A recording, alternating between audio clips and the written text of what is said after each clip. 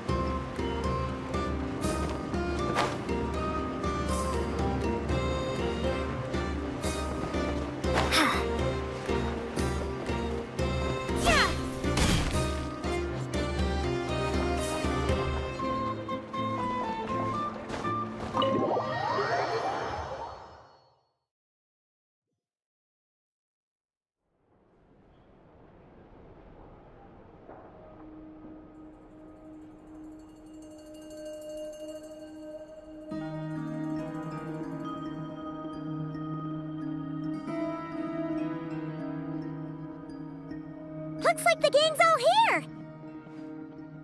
Yep, all ready. How about you two? Green and good to go? Paimon's ready!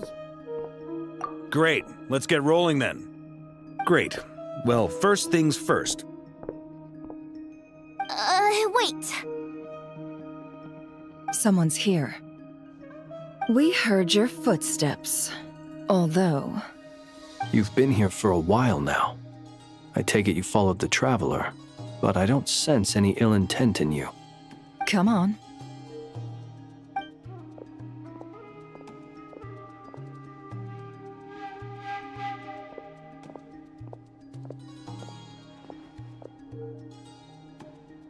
I figured it wouldn't take you long to notice me. I come bearing news from my lady, the Knave. Dottore went through the motions of returning to Snezhnaya, but it was obviously a facade. However, he has not returned to the Kuvaki Experimental Design Bureau, nor has he made an appearance in Nasha Town. Well, in that case, he'll be in his lab way up north. I always wondered why he applied for his own private pad. He was planning this all along. Tell them that Sandrone and I will go on ahead. If they still intend to pursue this matter, they should meet us at the research center in the northern tip of Nodcry. Nice of Columbina's two best friends to think of us. We appreciate the heads up. Our sincere thanks to the Fatui for your aid. Lady Damselette may have left our organization, but at least some of her colleagues remain genuinely concerned for her well-being. Not to mention that the Doctor's increasingly cryptic conduct gives us great cause for alarm. We have crossed swords many times before, but it's not personal. We're just on different sides. We don't lack humanity. And so, as fellow friends of Lady Damselette, it's only right that you should be in the know about this. Arlecchino's situational awareness has saved us a lot of trouble. I'll leave the map here with you. If you do decide to head to the research center, please proceed with caution. And remember, at least while you're in Nodcry, Lady Arlecchino's subordinates are your comrades if you want them to be. This is very accommodating of you. We can't thank you enough. Just doing my duty. I shall take my leave now. If you need us, you'll find us at the Experimental Design Bureau.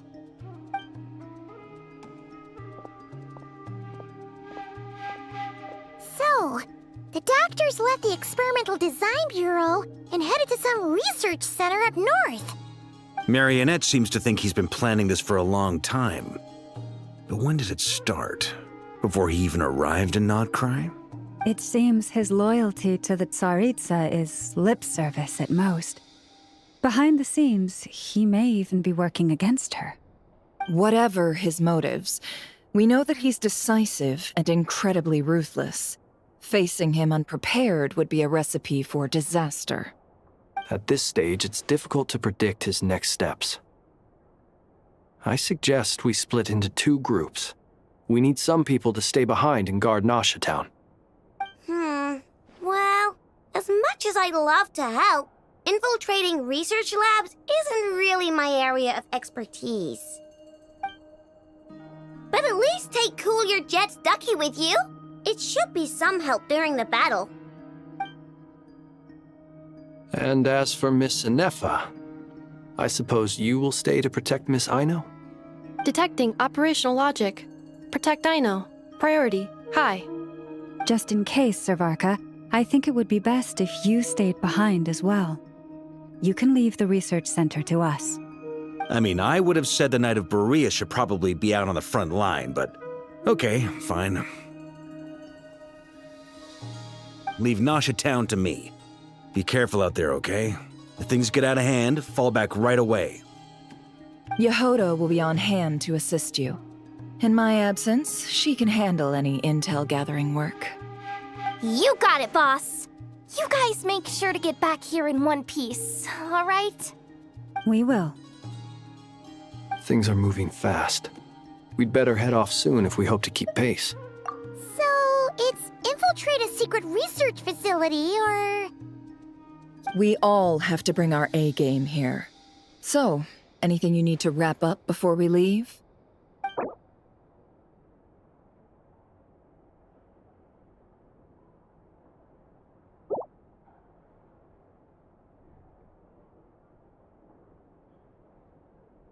Then you'd better get going. Very well.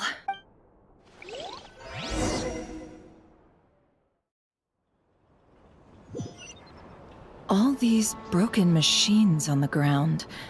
Someone got here before us. Could it be Arlecchino and Sandrone?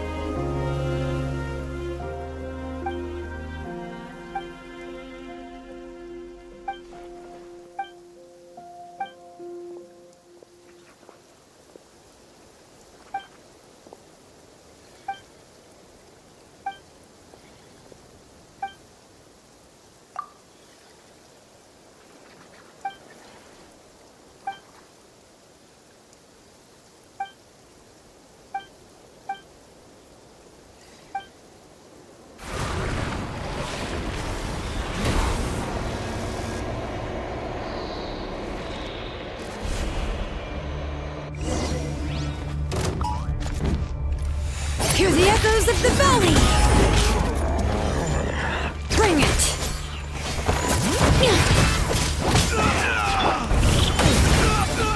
Be free! Go! You're free now! Pyroclastic surge!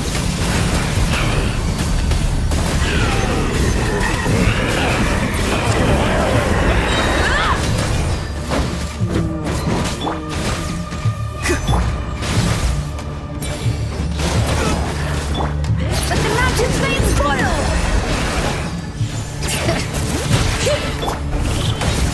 Farewell! Time to say hello! Burn it down! Light up the blazing sun! Fire rate maximum!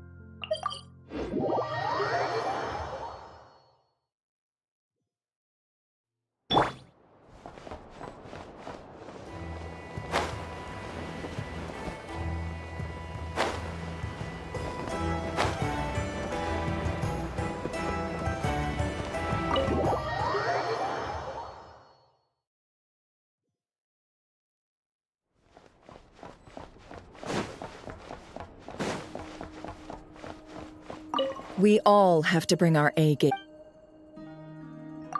Then you'd better get... Very well.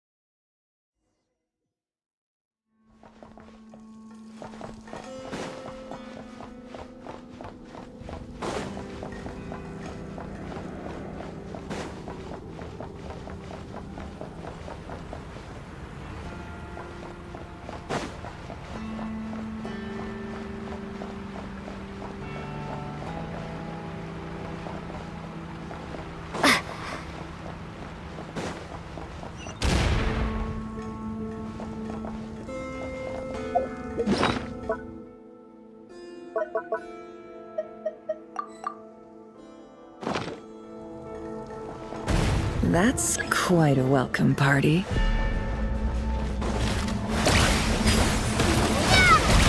It all adds up. The mystery unravels. Leave this place for the everlasting forest.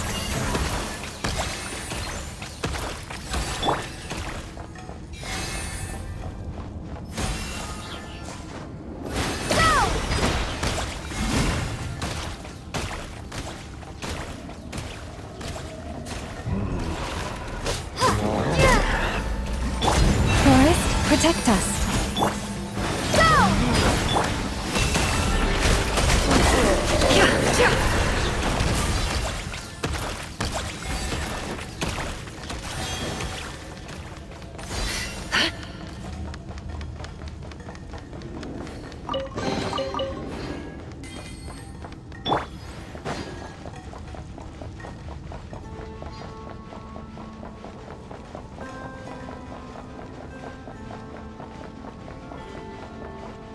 Get back!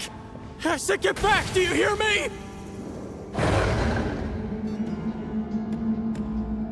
Why isn't it working? No! Don't come any closer! Don't! Ah!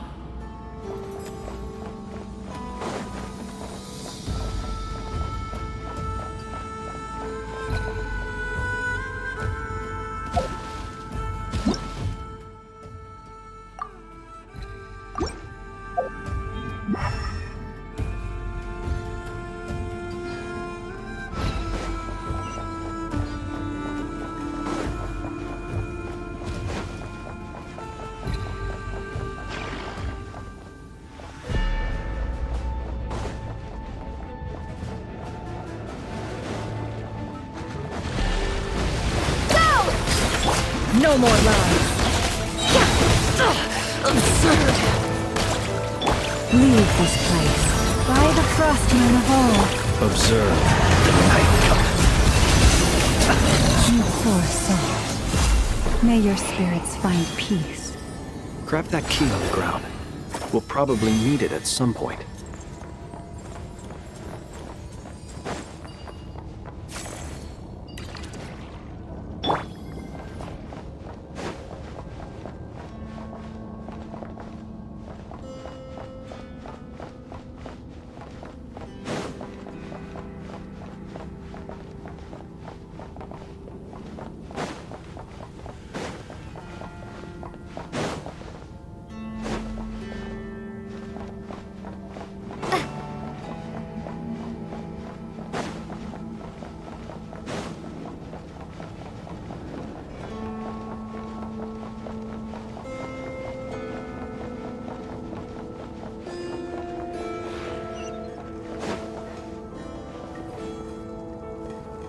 Watch out. There's no way through. Let's go around.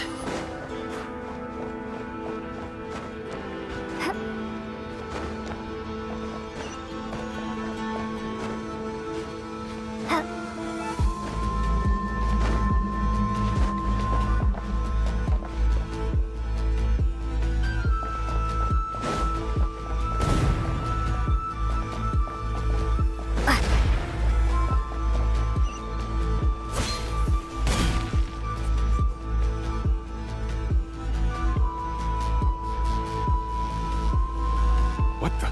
Trespassers? Here? What's wrong with you people? We're looking for the doctor, and we understand he might be here. You looking to settle a score with the doctor? Good luck. Perhaps. But you might have a chance to live if you start talking. 2 other Harbingers had the same idea as you. They're already inside. But what good is it gonna do? The doctor wouldn't do something like this unprepared. Seems to me that you're not too thrilled about being his subordinate. Also, is it just me, or do I sense monsters nearby? If you'd prefer their company to ours, that can easily be arranged. We need to know what the doctor is up to. Please, if you know anything at all, tell me.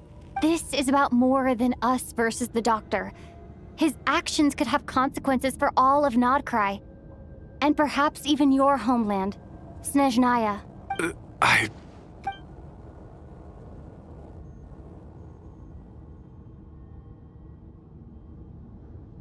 He's building something. Ambitious doesn't even begin to describe it. Feels like this could be the big one. God knows how long he's been planning it. A while back, he told us he'd be returning to Snezhnaya. We weren't expecting him back so soon.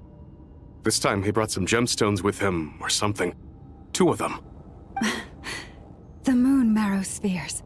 He stole them from their rightful owner, Columbina. Oh, Lady Damselet? Last I heard, she left the Fatui. Before she went, she told us she'd finish what Her Majesty asked of her. I remember thinking that leaving us might not be the best choice. I mean, I always looked up to the captain the most, and... Back when this all started, the higher-ups dispatched 3 units to Nodcry to execute their plan. They were led by the Doctor, Marionette, and the Damselet, respectively. I was a part of the Damselet's unit to begin with. She never really interacted with us much. In fact, she seemed sort of detached from everything. Not because she was distracted, just felt like she was indifferent to the world around her. Like she had no stake in anything that happened. She always seemed like she was staring off into the distance. Almost as if she didn't see anything worth living for in the present, so she had to look further afield. That's right. She always used to stare up at the sky. The doctor used to stand nearby and watch her. Apparently they got along well at first, but somewhere along the way, she grew wary of him. Started avoiding him as much as possible. After she left, everyone in our unit merged with the doctors. He's similarly indifferent to the world, except when it comes to the moons. He seems to have big plans for them. Right now, obtaining the 3 moons is his #1 priority. He even said if he can only get his hands on 2 of them, he'll create a 3rd one himself. How would he create an artificial moon marrow? Maybe the knowledge he gained from the Hyperborean phantoms has something to do with it. Thank you for cooperating. We appreciate the level of detail. I get the sense that you'd serve under Columbina again if you had the chance. Would that be fair? No, she's no longer a harbinger. As a member of the Fatui, my loyalty will always belong to the Tsaritsa. I'm only telling you all this because I don't completely trust the doctor. His actions do not align with the goals that first brought us to Nodcry. I understand. We'll do everything within our power to stop him. The Knaves unit is based at the Kuvaki Experimental Design Bureau. Maybe you can seek refuge with them. Well, now we know what's going on here. Artificial moon marrow. He's likely well on the way to completing it. Dottore's technological capabilities are far more advanced than I thought. I fear this could get ugly. Everyone, prepare yourselves.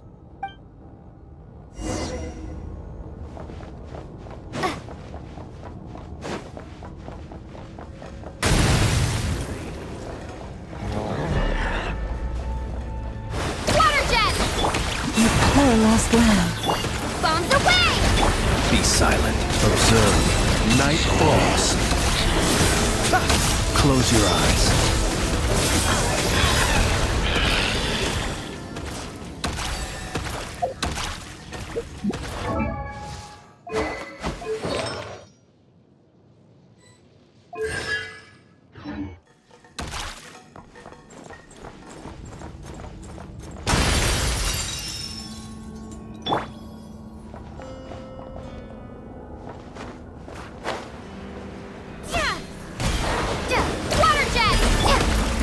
With one heart, we pray. Observe. Fear the dark. Close your eyes. Be silent. Night falls.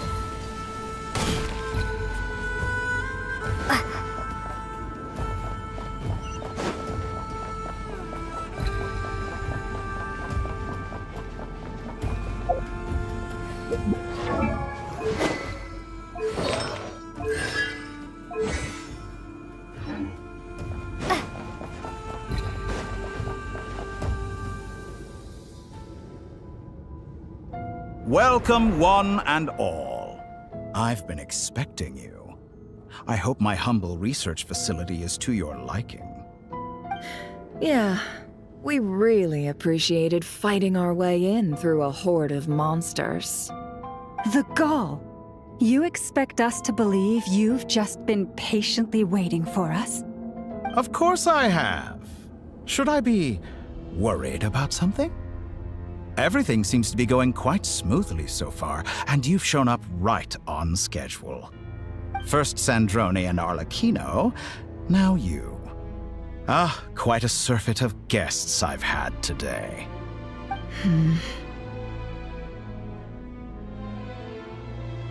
If you were looking for them, I should probably mention that Arlecchino disappeared as soon as she entered the facility. As for Sandrone, why, she stood right here only moments ago demanding answers from me at the top of her voice.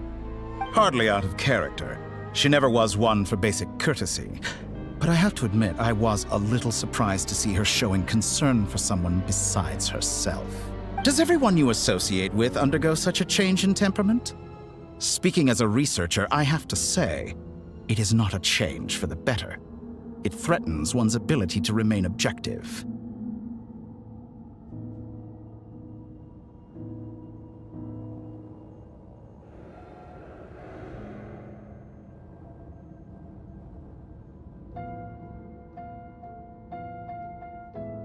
Well, since you ask... So you've got your hands on the moon marrow, and now you're claiming godhood. Don't you think that's a bit of a stretch, Dottore? I must protest what you are insinuating with that phrase, claiming godhood. I am not claiming anything. I am stating a fact. You're a researcher. I'm sure you appreciate the distinction between the two. Huh? Wait, you really think you're all that? You'll excuse me if I'm not being a polite little lady for you. We're colleagues. We both know what kind of person you are. By the same token, I knew you'd respond along those lines. You and I both understand that facts speak louder than words. To that end, I've had my people send you a small gift. It should go some way toward helping you understand my present position. What gift? Where have all your troops gone? Who knows? Perhaps they are already marching toward a new world, following in the footsteps of an unknown god. As vulgar and arrogant as you may be, dear Sandrone, I have no intention of taking out my displeasure on your subordinates. They will enjoy equal rights to my own. You sent your people to the Experimental Design Bureau? That's the Tsaritsa's property. Yes, and I am very mindful of Her Majesty's instructions. But you know full well that they do not conflict with my present goals. In which case, all I'm doing is conducting another one of my experiments. Is there a problem with that? Now then, you have a judgment call to make. Am I simply lying to stall you? Or is it possible that every word I am saying is the truth? In which case, your subordinates really are in danger. So now you've turned on fellow Fatui soldiers. You're completely insane. I have set a new rule for myself. Each person gets one chance. Naturally, that includes you, Sandrone. If you wish to leave, I won't stop you. We are colleagues, after all. Scumbag!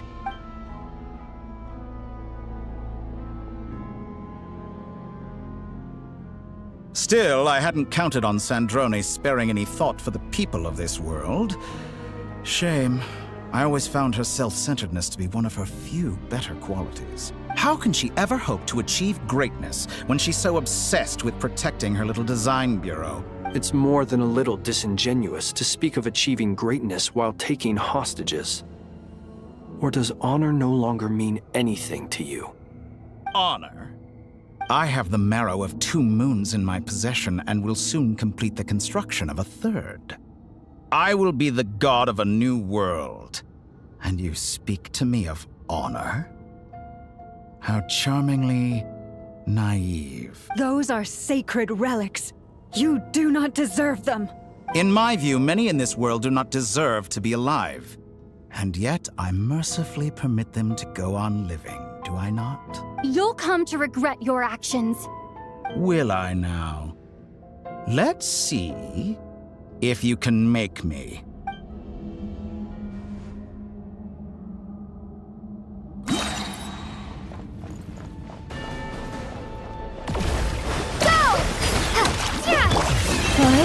protect us by the frost moon of old.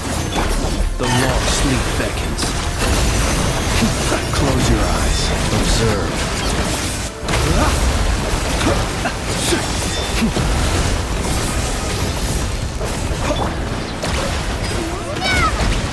Leave this place. Keep your distance. Be silent. Observe. Night falls. Close your eyes. Target acquired. Water jet! Branch into song. Is that the best you can do? Arlecchino. Thanks for the assistance. Arlecchino. They see you as an ally. What a farce. You're clearly here to destroy my research, not me. I'd say your research is more valuable than your life. Am I wrong?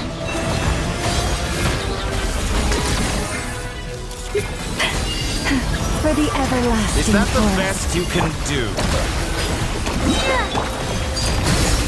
Get lost! How Wanted my full attention. Bombs away! Water jet! Be silent. Close your eyes.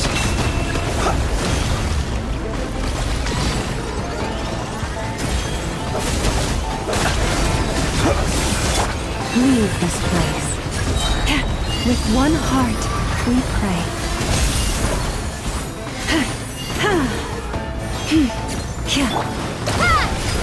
The deception ends here. No more lies. get lost! Can't hide the truth. You won't feel a thing! You poor lost lamb. Be silent. Observe. Night falls. Fear the dark.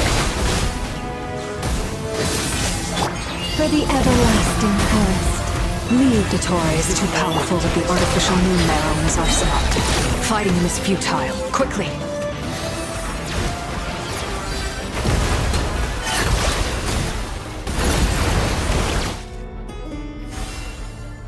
Let's go. I've always thought it is wiser to flee than surrender.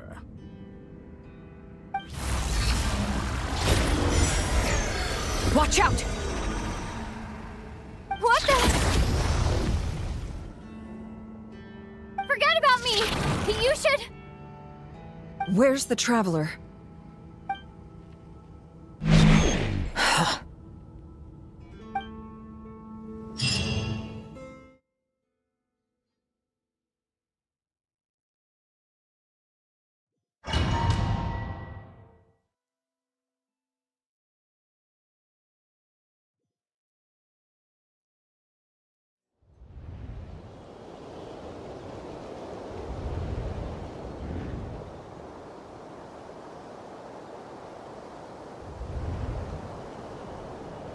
What just happened? Nasha Town? How did I get here? Strange. I remember being trapped by Dottore during the battle, and now, all of a sudden, I'm here. Something weird is going on. I guess I'll start by exploring the area. Huh? Traveler? What brings you here at this hour?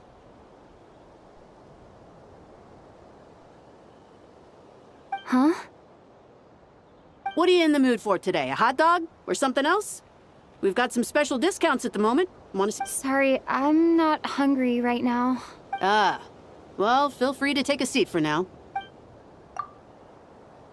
Everyone seems to be acting normal. Oh, darling, look who it is. One of our regular customers. Get the traveler something to eat, would you, dear? Wait. Why is he talking like that? Well, I'd love to, but can't serve a customer unless they order something. Anyway. Yes, thankfully. It was a long trip, and it's left me feeling pretty exhausted. But the upshot is, I won't have to leave again for a good while. We can have some quality time to ourselves.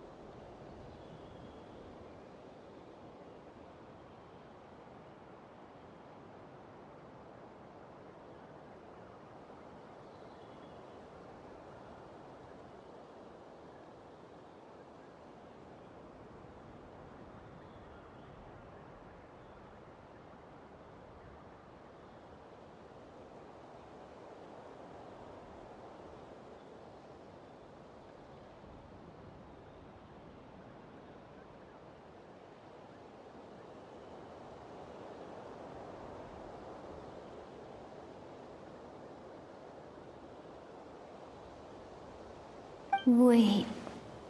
These two are a couple? I see some kids around too.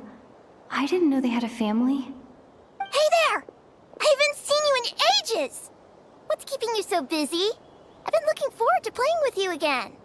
You forgot already? You're silly.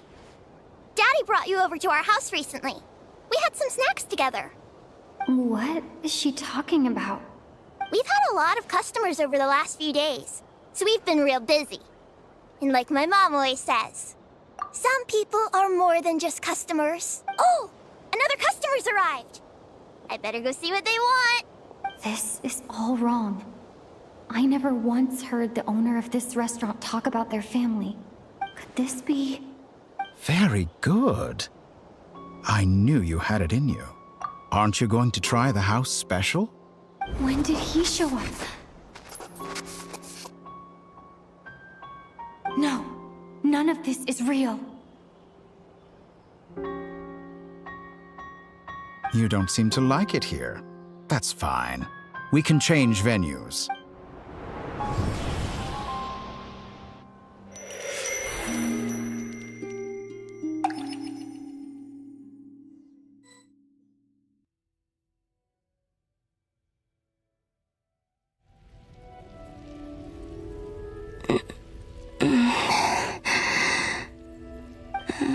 I'm still alive.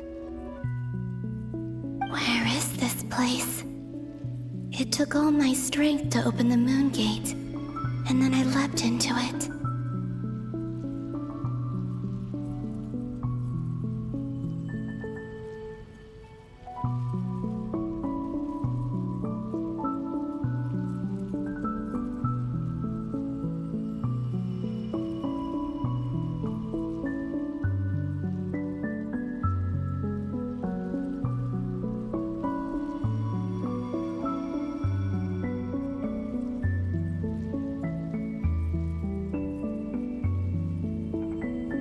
So this is the moon's reflection?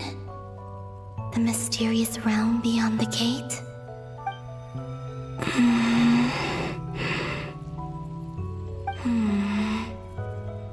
I can't sense anything. I guess I could try opening the gate once more.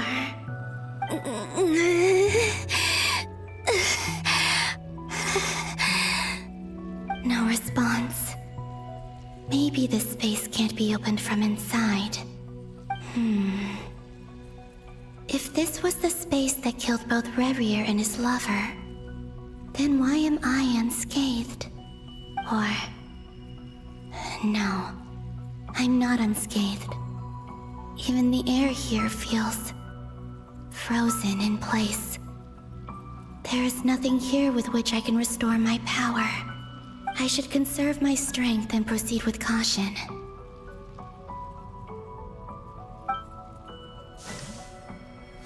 I don't believe Dotori's scheming will stop just because I escaped.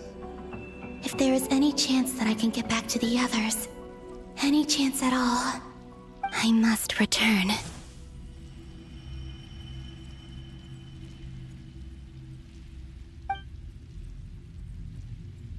Emptiness. Silence. What is this place? Or maybe the real question is, what is it for? What's this? Looks like it responds to my power. Golden. Like Kuvaki. Is it some sort of guide? And why does it feel so familiar? I might as well follow it.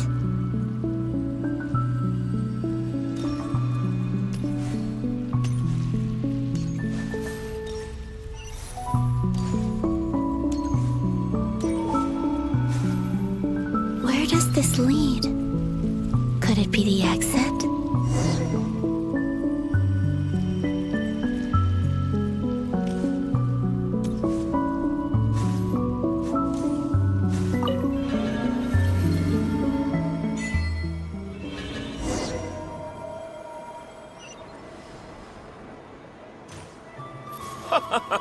Welcome home, Moon Goddess.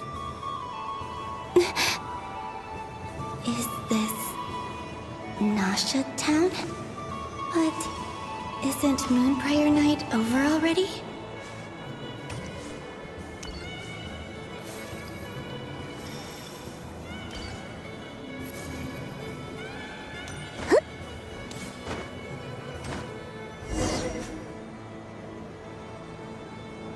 Goodbye for now, Columbina.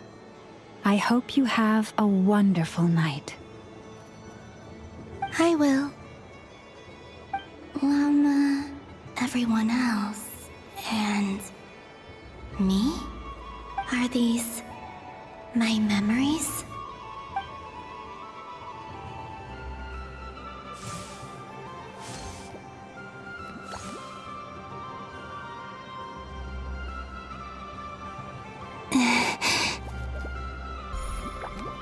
I can't touch them. It's as if we're separated by some impenetrable power.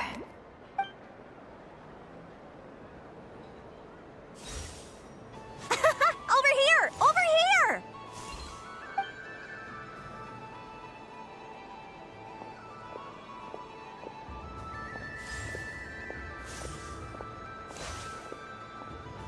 But the people in these memories pass right through me. Just like when I disappeared. If only I had known what would come to pass after that. Even so, I should still take a look around. Just being back here. It gives me the strength to keep going.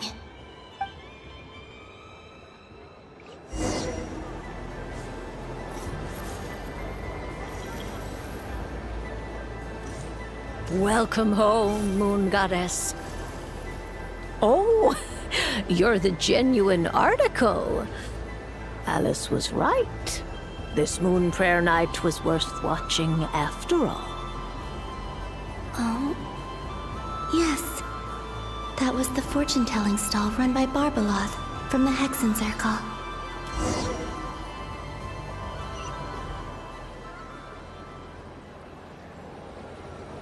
Please, draw the first lunar arcana. This represents destiny and is the foundation for the divination as a whole. My destiny. I believe the card I drew was the moon. Now that I think about it, Barbeloth's divination was absolutely right. It's almost time to draw the last card.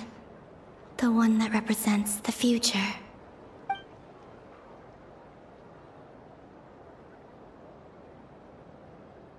That was the card that popped out on its own. From here, I think.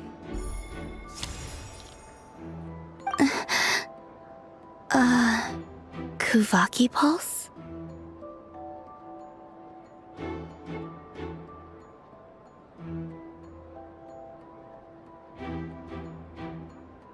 What? Fascinating. I've never encountered this before in my role as a diviner. What's going on? Did that card leave the deck? Because of my influence? All I did was try to touch it, and then... Maybe this memory space is not untouchable after all. Are there weak points in the barrier? Or is it possible that there's more to this space than my memories alone? This card is death. I need to get to the bottom of this. I'll try touching something else.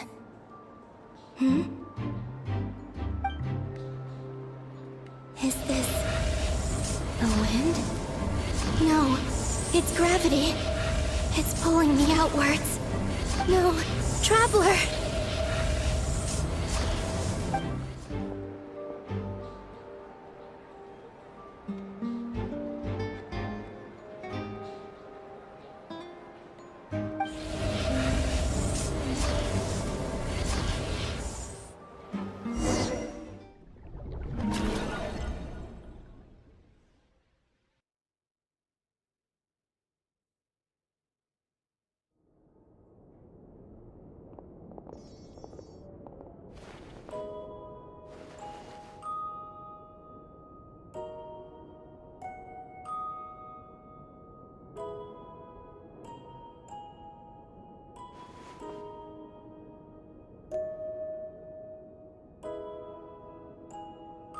Paimon, listen to me.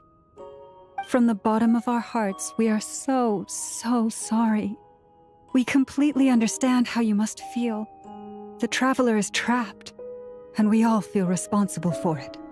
Don't say that! Paimon's not a little kid! You didn't leave her behind on purpose! There was nothing you could do!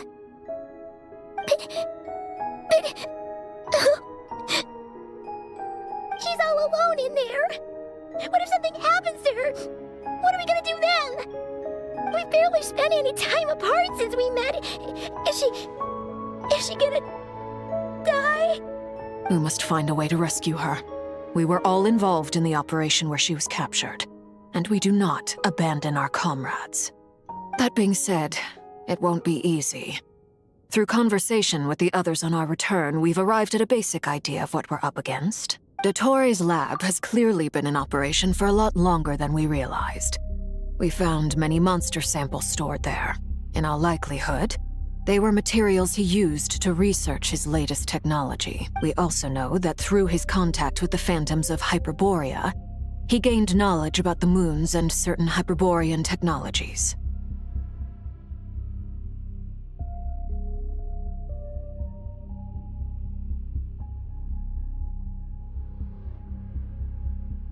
Using this knowledge, he then fashioned an artificial moon marrow to serve as a replacement for the frost moon beyond the sky. Unlike Columbina, Dottore is not being rejected by Tevat. And even with 2 of the 3 moon marrows, his power far exceeds all of ours combined. Once his 3rd moon marrow is complete, Dottore will have completely seized the authority of the 3 moons. Tevat's most primordial powers will then be in his grasp.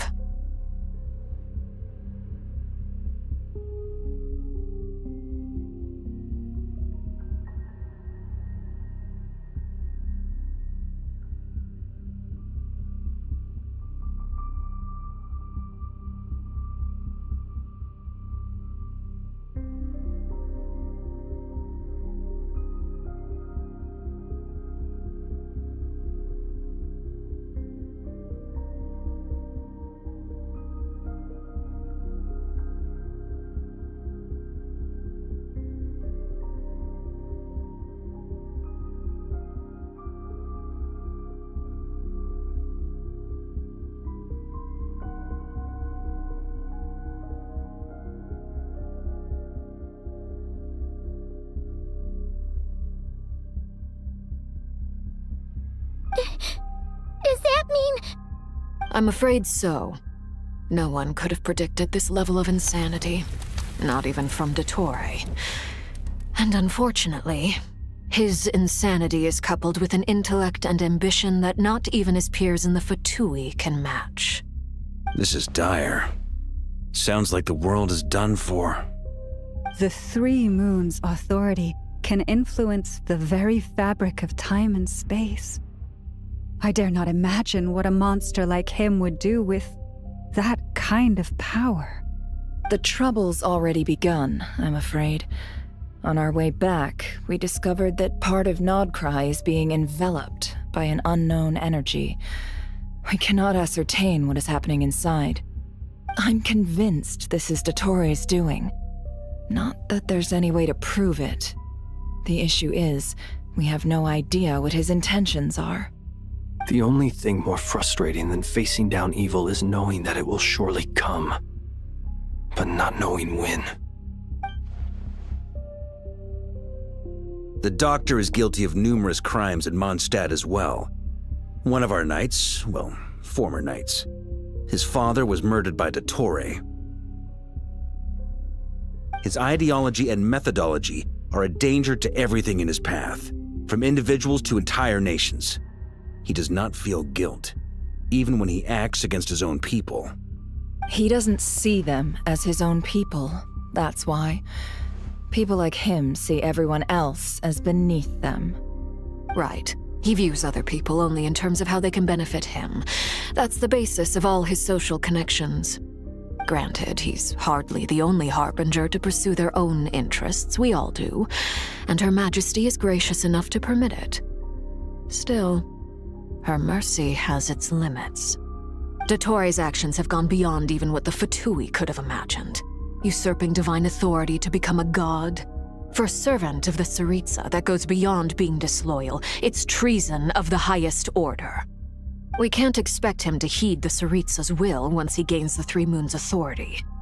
Even we Harbingers consider him the most self-interested among us. Poor Traveler. Of all the people to get caught by... We have to go save her! Right now! Please! We gotta find a way! Paimon, I promise you, we are with you all the way. I get how you feel. I do. But it's gonna take more than strong emotions to take down an enemy like Dottore. What we need now is more information. Right. We can't even guarantee he's still at his research center. Before we can think about mounting a rescue operation, we need to confirm the Traveler's location. I'll find a way. Paimon knows, but... She's so scared. If anything happens to the Traveler... She might be the strongest person Paimon knows, but she's still human. She feels pain and bleeds just like anyone else. Then think things through before you stick your neck out. Unless you want to lose your head. Sandrone. Miss Sandrone, you're okay? Put the stuff over there, and be gentle with it. Am I okay? As you can see, I've had to move my whole livelihood out of the Experimental Design Bureau. It's been swallowed up by Dottore's energy field. If I'd left it any longer, I probably would have gotten stuck there. Ugh, Dottore always goes a little loco when he finds a shiny new toy. Not that he'd ever admit that. But this time, he's gone full psycho.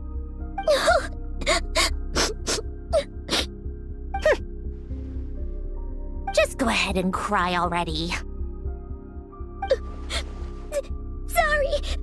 Paimon's not trying to make it scene. It's just... She can't... Oh, Paimon. Let it all out. There's no shame in it. When you're overwhelmed by fear and despair, crying can help get it out of your system. You'll feel better for it. Okay then, while the baby of the group is having a moment, how about the grown-ups get to work? Give me your hand. You've made a discovery? Polonia, scan.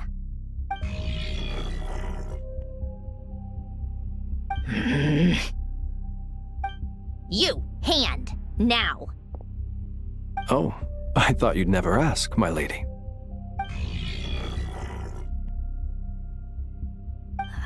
Curses! You're next, then you.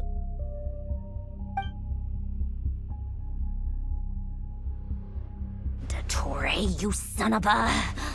He's done something to us! Everyone who entered his research center has been implanted with some sort of curse. I don't feel anything unusual at the moment. Does that mean it hasn't activated yet? Is there a way to figure out its purpose and what might trigger it? My best guess is Dottore created it using the Moon Goddess's powers. 1 second, analyzing. Ugh! That friggin' maniac! So, what twisted game is he playing this time? The moment I analyzed the energy composition, some encrypted text appeared in my mind's eye. And when I deciphered it according to the Fatui standard encryption protocol, I got the following message. Feel free to run, or you will perish in Nod Cry. He's mocking us. Yep, he loves to toy with people. Only in this case, there might be more to it. But I didn't detect any murderous intent or malice either in the message or the curse's energy. As if this is him at his least malicious. Or perhaps all people are cowards in his eyes. Maybe he thinks the threat alone will be effective.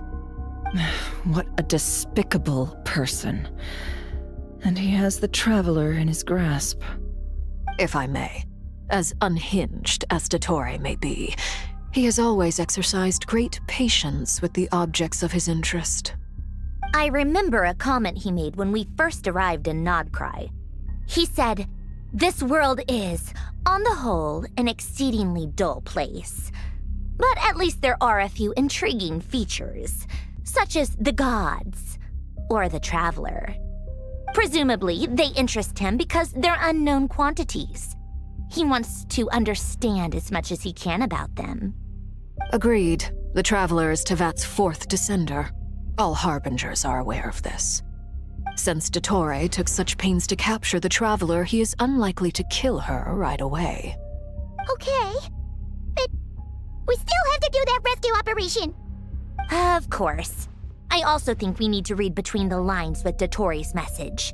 If he's encouraging us to run, that means we mustn't leave Nodcry under any circumstances. My guess is, his curse will only trigger if we leave.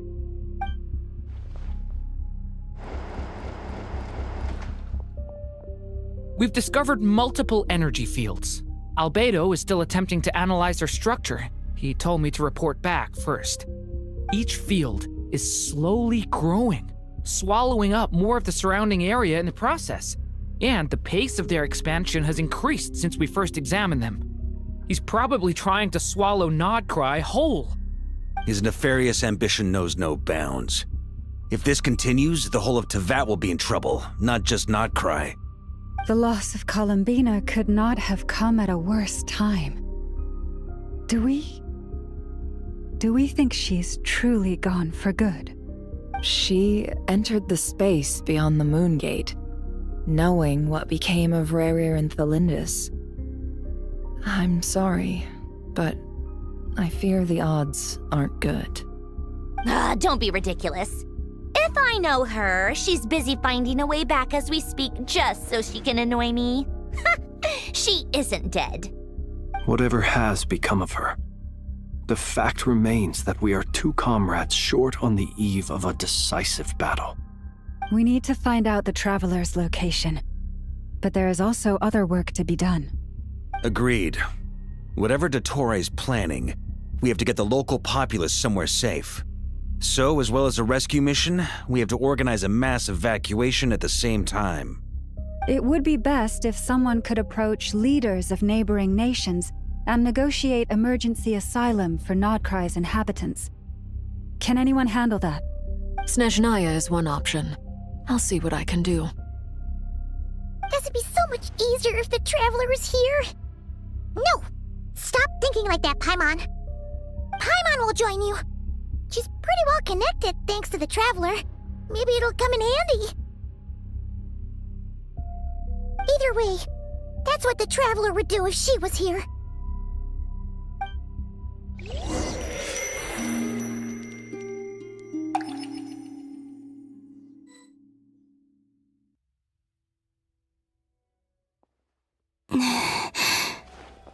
Back here again. That gravitational force that pulled me back. Is this where it came from? When I saw that memory of Moonprayer Night, I think I influenced reality. Was it just a coincidence? Or if only I could have sent the others some kind of warning on Moonprayer Night, maybe we could have stopped Dottore. I feel so heavy. Does entering that space consume a lot of energy? Well, even so, I have to keep moving forward. Back to emptiness and silence again. I should try and find my way back inside that memory.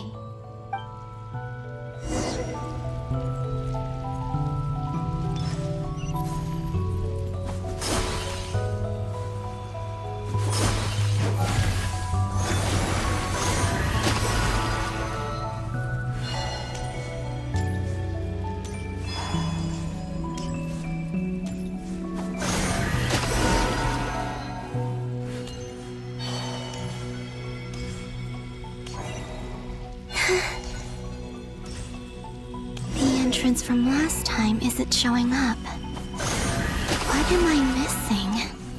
Looks like I need to gather these scattered fragments.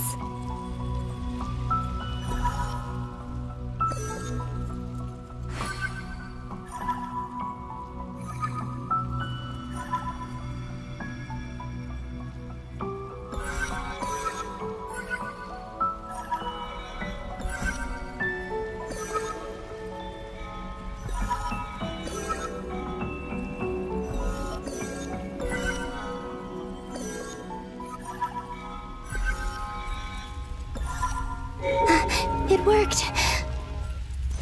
Hopefully I can stay inside for a bit longer this time.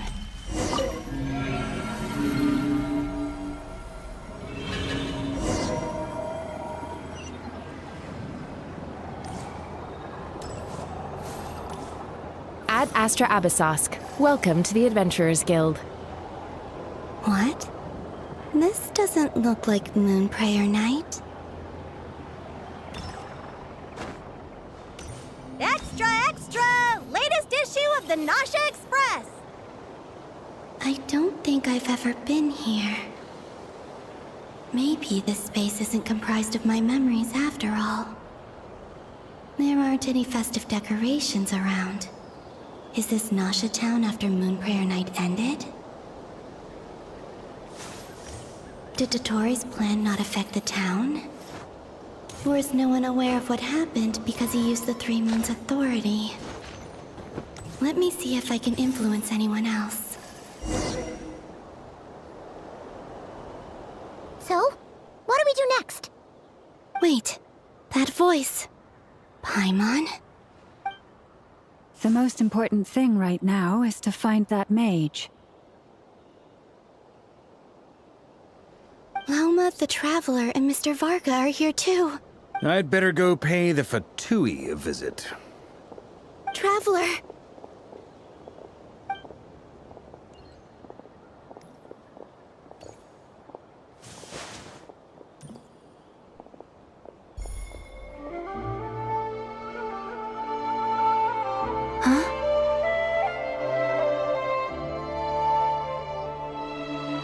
Columbina?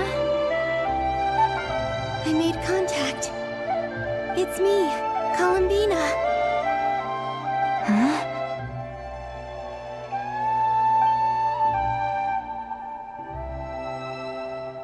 Traveler? Let's go! This is no time to be spacing out! Huh? Huh? Wait a moment. This has happened before. Huh? This is what happened when I disappeared. I stood right over there, thinking that no one would ever find me again. It was only when she called my name that I decided to follow them. But did she turn around because she sensed my touch just now? Is it really possible that from in here, I can change the past? If I keep following them, maybe... Huh? It's that gravity again.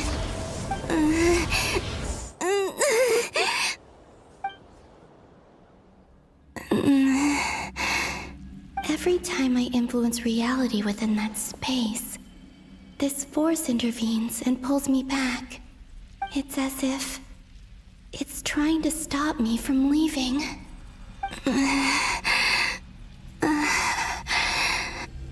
I'm getting weaker and weaker. I'll just have to try another approach next time. Come on, Columbina. Keep going. You have to tell everyone what happened.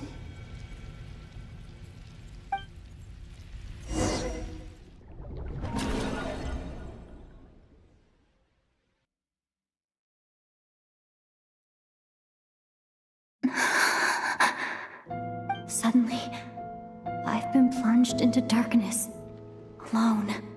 It feels strange, as if something has grabbed hold of me. Is Dottore now powerful enough to interfere with space itself? Look at you, standing so still in total silence. I almost didn't recognize you. Hello there, traveler. He seems to be in a good mood. Wait, what's that behind him? Ah, so you noticed. This is the completed Trilune. 2 primordial moon marrows and 1 artificial specimen. You are wary of it. Good. Maintain that reverence. You performed well in that recent battle. Brave and reckless as always. Courage is the sign of a true hero, and impulsiveness is the hallmark of those who strive to advance. I say this not to belittle you. Most creatures are far more timid by comparison. 3 moon marrows. Does that mean the artificial one is now complete too? Well spotted. What do you think? For a replica I built myself, I dare say it looks the part. Dottore, are you planting illusions in my mind? I have no interest in fooling your eyes. On the contrary, I hope to show you the true essence of all that you see before you. Is this not a beautiful city? People live in peace and find joy in their work. The streets are safe. People can even leave their doors unlocked at night. You might say it is the Elysium everyone dreams of.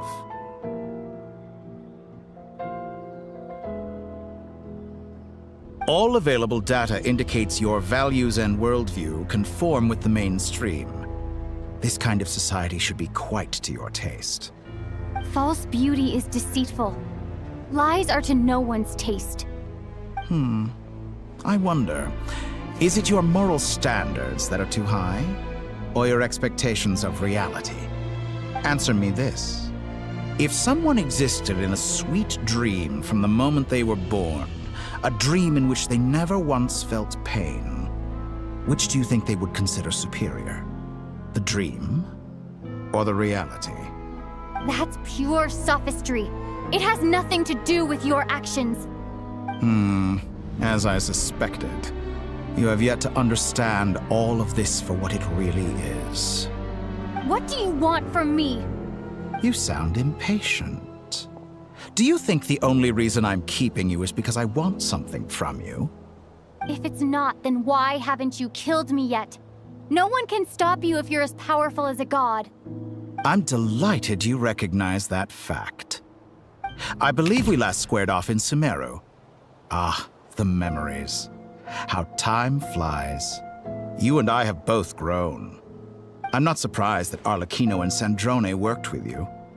You've always a way of slowly but surely ingratiating yourself with all levels of society. People laud you as a hero, but I suspect there's more to it than that. Oh, but to be clear, I don't say that to flatter you. Do you always give your opponent an appraisal before you deal the final blow? Call it a long-time habit. I'm a researcher, and one of my duties is to give an objective assessment of my subjects. But you misunderstand. We are not opponents. Not at this moment. I just want to talk. Think back to Tartaglia, Arlecchino, Capitano, Colombina, and now even Sandrone.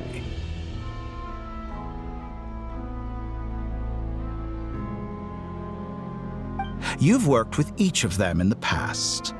I believe you can work with me as well. What makes you so sure? Well, why not? Should the good associate only with the good and the bad befriend only the bad? I like to think we could have a more mature relationship than that. Surely you don't think all your relationships are grounded in friendship or shared ideals? People come together because it benefits them to do so. If you think of the people you admire, you must surely admit that they have provided some benefit to you. Morality, ambition, dreams. People have plenty of words to embellish the nature of their relationships. But once you break free from those ethical frameworks, you will see that the only thing connecting the two of you is mutual benefit. And that is what I'd like to talk to you about. We're finally getting into it. He's probably been planning to kidnap me for a long time now. But for what exactly? He has the authority of all 3 moons. I won't be able to gain the upper hand in a fight. Best if I pretend that I'm willing to negotiate for now. You say you're a god, but you also speak of mutual benefit. What could a god want that the 3 moons cannot provide? Excellent question. But before I answer, I would ask you the same thing. Gaining Columbina's allegiance was a rare and extraordinary feat. But the Moon Marrows are now in my hands, and I have the edge over her. For this artificial moon is not being rejected by Tevat. Her identity and lineage may have been a thing of glory in the old world, but they were also shackles that prevented her from ever integrating into Tevat. I, on the other hand, you may view me as a thief, but I have overcome that limitation. So what is it that the 3 moons cannot grant you? What stops you from negotiating with me to get what you want? I don't make deals with lying psychopaths. That's quite an accusation. Are you expecting me to get angry with you? Well, this is one aspect in which my personal growth has served me well. In the past, my less mature self might have been disappointed, perhaps even angry, over a small setback like this. Like when you and Lesser Lord Kusanali joined forces to oppose me, for example. But things are different now. Just as the rich do not quibble with the poor, I no longer find myself perturbed by these trivial affairs. Human relationships end with conflicts of emotions and interests. But relations between humans and gods are different. And ours is even more unique. I have ascended to the highest heights and laid claim to unprecedented horizons. And you were no ordinary person to begin with.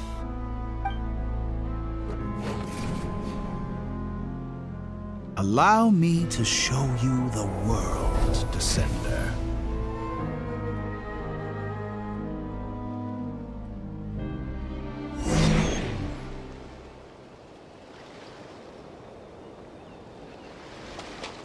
To stand, walk, jump, sit, and lie down. These are the most common of behaviors. Have you ever wondered why we were born following such laws? Who stipulated that we could not fly instead of walk?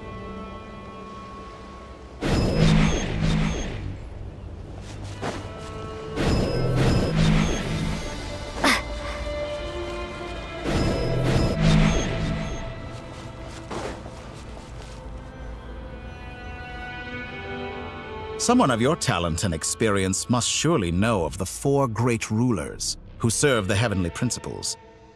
They govern life, death, time, and space. One wounded by a blade will die from blood loss or infection, and one who falls into a lake will drown in agony. The elderly wallow in solitude, and the solitary age faster. Eventually, new life is born, only to embark on the same path of suffering. These 4 divisions anchor the world and shackle those who live in it. But they themselves transcend its boundaries, squandering the power bestowed by the heavens. All who live yearn for equality, but unless the gods prostrate themselves and profess that they are mere servants of the living, equality can never exist.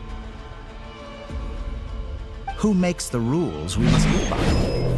Who has the right to restrict us? The limits of the body can be rejected.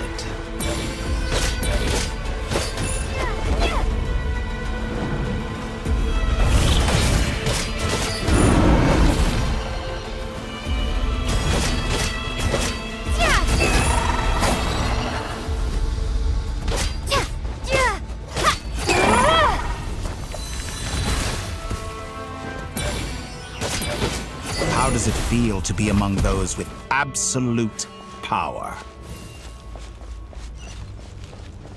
You cannot conceive the extent to which your flesh hinders your mind and spirit.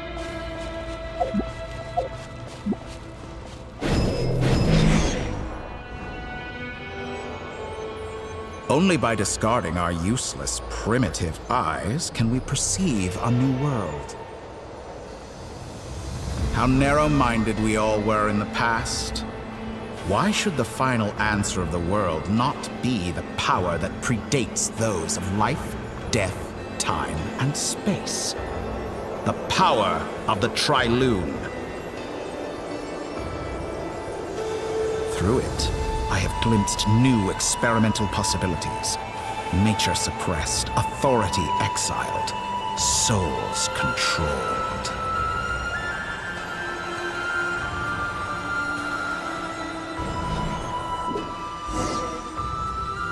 You know, I heard recently that a group of critics reviewed countless stories and drew an interesting conclusion.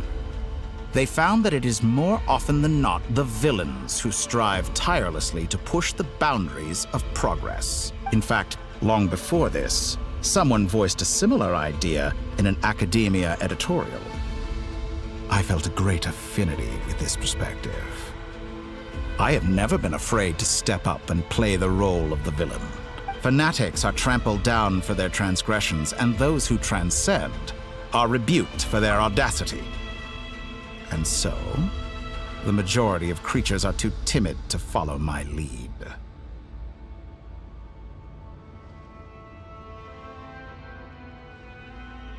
But all sacrifices made during my experiments have been worthwhile, as you can now see. I can offer you something new, something unique, precisely because I am a villain. Think about it. We are eternally bound through mutual interest. Can you truly say you would never turn to malice if it could give you the life you dream of? After all, what value do perfection and purity really have? They are fragile and feeble things, utterly tedious. I say, better to be governed by a flawed humanity than a gnosis.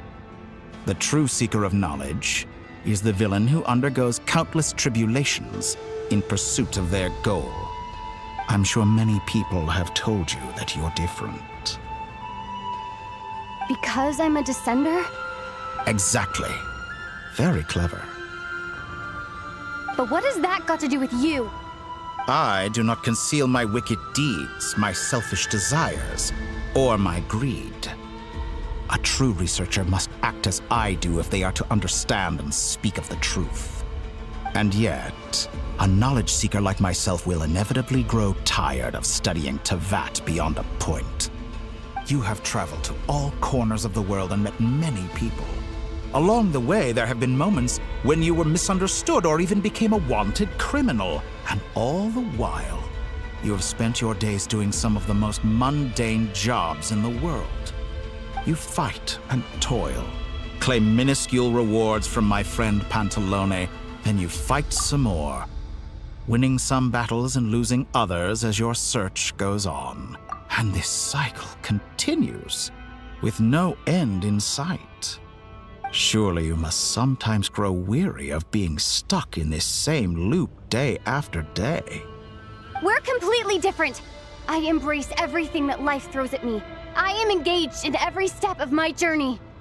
How does that make us different? I too embrace what life brings, researching everything that interests me. Think of all the novel things I've managed to create, like the artificial moon marrow. Don't you see? As unique a specimen as she was, even Columbina is not irreplaceable. Take that back! She's gone because of your actions! I didn't say that to anger you. Though admittedly, I don't see what there is to be angry about. Anything Columbina could do for you, I can do better. I know what your ultimate goal is. You wish to walk the path your brother walked and seek answers from him at the end of that journey, don't you? Someone like you could never understand what it feels like to care about another person the way I care about him. Perhaps not. But that doesn't mean I can't help.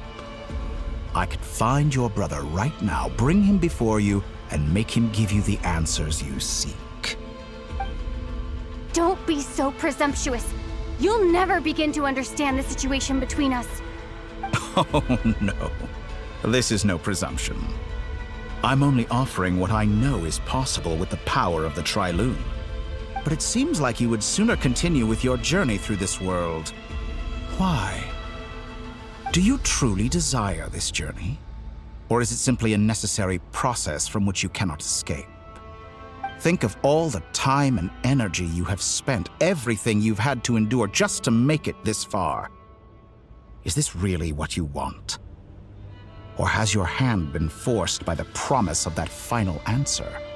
Yes, you have made many friends. But do they ever spare a thought for the void in your heart and what it yearns for? What you want is not friends. It is family. But do they know this? I, on the other hand, am far more considerate. Join my experiment, and in return, I will bring your meaningless journey and all its struggles to an end. This is a malicious attempt to manipulate me. But at the same time, he's stating some very human truths. Of course, he's right about my predicament. How can I deny it? I have faced ungrateful strangers, never-ending troubles, an endless quest for answers. I want to see him. After everything I've been through, words can't describe how much I miss him, how much I want to be reunited with him. Wherever you are right now, do you miss me too?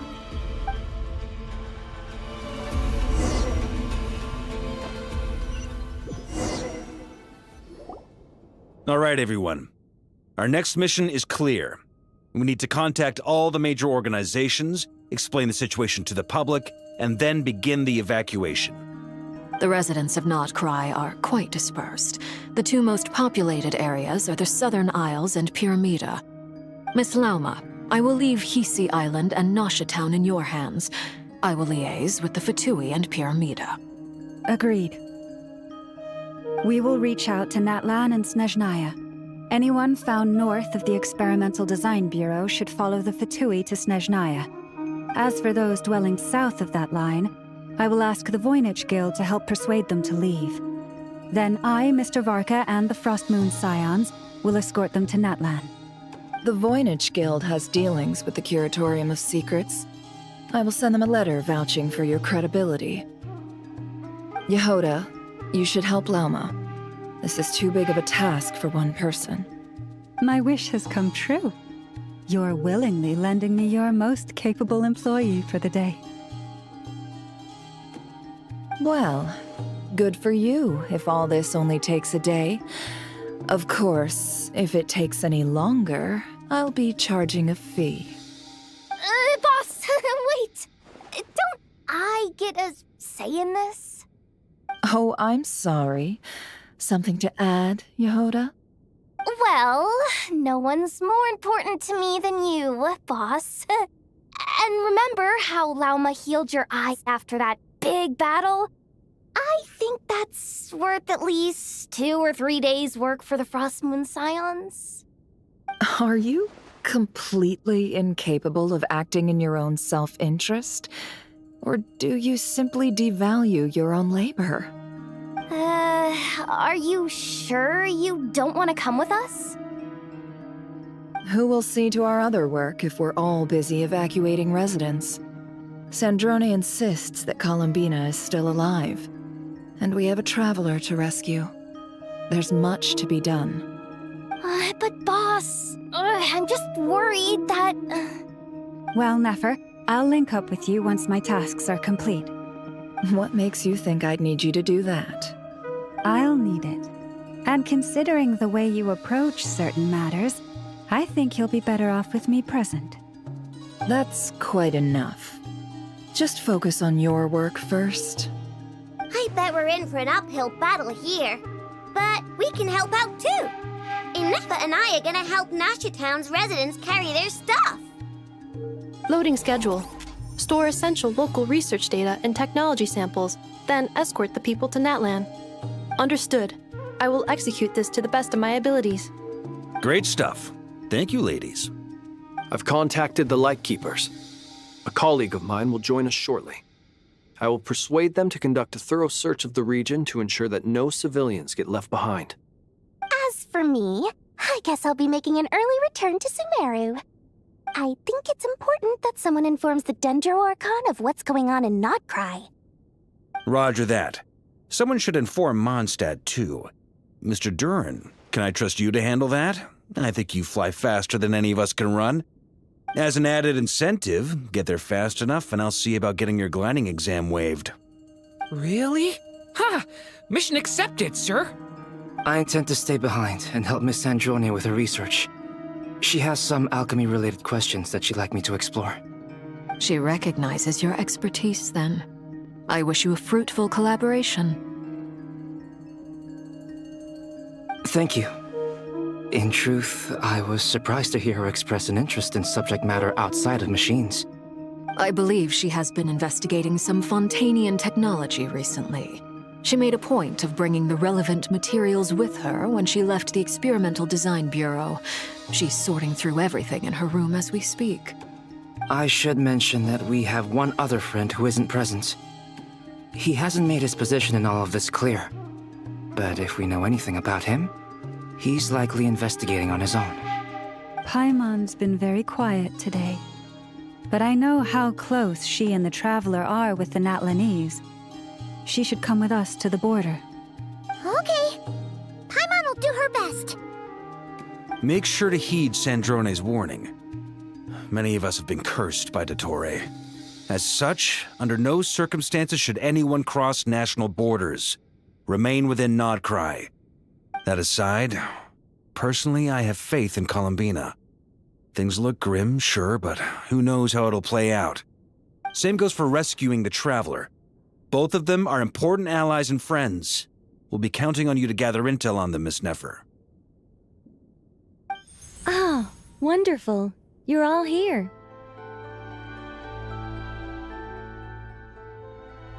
That voice again! Nicole? Whoa, that was loud! And it came out of nowhere. So mysterious. Sorry, this is the only way I can speak to you all right now. Please accept my apology. Anyway, time is short. I'll cut to the chase. We're still facing quite a catastrophe here at the world's borders. Alice has roped in every Hexencircle member she can get a hold of. Except for me. She told me I had to come and help you all out as a matter of urgency. I quote, "You love talking, don't you? Well, now it's finally your time to shine. Take these. Make sure the whole party gets one each. You'll be in charge of making sure everyone stays connected." Huh? Is this a Dodo communication device? Scanning. Unknown device. Analyzing. Unknown device. Conclusion. Cute. Affirmative. It is cute and good. I believe that I quite like it. This is no ordinary Dodo communication device. It's my very own special modified version, specifically... sorry. I almost went off on another tangent there. Anyway, help yourselves.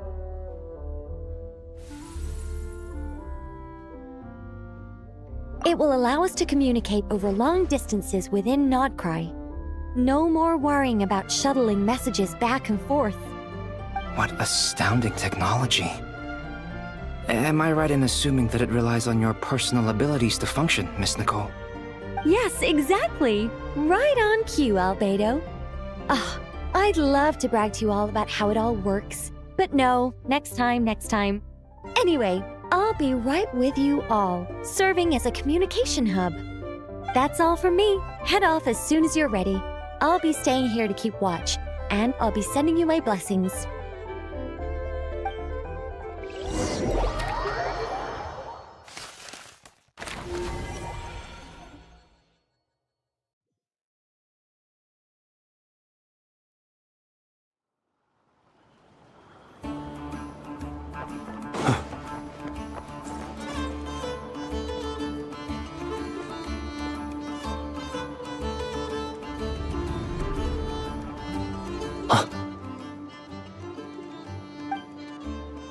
Sir Flint, perfect timing. I just arrived myself. You are most considerate, Master Ilua. But in fact, I know you have been sitting here for quite some time. If you saw me, why didn't you say something? I was curious to see how long you could sit still for. Also, shouldn't you have managed to sense me approaching? That would be a first. You always seem to appear out of thin air without making a peep. Also, how many times do I have to tell you not to address me as master? I don't qualify. I beg to differ. Why should a young man so well versed in social graces as yourself not be worthy of that title? Please, Lord Flint's... Sir Flint's.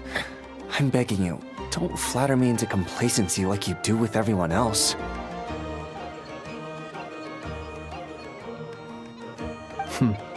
You understand me better than most.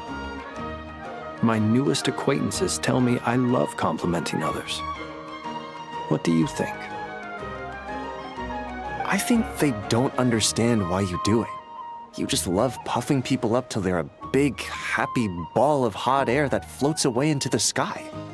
In all sincerity, I can only hope that they bring good tidings when they come back down to Earth.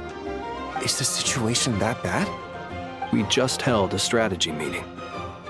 Let me fill you in.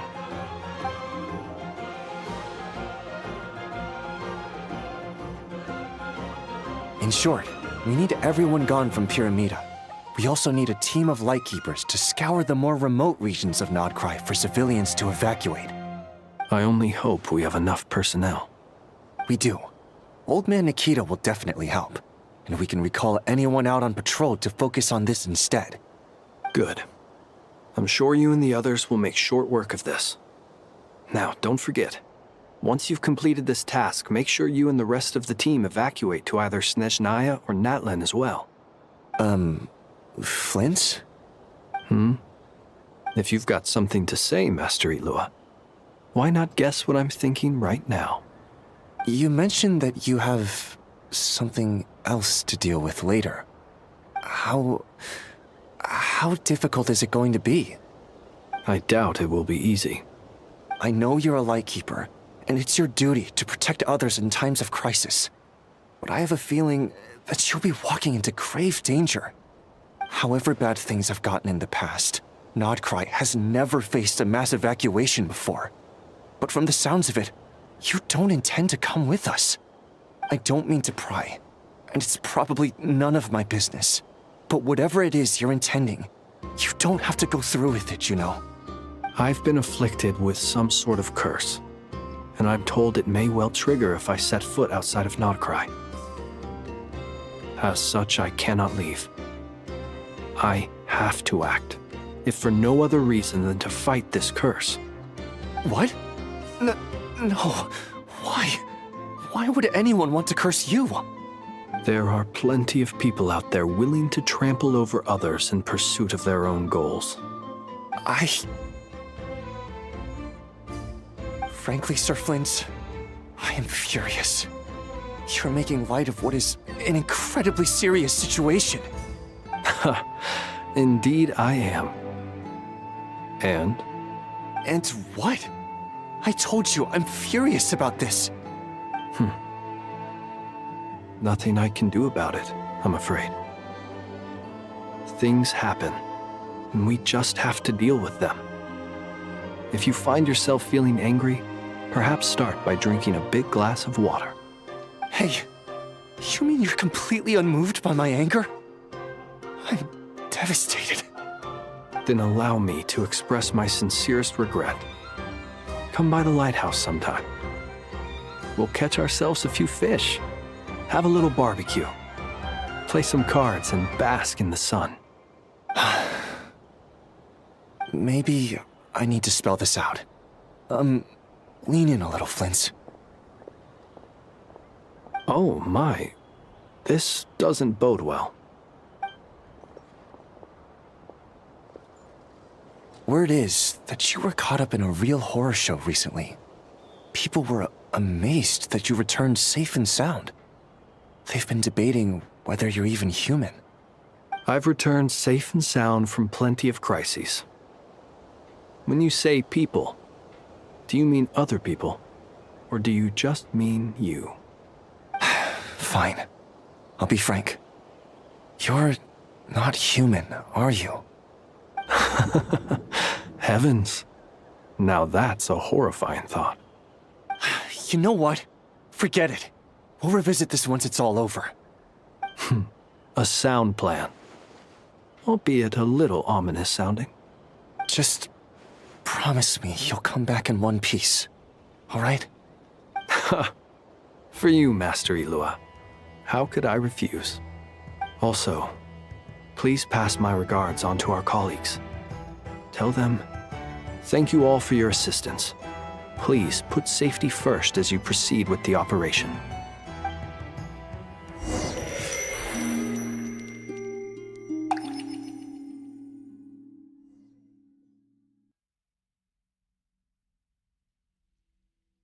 I have to keep searching for a path toward reality.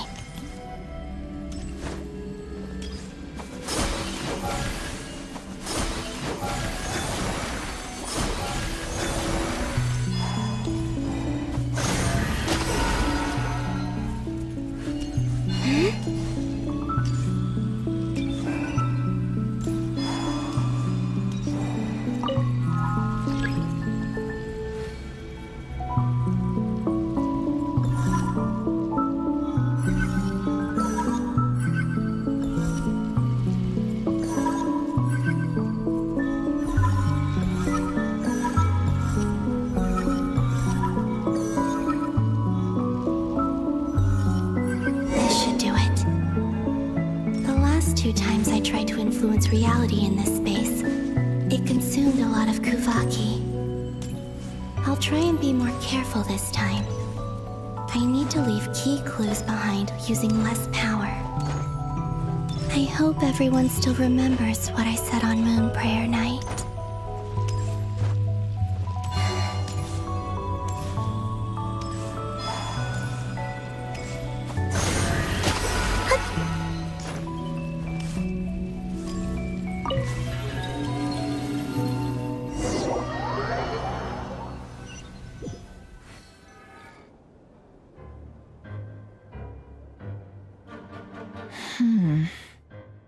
Nothing here either.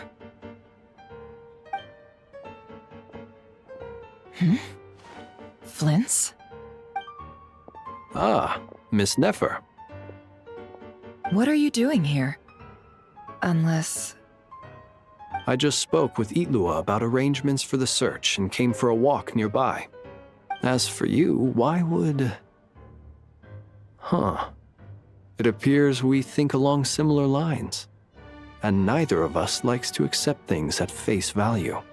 As well as figuring out how to gather intel on the Traveler, I wanted to confirm some of my own suspicions. Also, we'll need to bring a lot of force to bear against Ettore, even if we're only looking to rescue the Traveler. We can't leave anything to chance. You don't think Columbina perished either, do you? I'm merely considering the possibility that she survived, just as you are.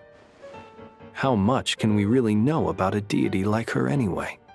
Do you remember what she said on Moon Prayer Night? About using moonlight to send messages to us? Of course.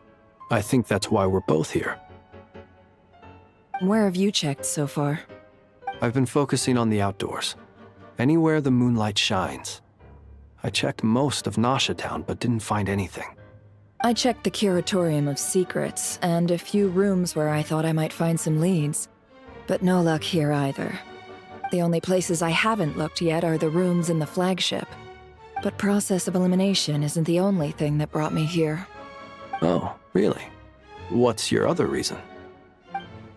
After all that build-up, our mystery ally never showed up even once!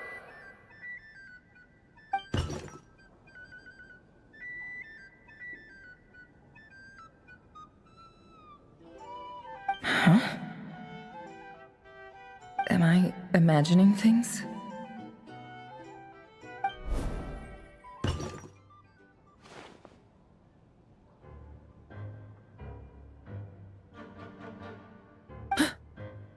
Come on, let's see what's going on. Oh no. I knocked over a vase as soon as I came in. It must have been caused by a Kuvaki fluctuation when I entered the space. Although, it seems like I'm not about to be pulled away this time.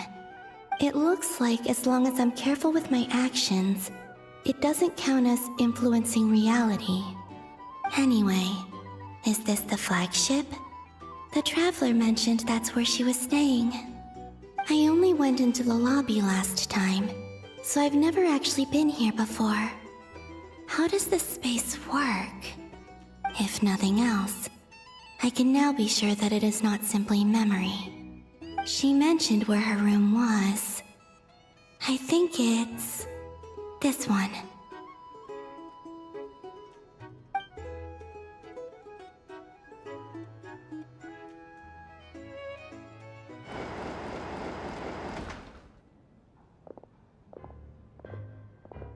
The door is closed. But if this is anything like when I disappeared, then maybe...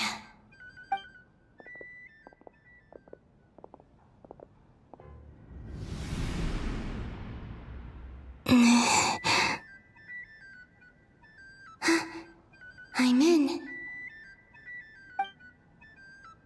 She and Paimon aren't here at the moment. I hope she's okay. I wonder what happened to her after that battle with Dottore. Best not to dwell on that for now. I need to try and leave them some clues.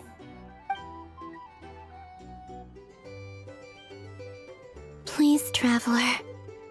I really hope you find this.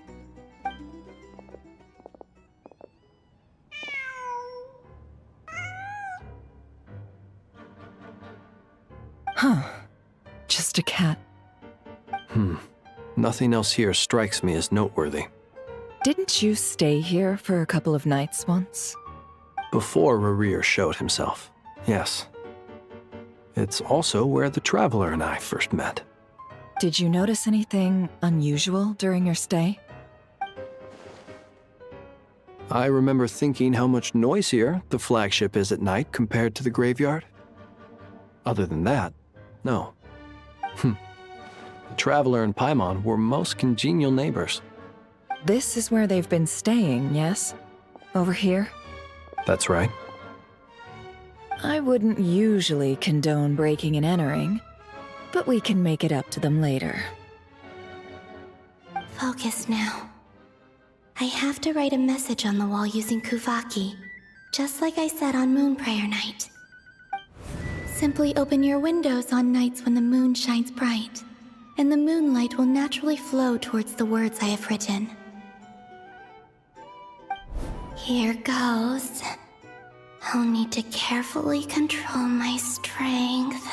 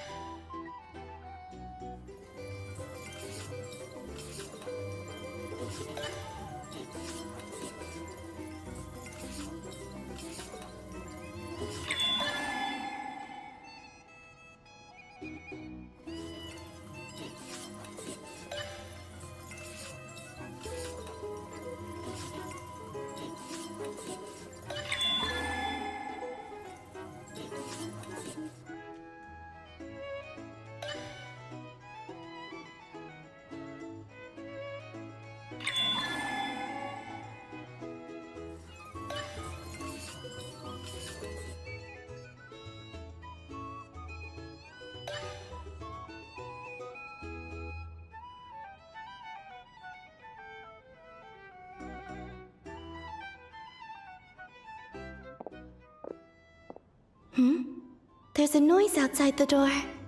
Is she back?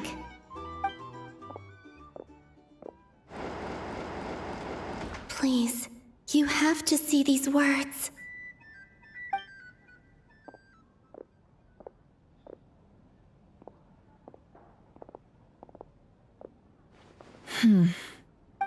Well, do you sense anything?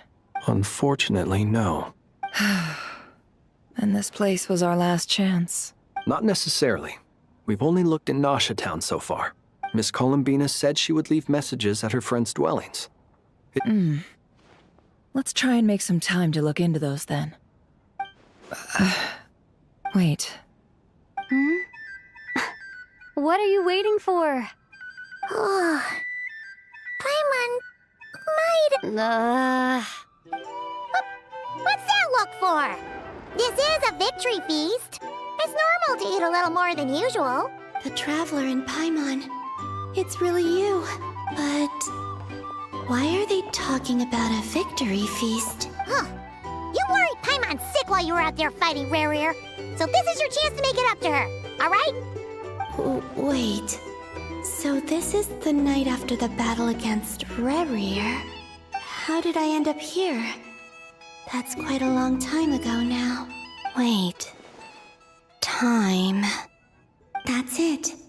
Every time I've entered reality within this space, it's been at an earlier point in time. Every one of those points has been before I fell into the moon's reflection. And everything I've done to affect reality really did happen in the past.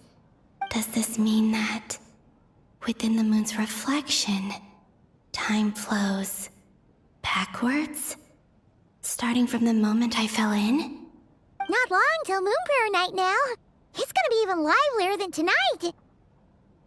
Although, it's gonna be sad saying goodbye to the damselette. She seems like a really nice person. Paimon. No, I can't. Even if I make contact, they probably won't understand what's going on. And in any case, I'll likely get pulled away again if I do. Instead, I have to find a way to get them to notice what I've written using the moonlight. Wait, even I hadn't thought of doing that before Moonprayer Night. They'd never conceive of that possibility. Is there truly no other way? Don't lose heart. We'll find a way somehow. Huh?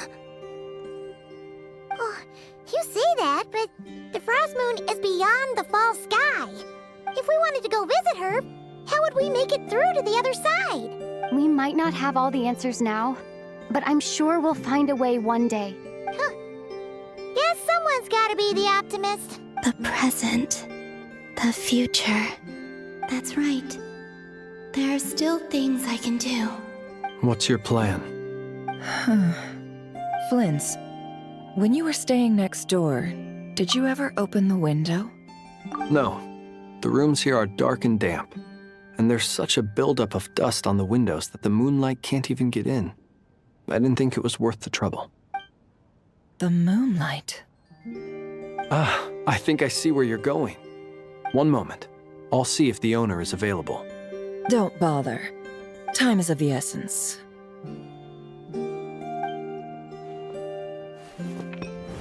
Time. Even if no one sees what I've written at this moment, maybe someone will remember what I said after Moonprayer Night. I need to write down as much information as I can. And maybe one day... Huh? What's up with you? You can't even hold your cup steady. Are you getting tired? A little. Well, you should probably hit the hay then. You've had a really tough couple of days for you.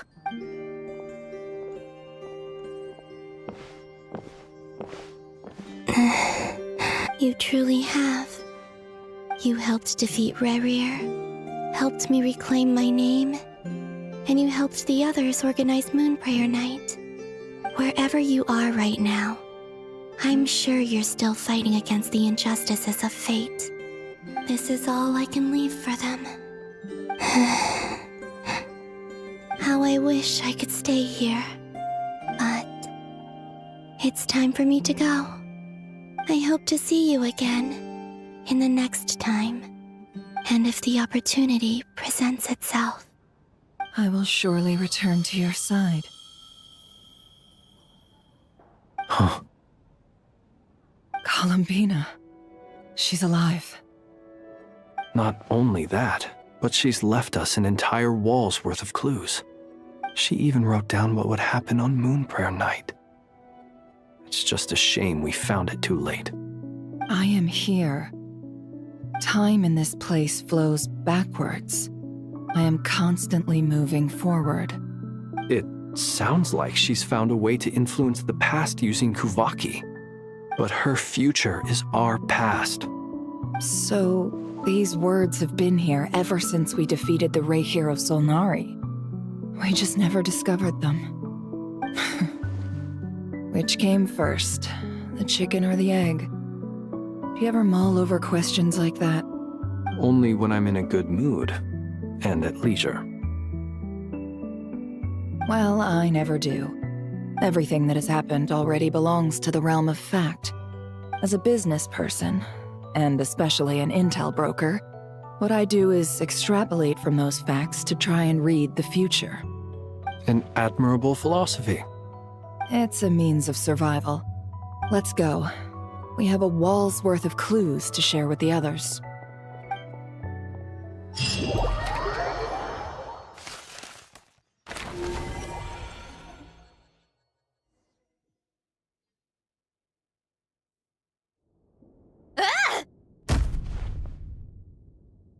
It appears that the doctor's energy signature has changed to something similar to Kuvaki, but not like the Kuvaki we're used to.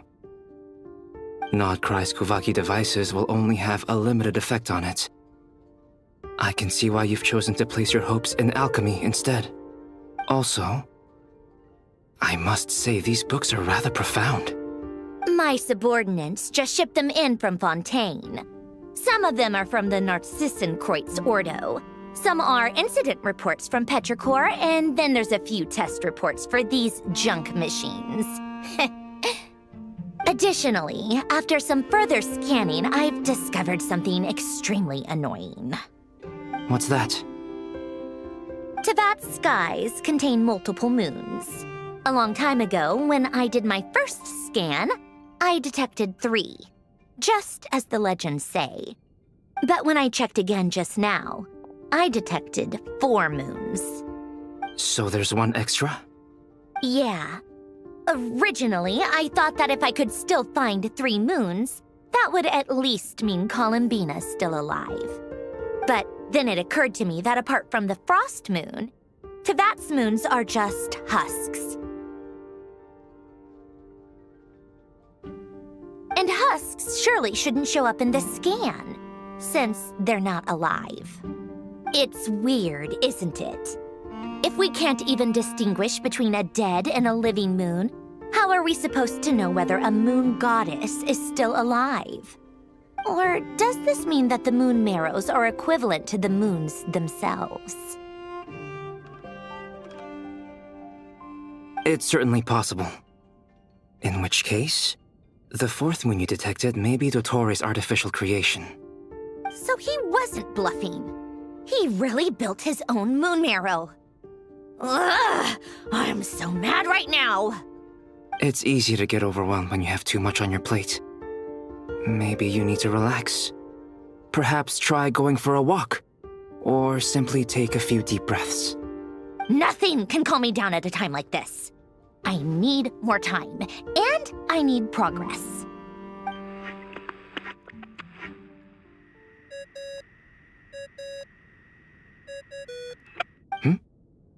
It's Mr. Flynn's.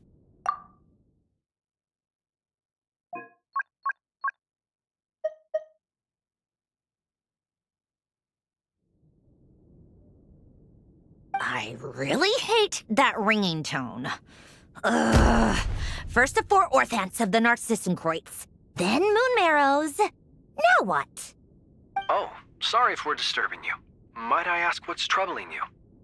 What do you want? We're busy. Are you still at the Curatorium of Secrets? Yeah. Look, everyone else is still out, so there's no hurry. Plus, I'm busy, so I would appreciate if you gave me some space. Even though we have crucial intel to share? Fine. I'm listening. Do you intend to share it via the Dodo communication device? Ordinarily, I would, but this is a unique situation. I think it's best that we discuss it in person. See you at the curatorium.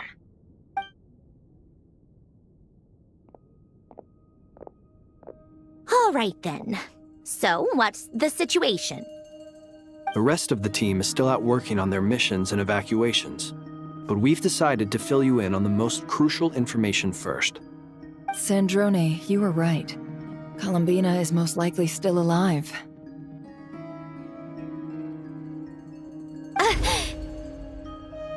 That's the best news we've received in a while, by a long way.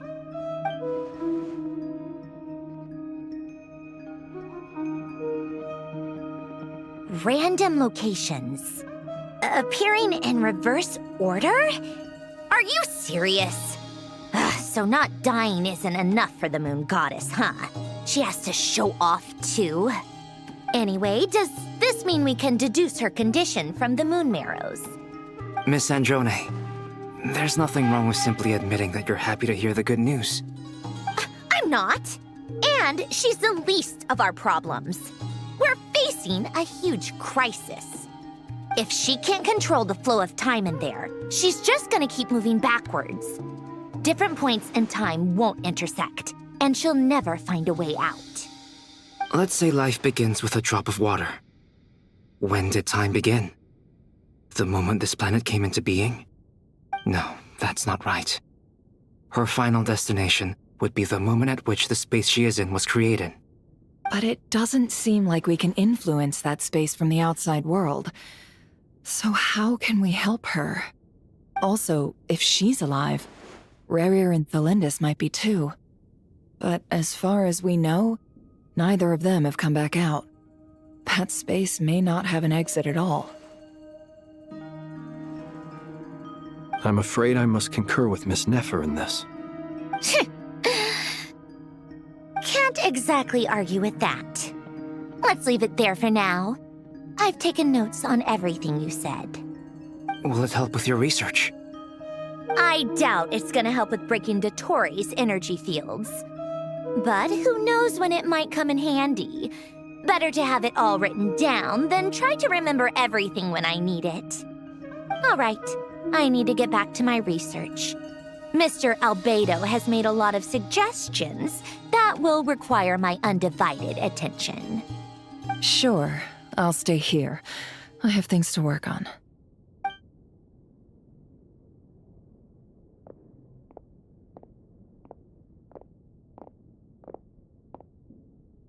Paimon, are you there? Oh, right. She went with Varka to Natlan, didn't she? Good thing we've moved her and the Traveler's luggage in here. Speaking of the Traveler, where could they be? There's a note from Paimon. Paimon here. Not in at the moment, but if anyone needs to borrow her stuff or the Travelers, go ahead and help yourself. Paimon won't be mad. Also, Traveler, if you get back before Paimon, make sure to get some rest. Paimon misses you a lot, but put your health first, all right? How sweet. Well, since you offered, Paimon, don't mind if I do. This is the Traveler and Paimon's luggage. All the items they use day to day are here. It's well organized. I wonder which of them is responsible for that. What do we have here?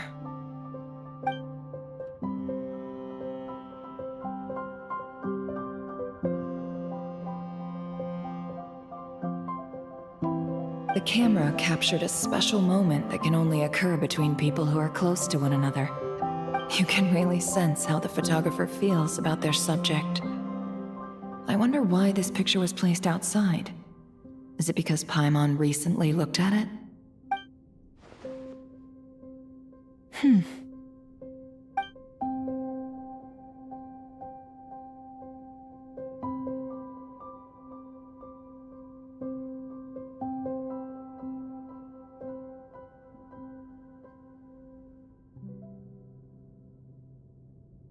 This must belong to the Traveler.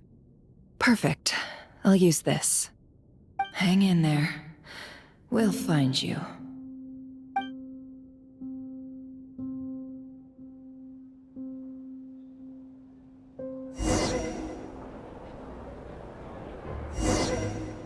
Polonia, search keyword world formula and bring me all relevant books.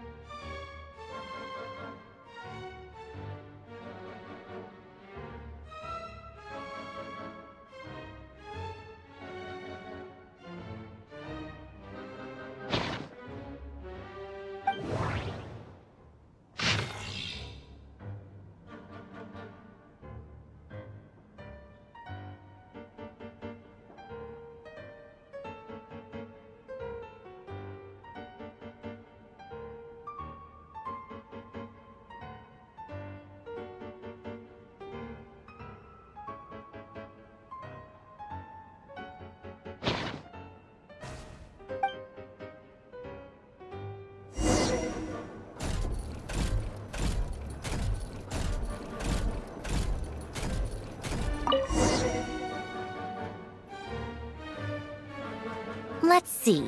This one is on Tonki's sermon dictation concerning the apocalypse. I believe that the correct term for this is Fortuna. This was an ancient Romorian technology, a wisdom unparalleled. I never imagined that Romorian ideas would be so similar to the diagram I have named, the world formula. This is strong evidence that human civilization should gradually shed possibilities as it continues to explore and evolve.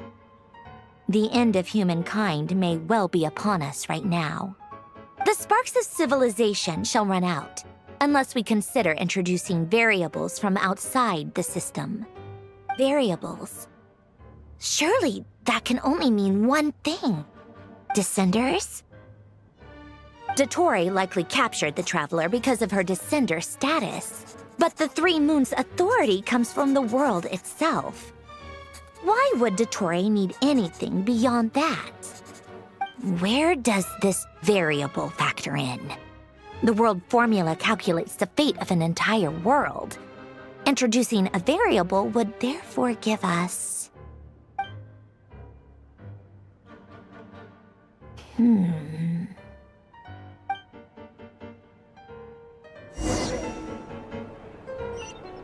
Polonia, search keyword pathway and bring me all relevant books.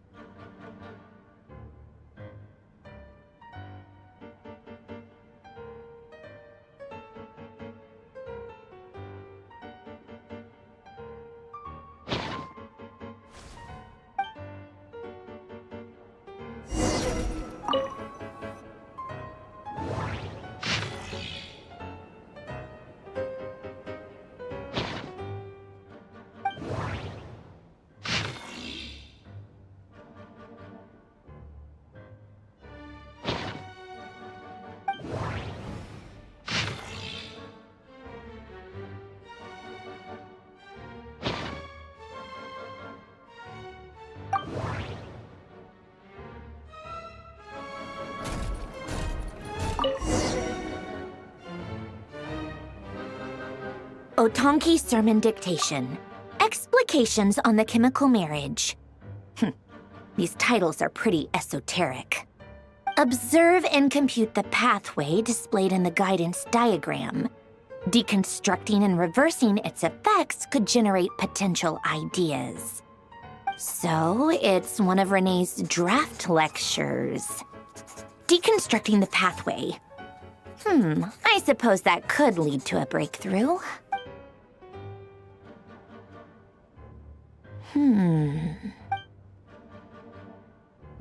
This is so long.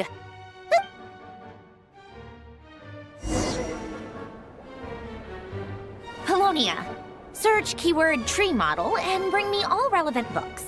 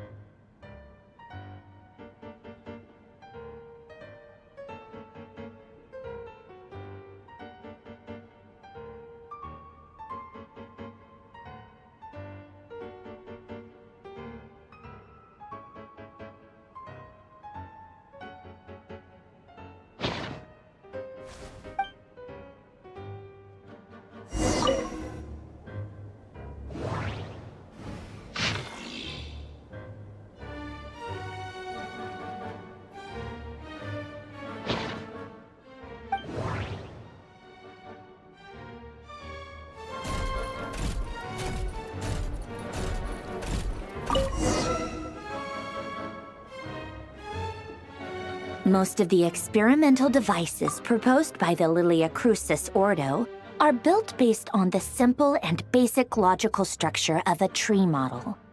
Lilia Crucis. Guess they were trying to cover up the name of the Narcissenkreuz Ordo?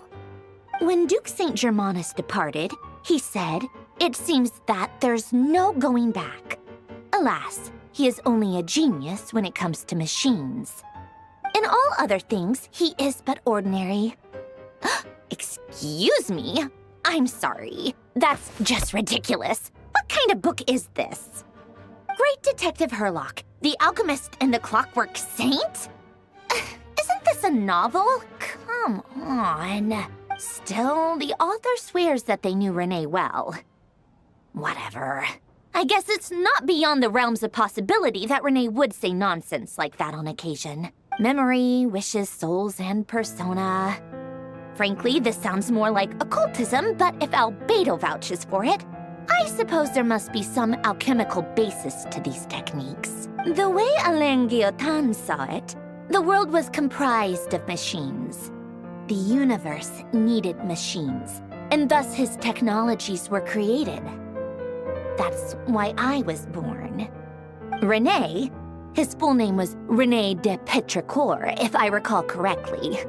Sounds like he and the town must be intricately connected. That place was also the source of most of our information regarding Remurian civilization. Seems like some of his projects were based on their technology. The cutting of souls and storing them in vessels. These seemingly unrelated techniques underpinned René's research. Assuming that the 4 orthants correspond to alchemical categories. The chemical marriage model? Alain would have scoffed at that. He never would have let those theories or parameters anywhere near his mathematical formulas.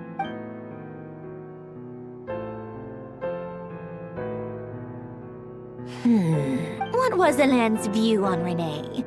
I know he mentioned the name, albeit very rarely. Oh, now I remember. Alain's old notes are here too. They mentioned René once. René seemed most out of sorts when he spoke to me. A lack of sweet foods has dulled his mind, I should think.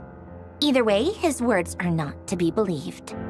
Yep, that sounds like Alain. My subordinates actually did a half-decent job digging out all these materials. Makes a change. Good for them. Some of Alain's old files are completely consistent with these records.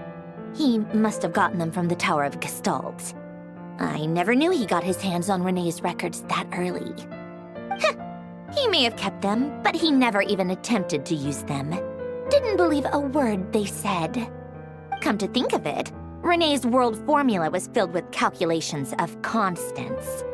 That shows he believed that the fate of the world to be predetermined. As for Alain... it's been too long. I forget what he said. What would he have said? A guy like him, fervent believer in machines, but not headstrong enough. The world can be changed. It is worth persevering. Yes, that's how he used to think at least. He created that procedure to save this world. Yet the scale of the world's fate proved too enormous. He died having never seen the outcome. And there I was, left behind in the ashes of his dreams. Did you really never take a close look at René's research? Or did you read it but deem his philosophy incompatible with your model? The very thought of trying to incorporate his ideas probably made you feel sick to the stomach. Well, don't worry, because there's a whole new category of lunatic in town. Next to Dottore, every other madman looks sane. You once asked me what I wished for. Should have asked him instead. He's the one pining for things you'd sooner die than witness.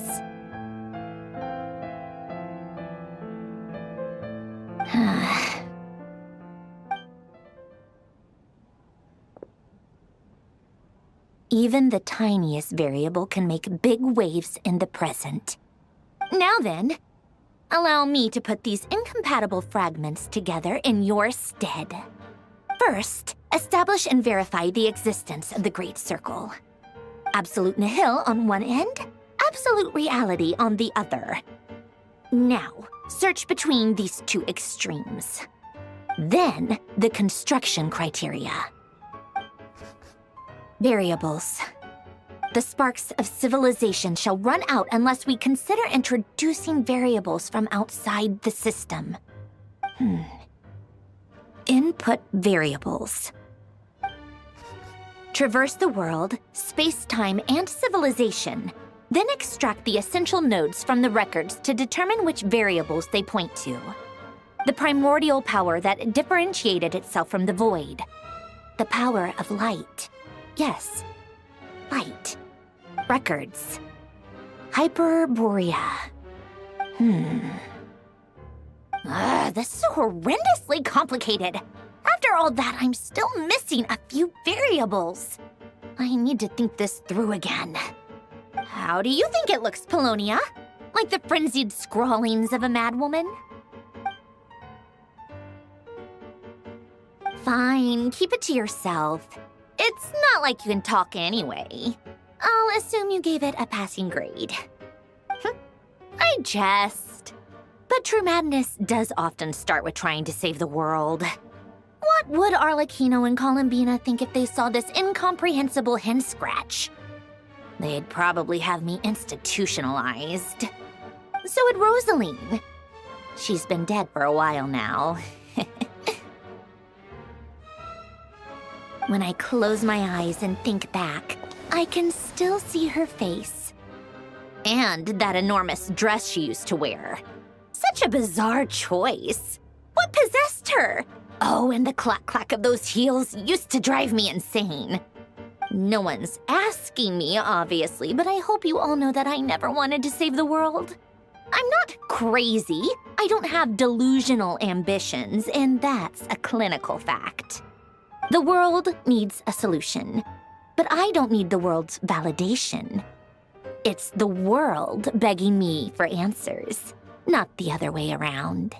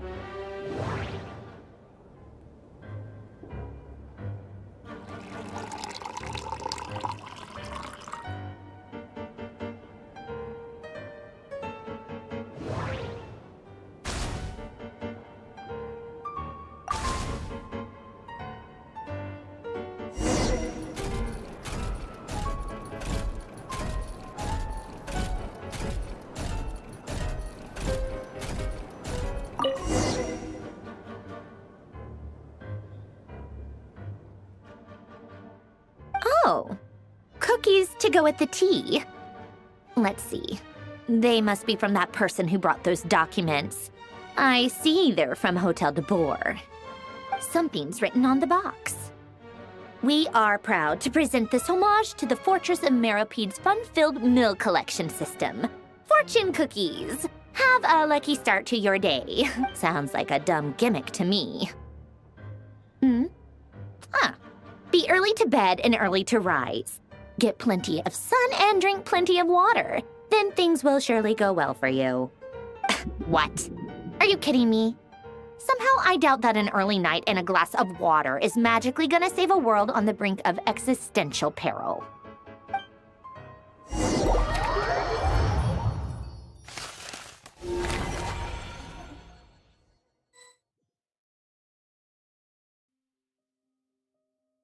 Lady Arlecchino, word has reached us that Lady Marionette's troops are all in position. They are ready to act as soon as the order is given. Excellent. The only thing is, they are fewer in number than we expected. It looks like many of them must have lost their lives at the hand of the monsters released by the Doctor. Can't be helped. Allow them to join our ranks and keep in contact. As you wish.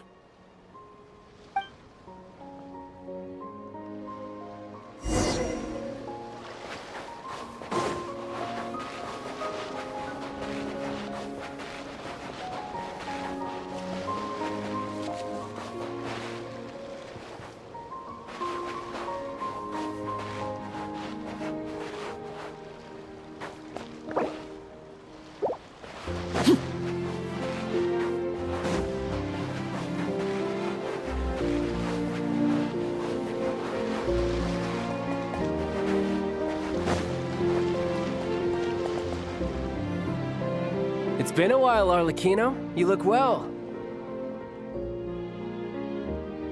Did Dottore really have to build his lab right on the sole path between Snezhnaya and Nodkrai? Had to go on a huge detour to stay out of its line of sight. Sounds like an arduous journey. I assume you've brought word from Her Majesty? Of course, all part of the job. Firstly, the Tsaritsa has authorized Fatui Internal Affairs to review Dottore's case. They will reach a formal verdict on whether he has turned traitor and whether he poses a threat to Snezhnaya. While they're working on that, I've been ordered to come and receive the refugees from Nodcry. They are nearby. My team will escort you to them shortly. Great. Aside from that, Her Majesty has a message for you and Sandrone personally. Huh? Where is Sandrone? She stayed behind to work since I was making the trip anyway. It seemed sensible to have one person on standby at base while the other came out to meet you. All right, guess that's just how she rolls. In that case, tell her that the Tsaritsa's decree this time is pretty awesome sounding. I think she'll like this one. Still, I wonder what... Wait, what's that? Did one of our troops turn into a monster? Take him out.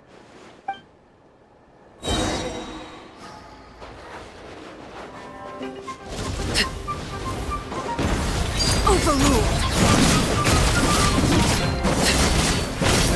You're mine!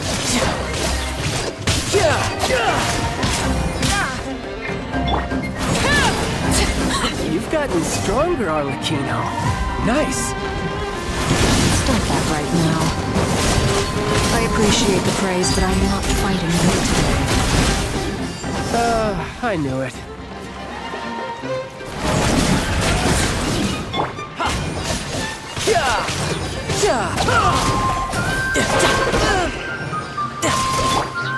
This is where you fall. Transfixed! I can't believe it. He was a living, breathing human one moment, and the next? Another fine piece of work by our dear colleague, I'm afraid. What in the world has been going on in Nodcry? A lot. But long story short, Dottore stole 2 moon marrows that should have belonged to Columbina, then built a 3rd moon marrow of his own to concentrate the Trilunar Authority in his hands. What? What do you mean he built a moon marrow? People build roads and houses, not moon marrows. What's his next DIY project? He's gonna build a god? You could stand to be less surprised. We are harbingers. The work we are engaged in makes the creation of gods seem mundane by comparison. I tell everyone who asks that you once crossed swords with Rex Lapis while serving as a key supporter for Rosaline's plan. But right now, you're acting like a common adventurer. Thanks for speaking up for me. Those 2 really took me for a ride back then. Then again, surely no common adventurer would manage to get tangled up with them the way I did. That's gotta count in my favor, right? It almost sounds like you wish to repeat the experience. I might have to lower my opinion of you. No. I'll stop talking. Please, go on. Dottore is currently still experimenting with his newfound power in ways that continue to corrode the outside world. As for the human mutation, I believe this is simply a consequence of his experiments, and not a strategic move. That radiant beast was once a subordinate of Sandrone's. I suspect he was only allowed to live so that he could become an experimental subject. Also, those of us who fought Dottore have been afflicted with a curse. As such, I cannot leave Nodcry. This is so much worse than I thought. No wonder Her Majesty's decree is so extreme. While these exceptional circumstances persist, the Harbingers are hereby authorized to use unilateral executive powers. Should Dottore pose a threat, Arlecchino and Sandrone are permitted to eliminate him. My thanks to Her Majesty. I will pass these good tidings on to Sandrone. Her Majesty has also declared that she will refrain from launching an attack on the now evacuated Nodcry due to the presence of unretrieved research material. A wise decision. By the way, how's my old partner doing? I'm assuming they're with you? Partner? You mean the Traveler? I'm afraid I have bad news. She was captured after our failed assault on Dottore's lab. Her whereabouts are currently unknown. What? Why? Since when does Dottore have a bone to pick with her? That is indeed the question. I'm not sure he does. He must have some other goal in mind. This won't do. I have to rescue her. You can't. We have no idea where the Traveler is. What am I supposed to do then? Stand here twiddling my thumbs? Sandrone is working on it. The best thing you can do right now is complete your mission. Fine. I guess I'll leave this to you then. One last thing. Tell the rooster to get the message out to the gods and citizens of every nation in Teyvat. Beware, an uncontrollable pollution is spreading forth from Nodcry. The source of that pollution is a madman drunk on the success of his experiments. The Fatui and our allies will endeavor to contain the threat. However, if Nodcry falls, things are likely to escalate. Considering Dottore is one of our own, all Fatui stationed in Nodcry consider it our duty to stay and fight him to the bitter end. Whatever the cost. Hey, don't be too pessimistic. If it comes to it, I'm sure Her Majesty won't stand by and do nothing.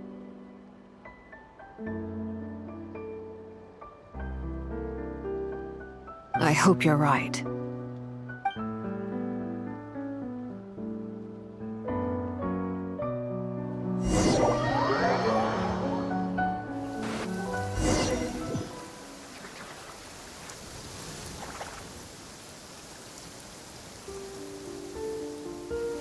You're right on time. Thanks. Hey, do you think I'll get that gliding exam exemption? I made sure I was on my best behavior in Mondstadt. I landed well outside the city and walked in through the gates. I'll help you apply, don't worry. For now, let's see what we have here. What are the doctor's energy fields even made from?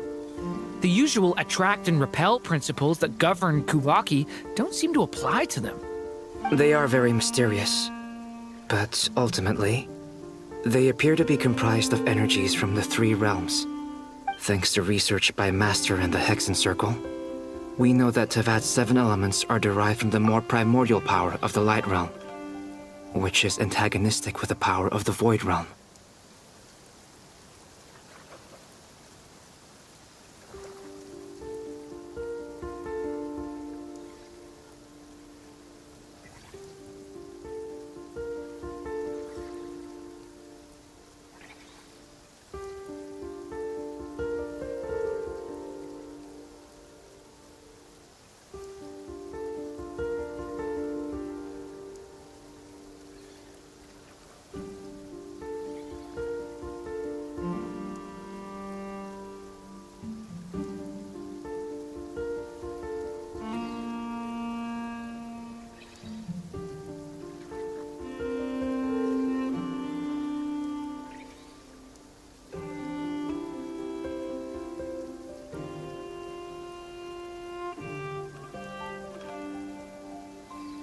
Since you have the power of the Dragon Durin within you, I'm sure you can already tell that this energy field contains no abyssal energy.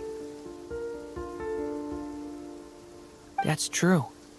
It's not abyssal energy. It's something pure, wild, and untamed. I've been thinking about something. Do you still remember the device that Dory supplied from the Academia when you and Miss Columbina fought Raria?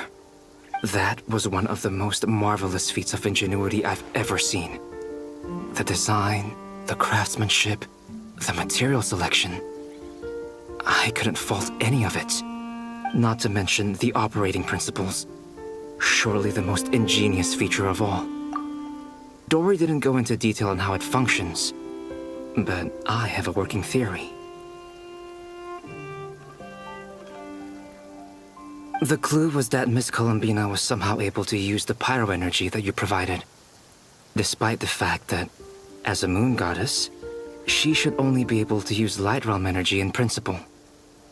Now, all elemental energy is, of course, derived from light realm energy to begin with. Hence, I suspect that the device works by restoring elemental energy to its original state. This presumes a theoretical model of the 7 elements akin to that of light refracted through a prism. Perhaps it is no mere analogy. Maybe there is indeed a prism in this model. I almost wonder if the idea for the device was conceived based on direct observations of said prism. It would explain how such an ironclad design concept was achieved. It is at once a masterwork of engineering and a groundbreaking application of the Academia's latest elemental theories. I suspect only Lesser Lord Kusanali herself could have devised such an ambitious technology. But back to the energy field before us. If this is pure light realm energy, its relation to elemental energy is one of integration versus division. Or you could say that the former contains the latter. Could this mean that elemental energy can dilute the power of the light realm? Should we give it a try? We should.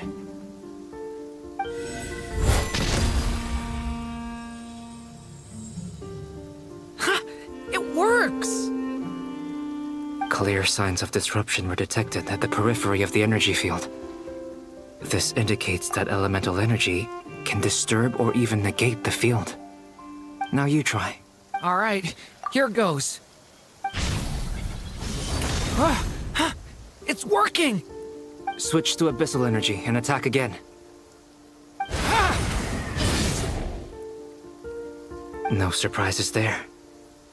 Abyssal power drains the energy field to a significantly greater extent. I now feel confident in asserting that the energy field is indeed pure light realm energy, and that elemental energy can dilute it. But the energy field is huge. How much elemental energy will it take to neutralize it? We don't have to neutralize it completely. We can try other approaches. That's all for theory. Would you like to continue watching? So you knew I was here. Huh? When did you get here? A while ago. But Albedo sounded like he was working on his thesis defense back there. Back in Sumeru. You can end a person's whole career by interrupting them mid-speech. Very thoughtful of you. I'm truly touched. Could I ask you to lend me a hand? With what? A little test. Try using Animo to unleash a concentrated assault with circular blades, with the goal of breaking through at a singular point. Nice! This time it tore through the field. Tremendous. This is a major breakthrough. Should we go through? We probably shouldn't risk having mutually antagonistic energies in such close proximity. Durin, you stay here and watch the entrance. Hat Guy and I will go in to investigate. Sounds sensible to me. Keep your eyes peeled, Durin. Don't worry, I got this. You two be careful in there. Just give me the signal if you need help, and I'll dive right in. What do you mean, signal? It's based on a new alchemical concoction I developed last month. When 2 bottles of it are smashed on the ground together, they emit a blinding burst of light. If it comes to that, remember to shield your eyes with your hat. Glad I asked. Thanks for the heads up.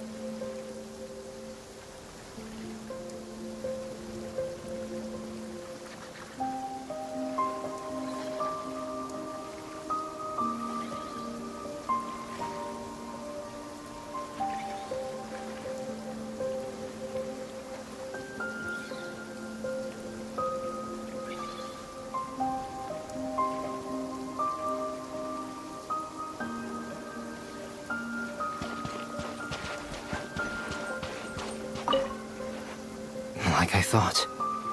Beyond a certain distance, we can't see the opening where we came in. Maybe that's to prevent people from escaping. Sounds like Dottore's style to me.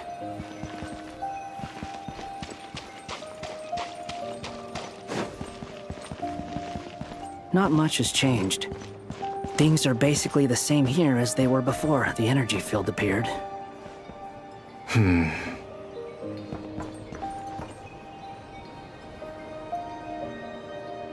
They have no heartbeats and they're not breathing. We can only assume they're dead. But there are no visible wounds. Also, there's an animal squatting next to each body. It's watching us. That's not an animal's gaze. What are you trying to tell us? Doesn't seem eager to talk. I guess maybe it's just an animal after all. Let's keep looking around.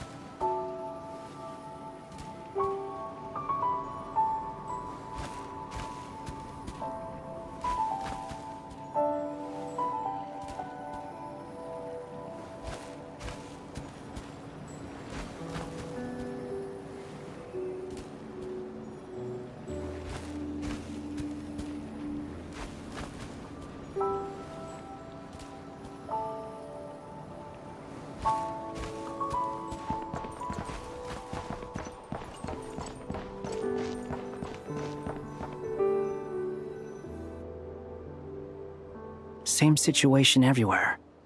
Not a living soul in sight. Just countless bodies with animals standing watch over them.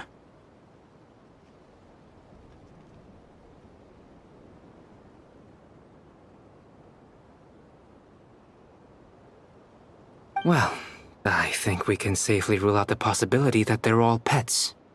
Is skirting around the topic your way of showing consideration for other people's feelings? Just being cautious. I don't doubt that you can handle the truth.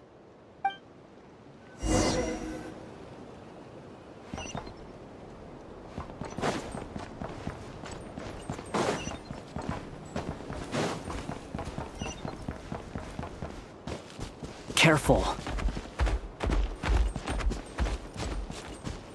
Please. Help us. Please. Over there. I hear a voice.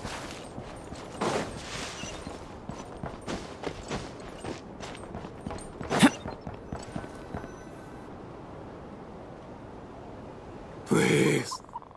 Help us. Please. What happened here? I don't know. Suddenly, everyone collapsed. Then my line of sight got lower. I still have some of my senses left. I gotta get out of here.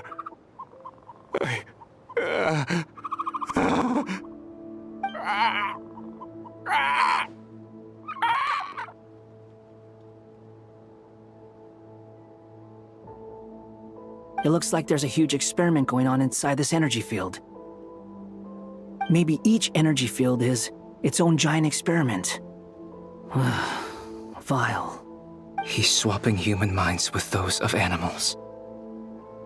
Even without the other circumstances, this would be an extremely radical experiment. Those people may have lost their sense of selves, but they are not fully animals either. If they were, they would have left. But instead, their instincts are driving them to remain by their dead bodies. We should go. No sense in sticking around here longer than we need to. Agreed.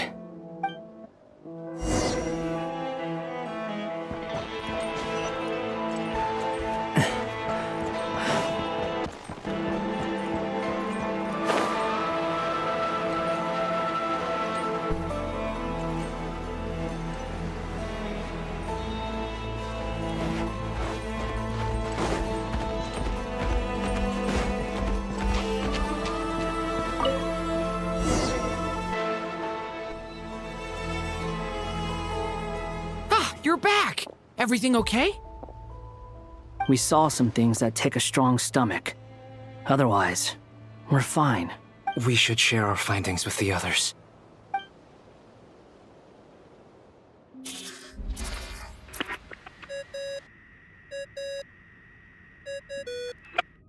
Yes? Who is it? Miss Nefer, it's me, Albedo. We found a way to break through the energy fields. With enough control, it's possible to tear them open using elemental energy. Also, we managed to take a look inside. Dottore is carrying out his cruel experiments on an immense scale. Any residents who have failed to evacuate in time will likely meet a grisly end. Sounds like he's living down to our expectations. Might I ask how things are proceeding on your end? I'm just about to get started. I'll be in touch once I have a result. Understood. Stay safe. I will.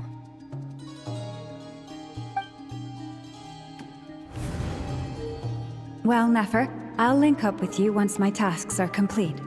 What makes you think I'd need you to do that? I'll need it. And considering the way you approach certain matters, I think you'll be better off with me present.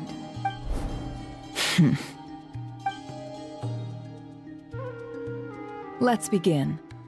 Entering simulation mode. A vast wasteland.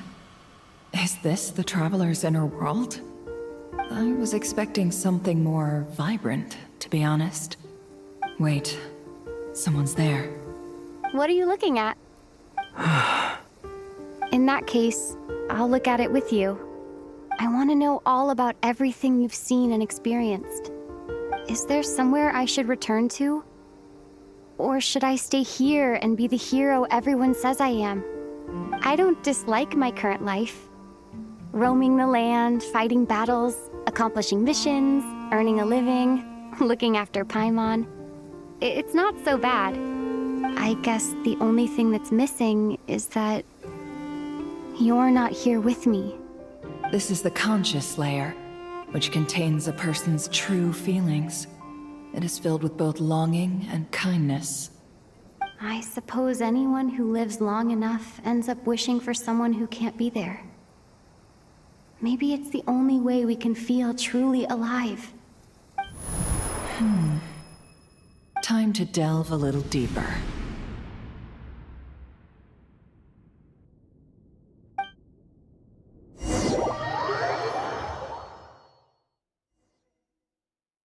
Nasha Town is hardly the optimal choice for a place to live, but it has character and a reasonable population density. What are you trying to say? Oh, don't be nervous. I was just thinking where might make a good starting point for your journey. Perhaps I should send you further afield. Conria, perhaps. Conria ceased to exist long ago. Once again, you fail to understand the possibilities that the Tri-Lune creates. Anything that has existed in the past, I can now recreate. You simply do not wish to see that happen. That might be because you miss your sibling and fear getting answers that you are not ready to learn. But this is not for me to judge. If we are to collaborate, we need to maintain an amicable relationship. In a moment, you will be able to... Oh no. What are you...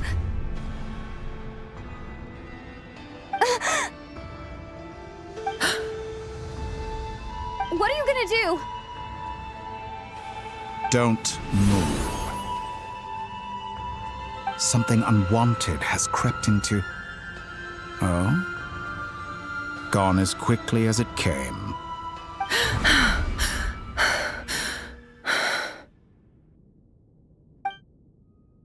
Did you save me? If I hadn't cut the connection, Dottore might have caught you from the other side and destroyed you. This was a good idea, but once is plenty. You were exceptionally brave. Excellent work. Thanks, but now's not the time for that.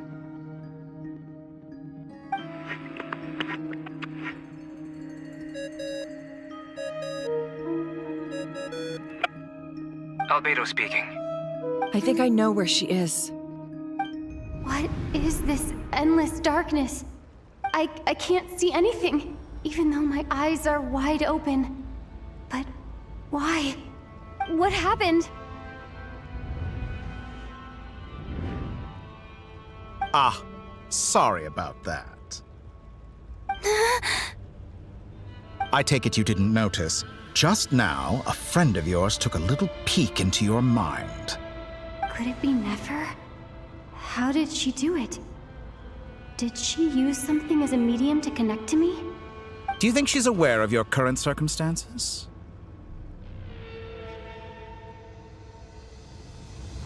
Oh dear.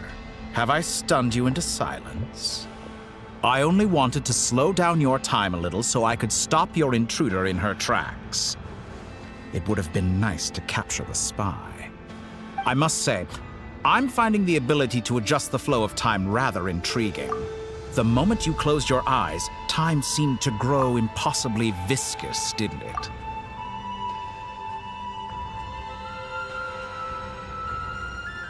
A whole month passed before you opened your eyes again, but only for you. No one else was affected. I dare say this is something only a god can achieve. Point taken. You've proven once again that you have god-tier powers. Oh, you misunderstand. This wasn't about proving a point. I was testing things out. I find I learn best by doing, and I have to admit, time is not the easiest dimension to control. I only wanted to make you sleep for a short while, but it ended up lasting a whole month. Clearly some finesse is required to wield the authority over time as I wish. I hope you're not angry with me. It was only a month's discrepancy, nothing too serious. Had I been off by a year, a decade, or even a century, that would have been quite a different story. You could have frozen me for millions of years. So much for collaboration. You aren't showing much sincerity. Millions of years? To what end? I wonder if you don't understand humans all that well. They are very pragmatic creatures who understand only that which they can perceive with their senses. If I had you sit here for a week, I imagine people might sympathize. But if I left you here for 100, 1,000, or 10,000 years, the sheer size of that number would cause it to lose all meaning to them. They would not have the capacity to comprehend your suffering, and thus they could not empathize. Unfortunately, while gods do exist in Teyvat, it is ordinary humans that account for most of the population. Their lifespans are so limited, their bodies so fragile. Did you ever really hope that they could begin to understand someone like you? Your long life and unique origins make you fundamentally different from them. How long will it be before they start to treat you like the alien you are? Before you are ostracized, outcast? Alien. Even I feel bad for you sometimes. This world has made you into a slave.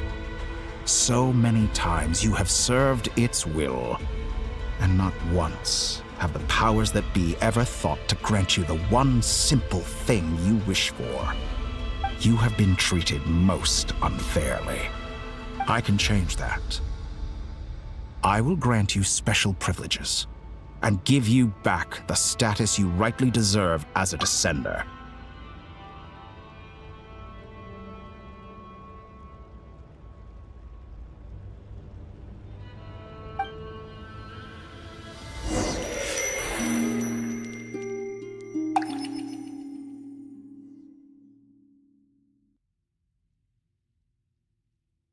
I've entered the past 3 times at this point, but I still have so many questions.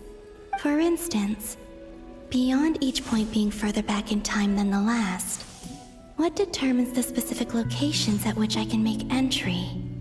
So far, the common thread linking all 3 scenarios is that the Traveler has been present. But it's more than that. I know I sensed something familiar around her. What was it?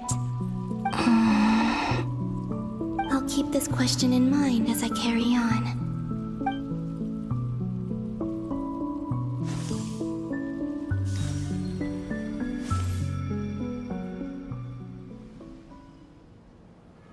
Humans, you never change. Always trying to use powers you neither comprehend nor control. This looks like Star Sand Shoal. Was this before Rerir regained his physical form?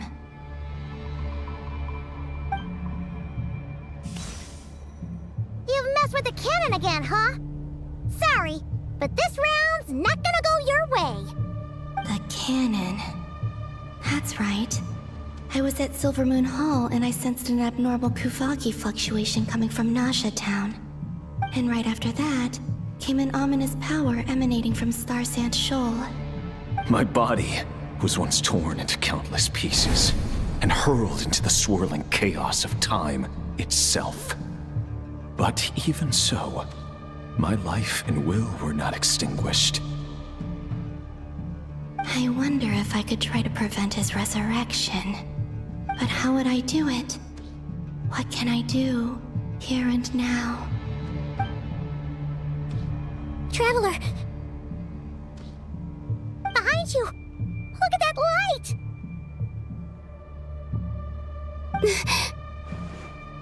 No, I won't make it in time.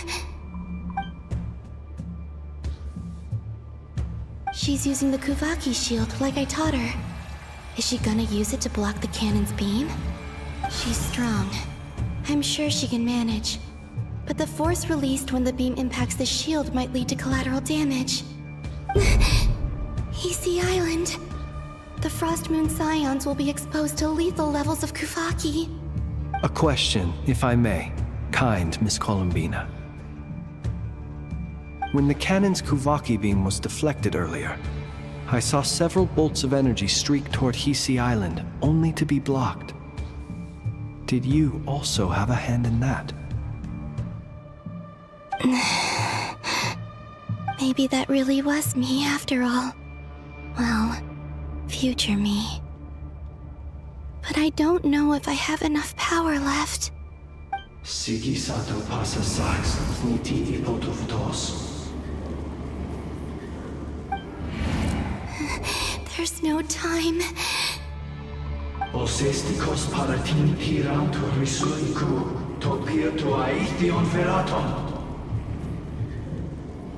I have to make it. Oh, Frost Moon. Oh, great land. Oh, slumbering moonlight of Nodcry. If you can hear me, if you can sense my call, then please, heed me once more!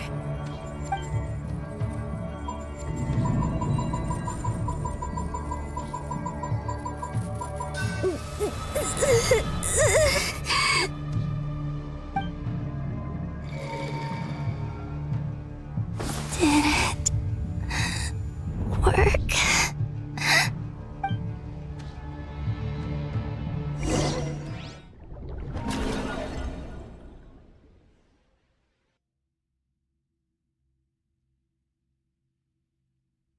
Hey, wake up. Hey, did you hear me? Columbina, I said wake up now! Oh, good morning, Sandrone. It's 3 in the afternoon, actually. And could you kindly not use my quarters as your personal nap room next time? But I feel so safe here. And your coffee, right? It's so bitter, but it smells lovely. It's like you were raised by wolves in a forest or something. What did you drink growing up? Grass tea? The Frost Moon Scions certainly led a more frugal existence than the Fatui. Then I'll bet you've never eaten one of these before. It smells delicious. That's because it's a Fontanian recipe. I had a little free time today, so I made a batch. Rosaline will be here shortly, but if you really can't wait, I guess you can go ahead and... Hey, at least let me finish before you start eating! Did the Frost Moon Scions not teach you basic table manners? Or did the rules not apply to you because you're the high and mighty moon goddess? These are so tasty. Of course they are. I made them. I was worried they might contain traces of machine oil. What?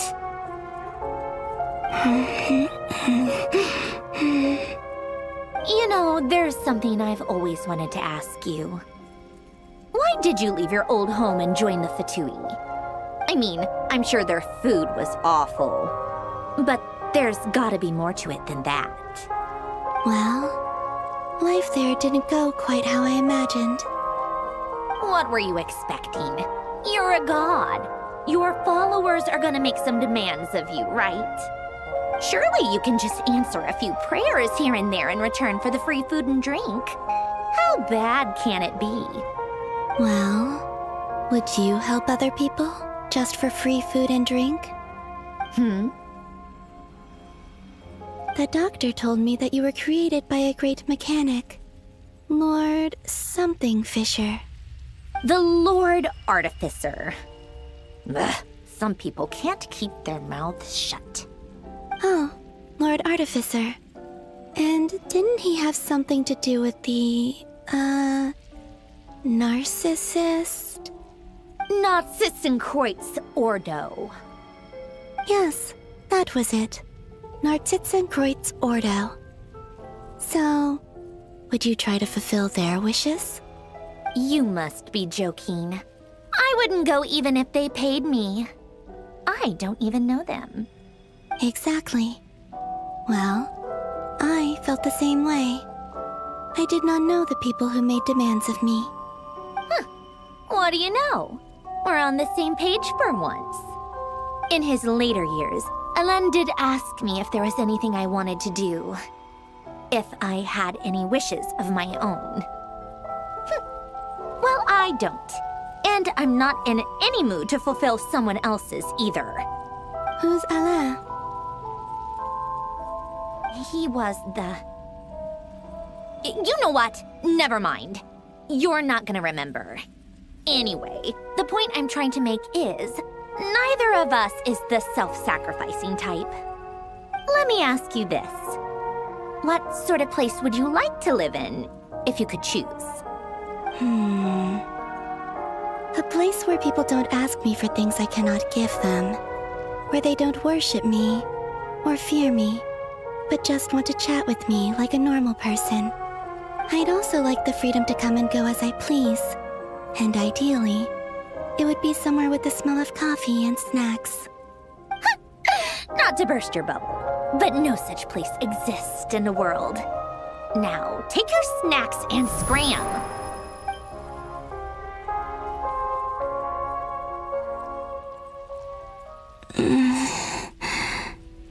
Did I pass out? Of course. I'm back here again. I dreamed of events from my past. Sandrone. Traveler. I miss you all so much. Back there. I guess I managed to harness all the Kuvaki energy on Hisi Island. But how did I do it? Time is flowing backwards here, and I can use that familiar power to enter the world of the past. That mystery ally everyone talked about. It was me all along. I can sense that there isn't much more power remaining up ahead. What lies at the end of all of this? Will time keep flowing into the past? And will I ever find my way back?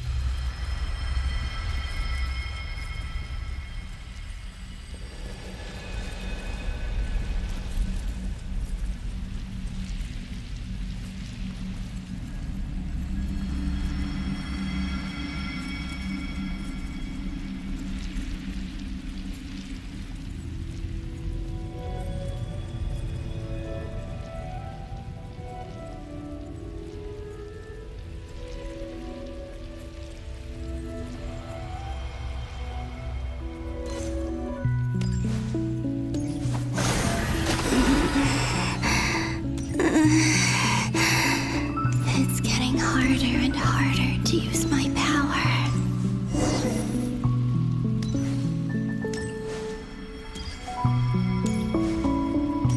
I'm no match for the Abyss despite the contaminated fragments.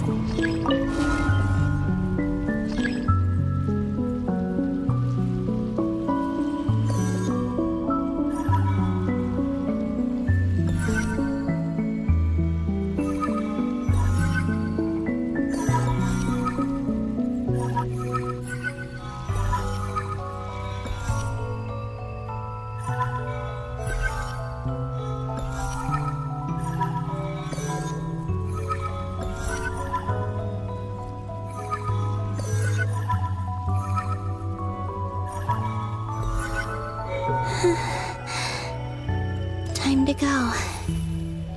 I wonder where I'll find myself this time.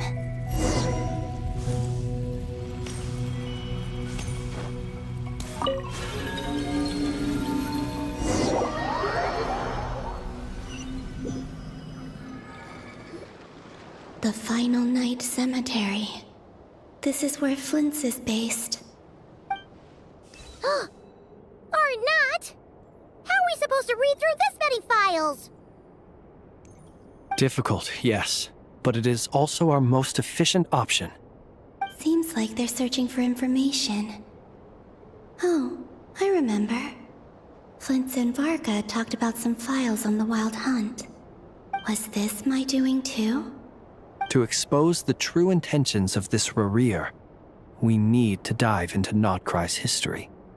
Are my actions changing the past? Or are they simply completing a process? Is all of this inevitable? Or am I the one making these decisions? If I choose not to help them now, will it change how things turn out? Hope we don't land on our heads then. They're my friends. I can't not help them.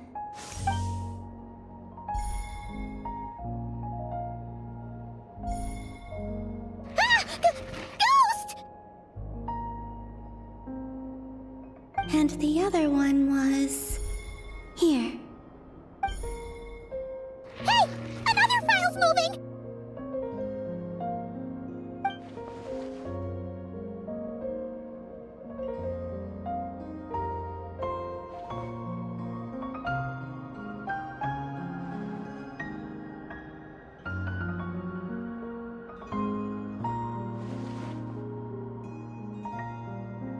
That should do it.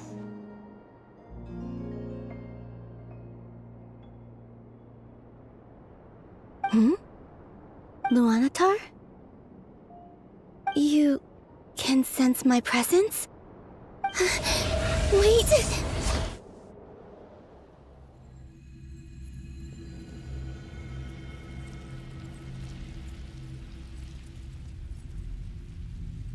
Luanatar. So she's that familiar presence I've been sensing all along. She's always been by the Traveler's side. That explains why the Traveler has been there each time I've entered the past. But why Luanatar? Is it because she has a connection to me as the Moon Goddess's familiar? If so, why not any other Kuhenki? That's...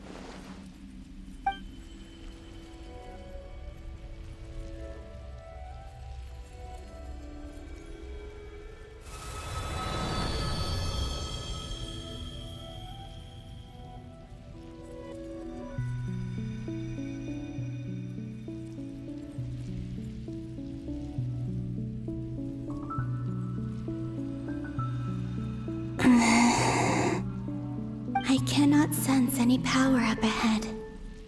Just a void, stretching out into infinity. This is likely my final chance to enter the past. It's now or never. I have to find a way back.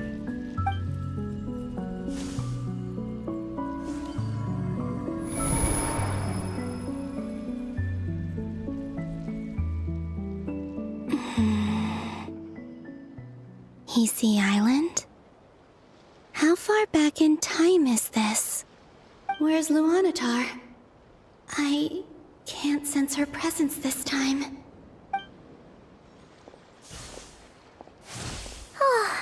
Seeing Enefa and Aino reunited like that sure was heartwarming.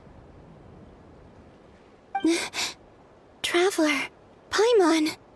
No, stay calm. I don't have much power left to change things. I don't even have that much time left here. Think, Columbina. How do I find a way back? A way back... to where? Do I go back to Moonprayer Night? Or to the future that followed? And if I return in my current state, what will become of me then? Dottoro's actions that day proved that he'd been planning that for a long time.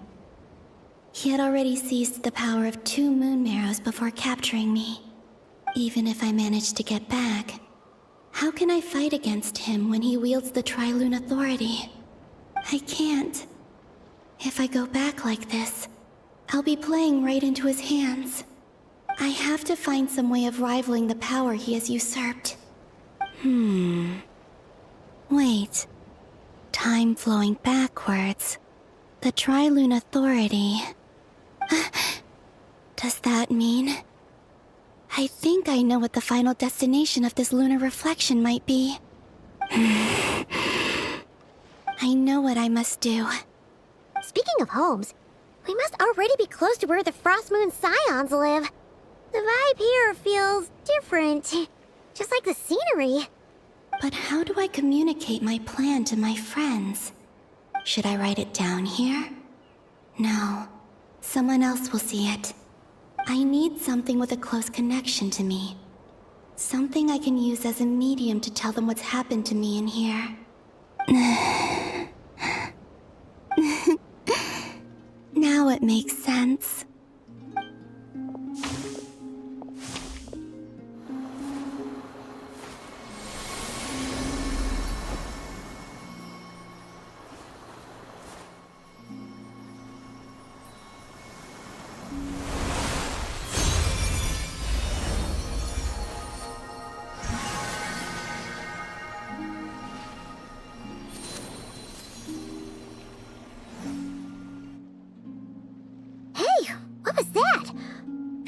Some sort of breeze blew by, and then the petals suddenly turned into...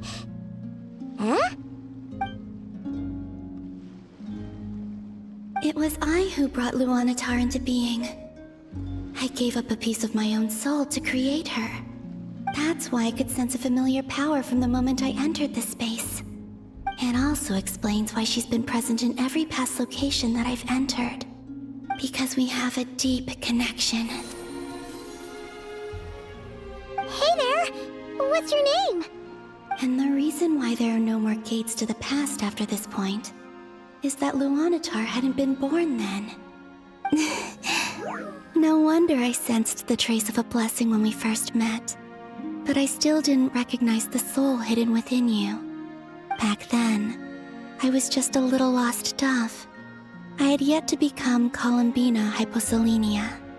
Go on now. We've got stuff to do. Best you find someone else to hang out with. Hey, you scared it off. I'll be counting on you. Remember to stay by the traveler's side, guide her, and help her in my stead. Oh, and bring her to the garden where the Moonprayer blossoms grow. There's a little lost dove there who will need her help.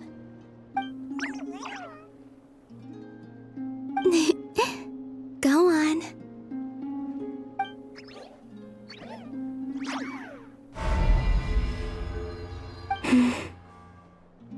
You too. Go and live your story. As for mine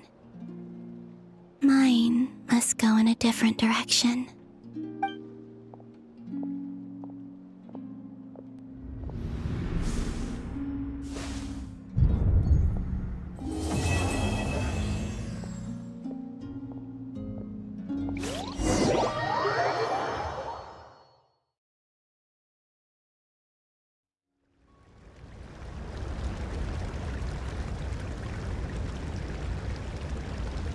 How would you like to experience the thrill of never being held accountable for your actions?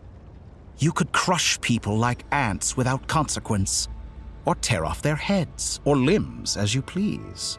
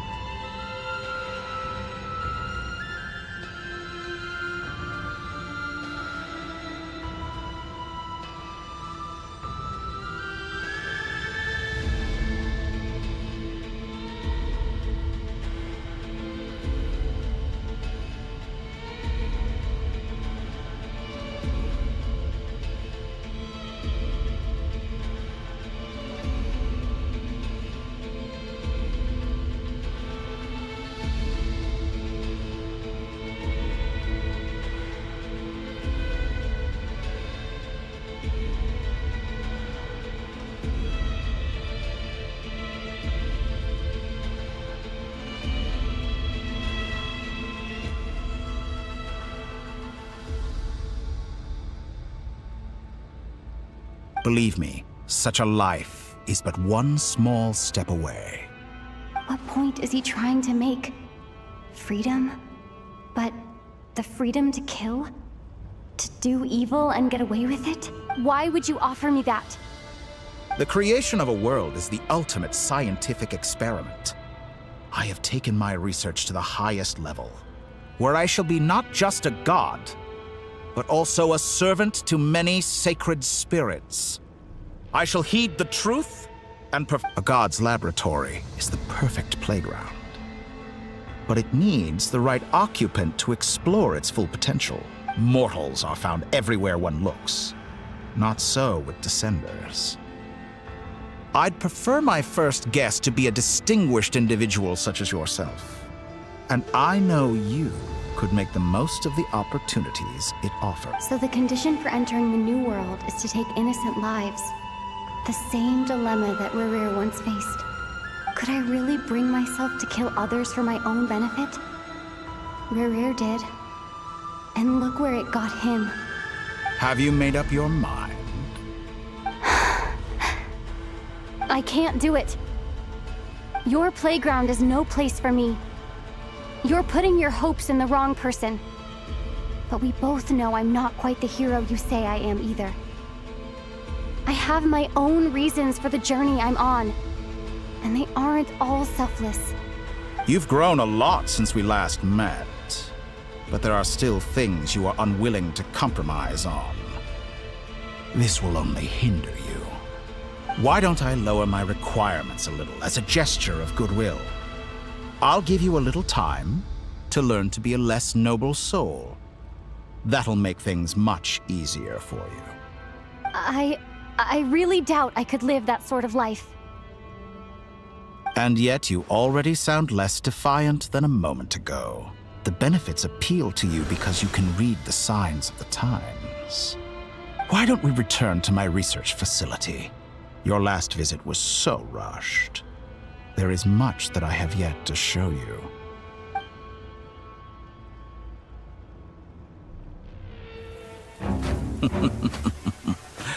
Now to that question, Heroes don't attack from behind. Guess I'm no hero. This is most disappointing.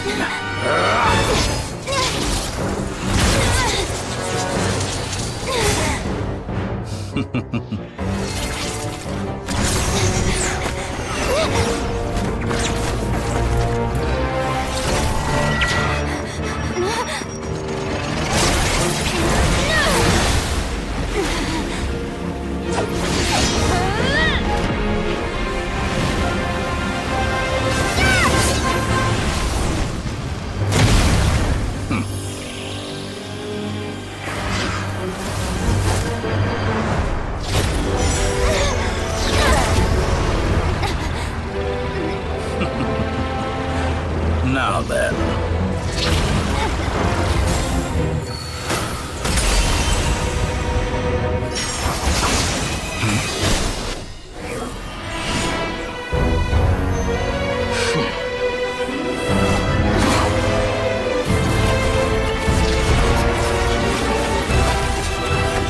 A new face. Interesting.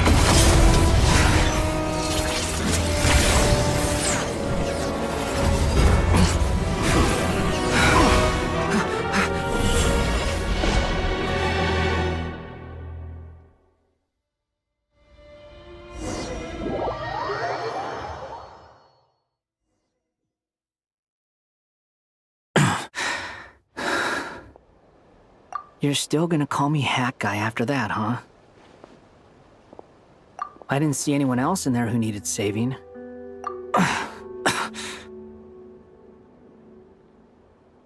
It's nothing. I'll be fine. Why are you looking at me like that? Is it that shocking that I'd come to your rescue? I owed you a favor back in Sumeru. Now we're even. Distracting Dottore was tough. I won't lie. He's not gonna fall for the same trick twice. That was my one shot. I'd hoped to use it to take him out.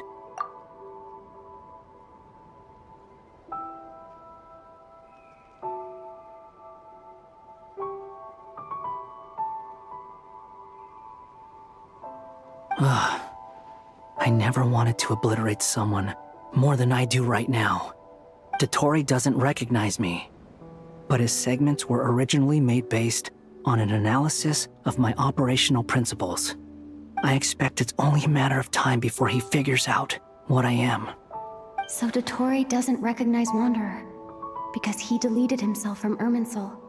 Did he really miss his only chance for revenge by saving me? Why the long face? Hey, I'm not blaming you, okay? And I'm not complaining either. Rescuing you and killing Dottore are equally important goals. Everyone would be pretty stuck without you. It's best you live to fight another day. How are you holding up? Are you all right? Hat Guy said to put safety first, so we agreed to run as far away as we could after leaving the energy field and only meet up once it was safe. You don't look injured. It seems that Dottore didn't do anything to you. All right. Rescue operation complete. Let's head back. There's a lot more work to be done before this is over.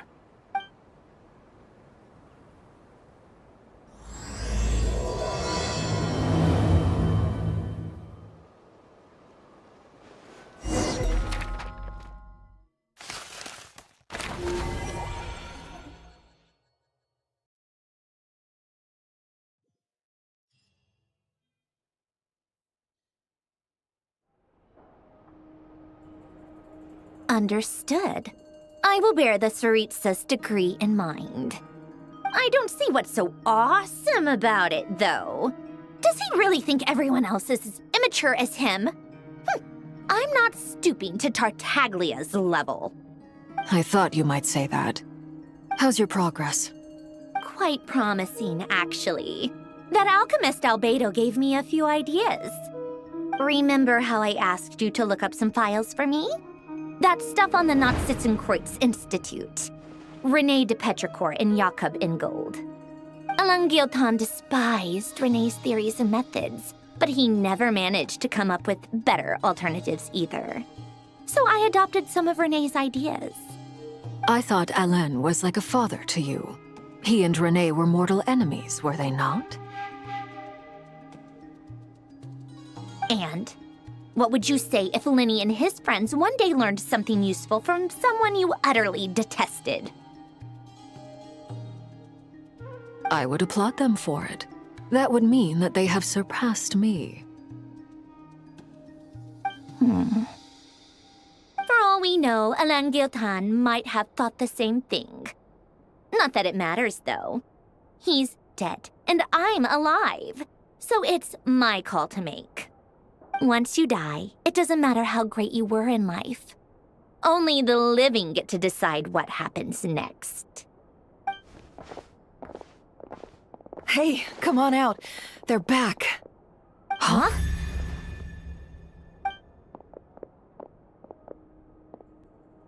You're back? And your head's still screwed on? And you still have all your limbs? What does it look like? Way to keep your composure, madam. Excuse you. I am perfectly composed. Glad you're okay. Yes, it's a huge relief. Worry? Oh, yeah, right. You think we, the Fatui, were worried about you? We were worried sick. Hey! The Traveler and I were already friends. You are free to join this mission in whatever capacity you please. Much like your tea parties. It's a laugh a minute with you guys. I must say, I was quite surprised when Mr. Albedo told me he would need no additional aid. We discussed this on our way back as well.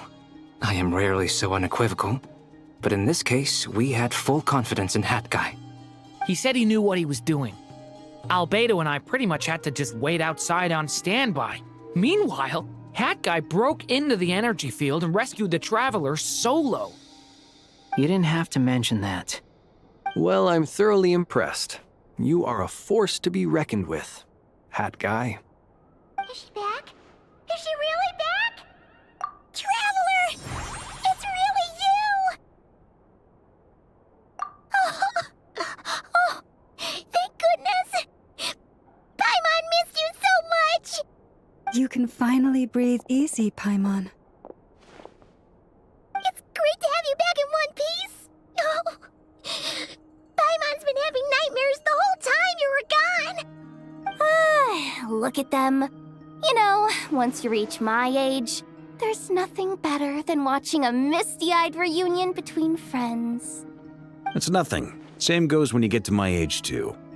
I bet Ino and Anefa would be tearing up as well if they were here.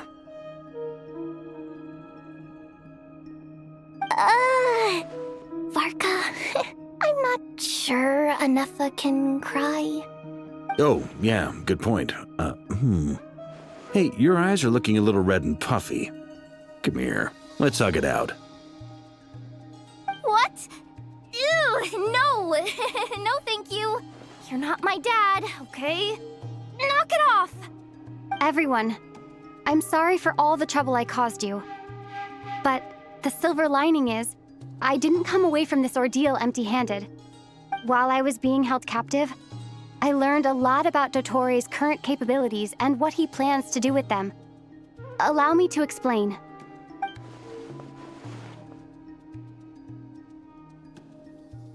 The three moon goddesses were even more powerful than we imagined. No wonder Dottore believes himself to be equal to the gods, maybe even superior. Utter blasphemy. While everyone was gone, Nefer and I made an interesting discovery, and I believe Miss Sandrone has something to share too. Ma'am, perhaps you could do the honors?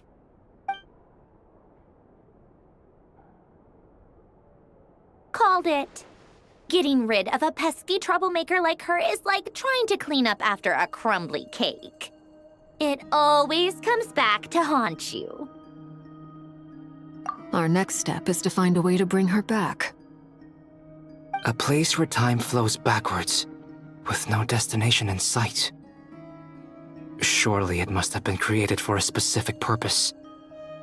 But I fear the answers are buried deep in Tevat's history, held by great powers beyond our reach. It sounds like she's on a specific path through time, just traveling in the opposite direction to us.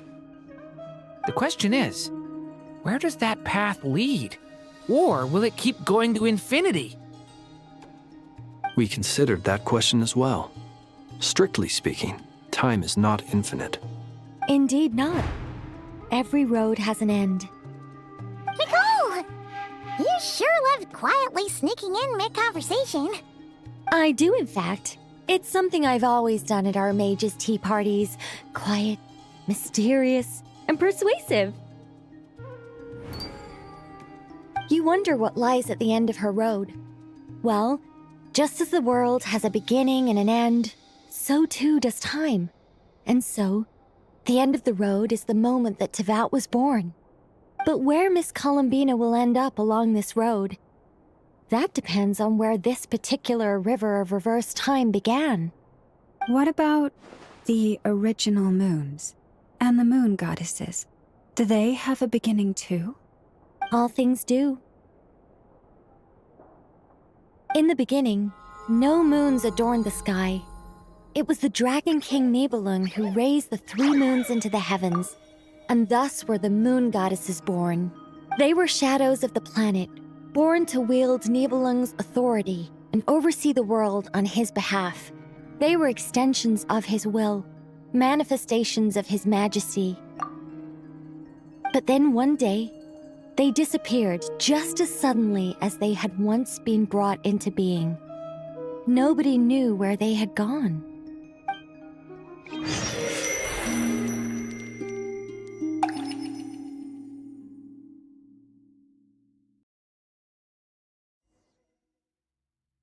Like I thought, no more paths back to reality have emerged since.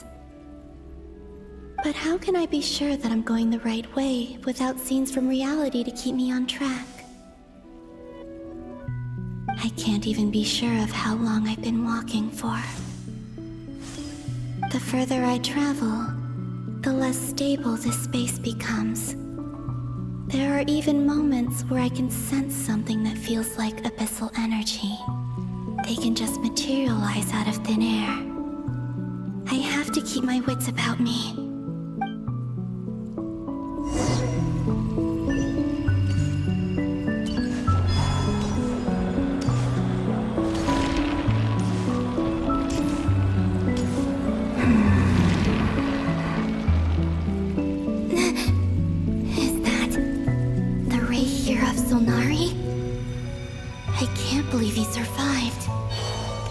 did he do it?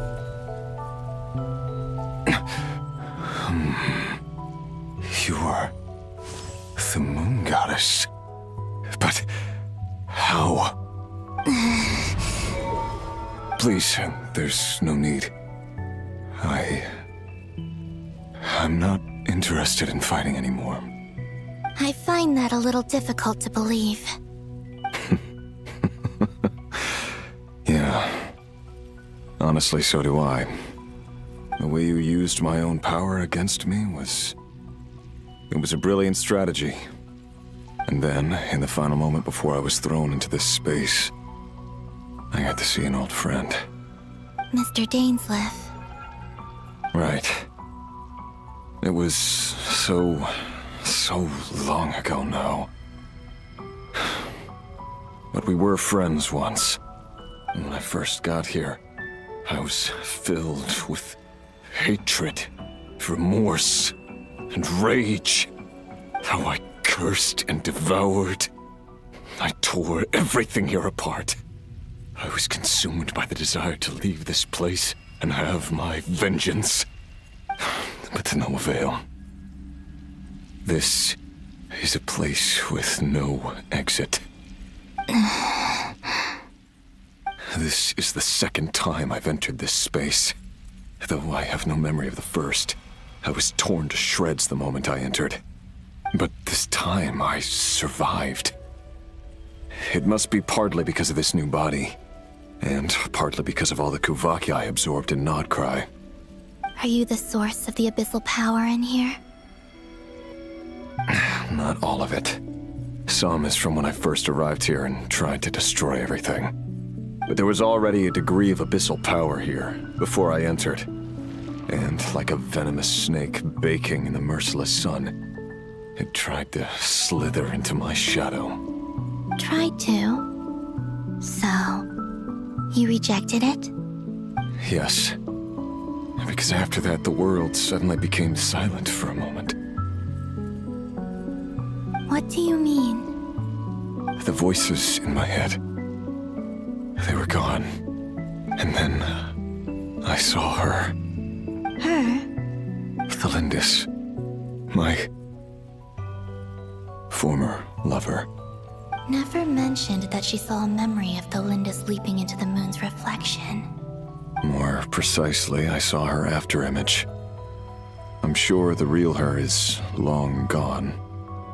She was just an ordinary Conrian. She couldn't have survived here for very long. Anyway, why have you come here? Didn't you know it was a dead end? If I hadn't escaped through the moon gate, my friends would have been in far greater danger. Oh, I see. Because of your power.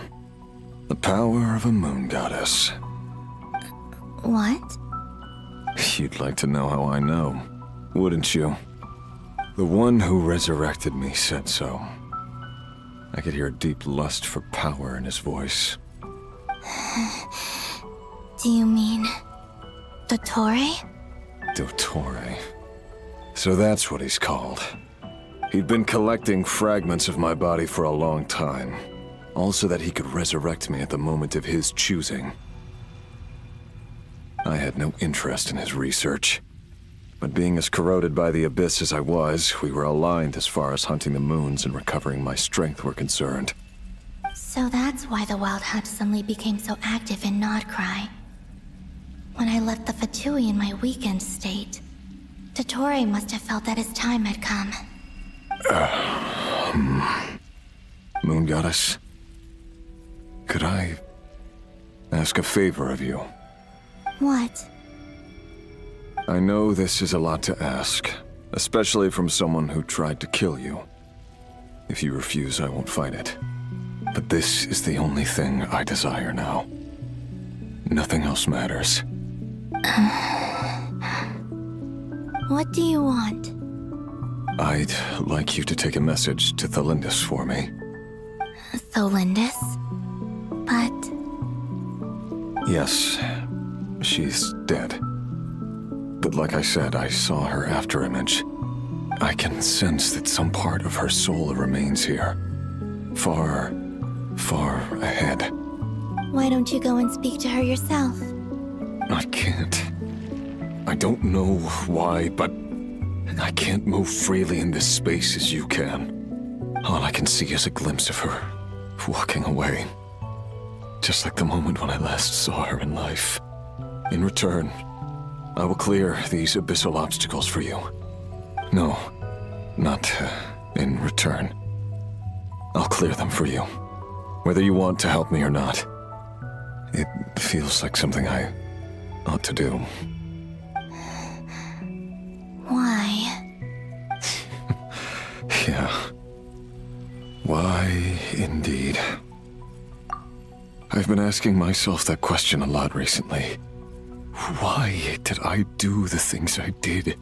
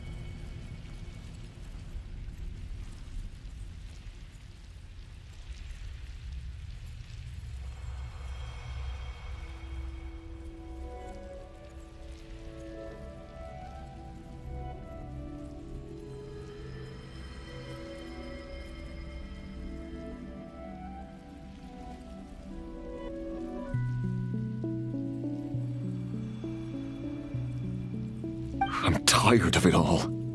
Tired of the person I became. People used me. And then I turned around and started using others. I hurt a lot of people. I think I grew tired of it long ago. But I wouldn't admit it to myself. And ultimately, that's how I ended up here. What do you wish to tell her? All of it. My past. My mistakes. Everything that happened after we were separated. Is it okay if I give her the abridged version? Yeah, I'm sure there's plenty you can skip over. Just tell her the important parts. Whatever you think that means. Like the part where you relentlessly tried to kill us? It's up to you. Love demands honesty. But my relationship with Thelindis was built on lies. We hid too much from each other. But after living my whole life in the shadows, I don't want to hide anything anymore. I will do my best.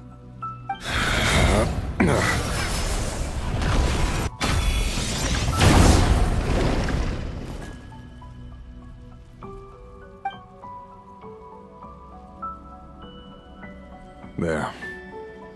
The Abyss will no longer stand in your way. Even though Mr. Dainsliff felt he had to fight you, I think he still regarded you as a friend. Dane? He said that you betrayed him. But he also felt great remorse at never having understood what you were truly going through.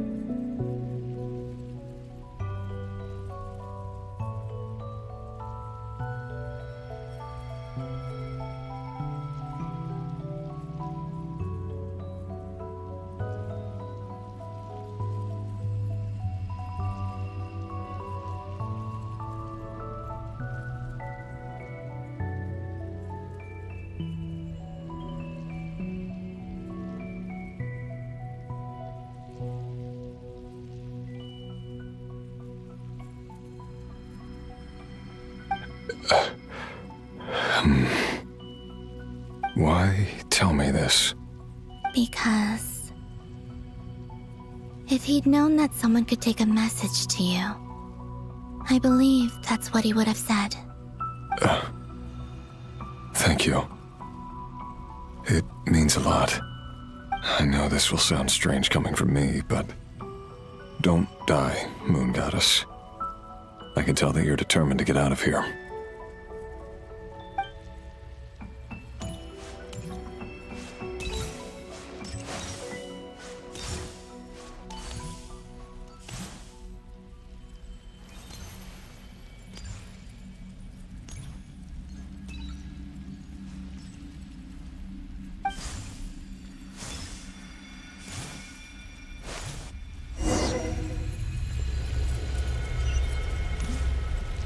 He kept his word.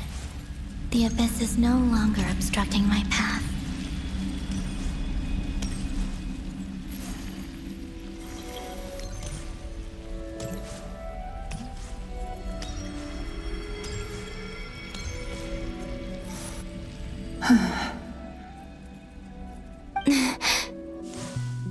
Is that the Lindis? She wasn't far off at all. And yet, they can never meet.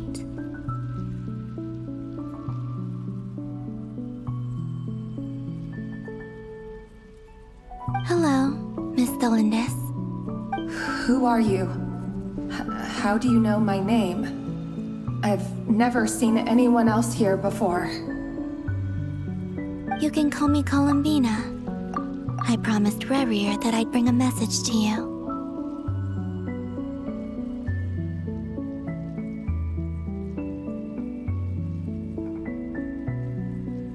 Rerir? My Rerir? Is he well? He's doing better than he was. Better than he was, huh? Sounds like he's had a pretty rough time. Others have had a rough time on his account too. In many cases, their time ran out because of him. And I'm not just talking about the children of the Crimson Moon. So, things got worse before they got better. Could you tell me what happened, Miss Columbina? Are you sure you wish to know? Yes. This is my opportunity to learn the truth. No matter how hard it is to hear, I have to know. I admire your courage. However, time is short. I cannot stay here for long.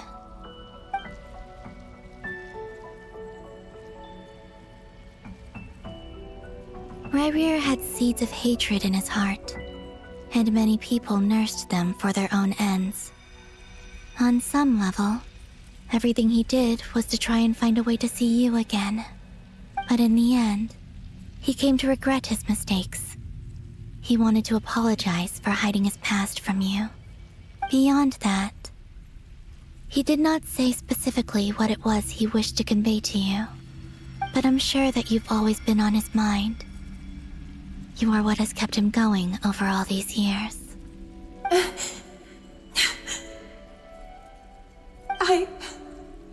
I'm sorry, Miss Columbina. This is so upsetting. I'm not sure how to put my feelings into words. It's all right. I understand. Well, that's everything from me. So, I guess I'll be... Wait. One moment. Time flows backwards here. The road ahead only leads further and further into the past. I know. I intend to reach the end of that road. Without a moon marrow, without the 3 moons' power, you won't make it far. Wait, unless... Are you one of the moon goddesses? You could say that. I see. I often think to myself, If life is like a train ride, why haven't I reached the terminus? Where am I even going? And it's not just me, it's this whole place. Wherever it is, it seems like it's existed forever. It's such a mystery. Where is it going? I must seem so ridiculous. I can't answer these basic questions, and yet I jumped right in here without hesitating, only to be torn apart the moment I entered by powerful energy currents. Only my soul remains now. Thinking back, I was suddenly overcome with fear and terror in that moment.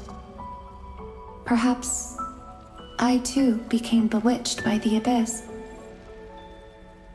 I may have been the leverage it needed to control Rayrir. I used to be a researcher at the Universitas Magistrorum in Conria, researching the iridescent moon's marrow. Eventually, I came to the conclusion that time in here flows in reverse. Rayrir was one of the Vinster King's retainers. With me, he was in an impossible position. It plagued him constantly. I wanted to help him escape his lot in life.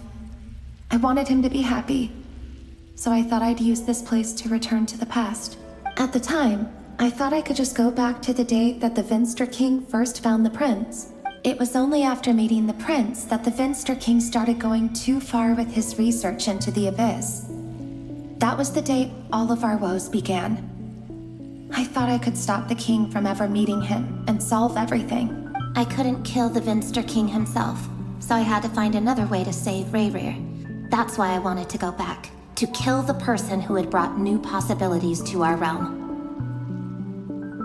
I'm sure it was a futile endeavor, but the abyss probably enhances the basest human desires. So I naively hoped I could change everything, but I was simply too weak. Like a speck of dust against the whole universe.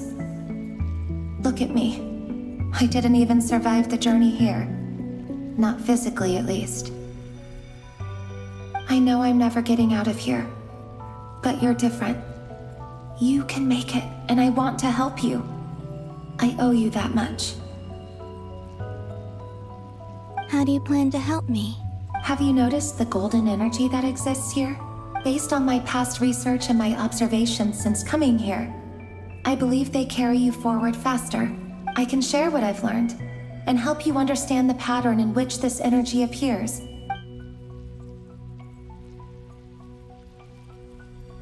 I think you just might... Now, I know you will be able to change the past. Also, I've been speculating about where this phase ends. The documentation was scanned, but from what I know of the legends about the moons, the oldest ones seem to begin with Nibelung, king of dragonkind. I have no way of verifying any of it by this point. But if it's true, you might be able to reach that era if you keep walking. Understood. Thank you, Miss Thelindis. I'm the one who should be thanking you. If you hadn't entered this realm of everlasting death, what use would my deductions be? Thanks to you, they have some meaning. About Rayrir, I'm so sorry. For everything. It wasn't your fault. That's not true. Because we both feared bringing trouble upon each other, neither of us ever told the truth. And that dishonesty sealed our fates. But enough about that. I wish you a safe journey, Miss Columbina.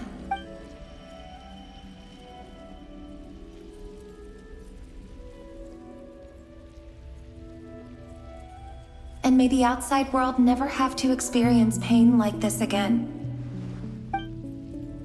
Rayrir, you're there, aren't you? I cannot see you, because you exist in the future. I expect we'll be trapped in this prison of space-time for all eternity. But please, gaze upon the past, and then sit for a while. Let's find a place to sit down together, just like we did when we first met.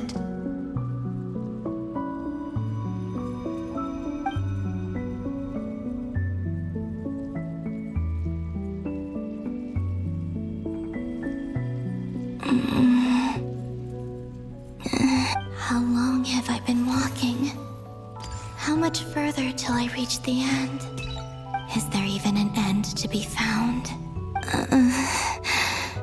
Everything's getting blurry.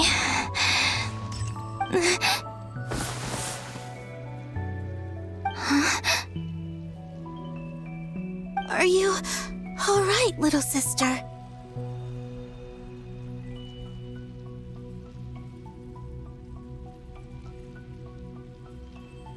Have you come from the distant future?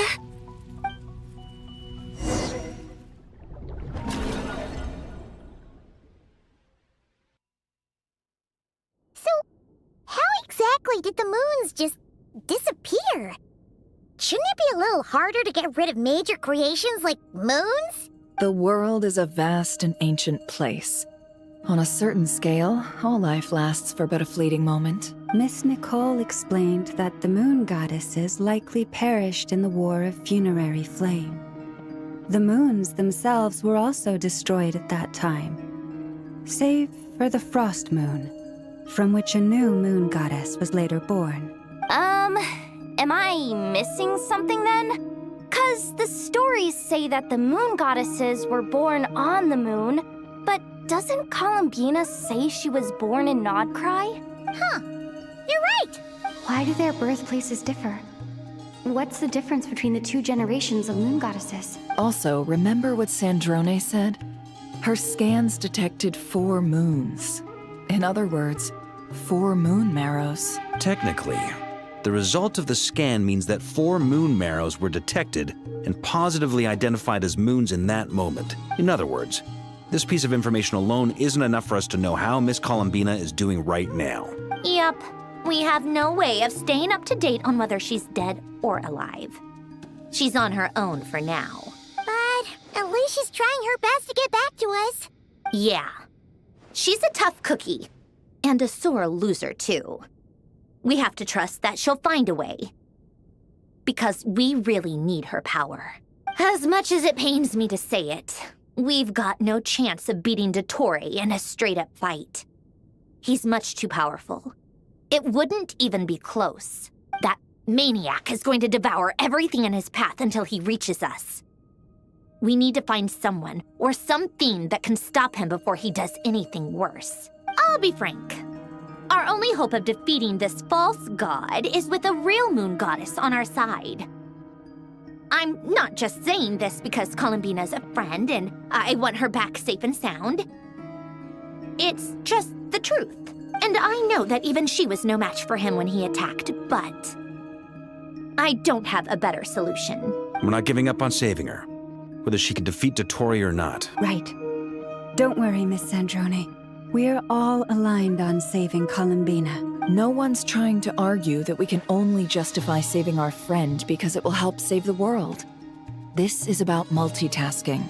We want to save both. So, she's more than just a moon goddess to you guys? Absolutely. Duh! She's part of the gang! And you are too, you know. Yes, I know. You don't need to labor the point. I knew that the moment I came running over with my documents that I was part of the in-group. I mean, if Arlecchino can fit in, I certainly can. Anyway, as for how we get Columbina back, I've been working on it constantly. But I think I'm still lacking certain information about the moon. I'd probably get there if I could continue my calculations, but the problem is, I've run out of computing power. Computing power? You mean, you need more energy? No, the issue isn't energy, it's processing power.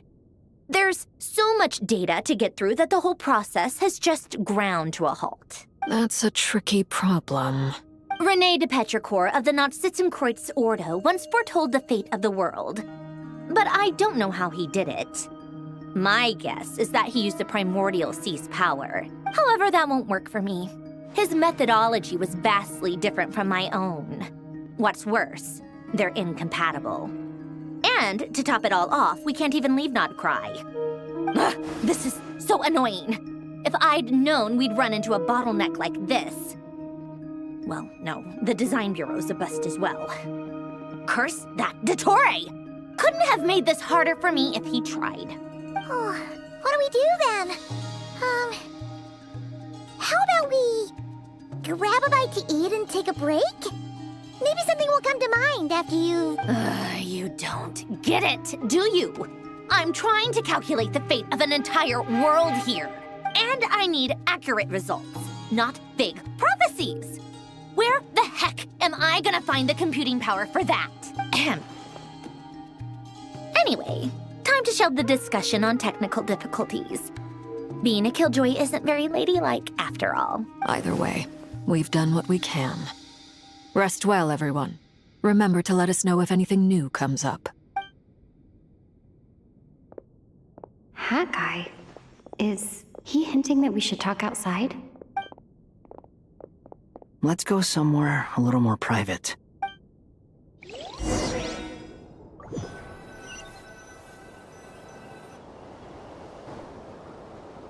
You know that Dory went back to Sumeru, right? Yeah. She mentioned she was planning to head back. Things aren't looking good for Notcry. She's gone to spread the word so that Sumeru has a chance to prepare for the worst. From what I know of Dottore, there are two possible reasons why he hasn't made a move yet. One is that he's still working through some kinks in his new powers. The other is, he wants to see how we're going to react. He'll easily devour everything eventually, so I guess he's in no rush to make it happen.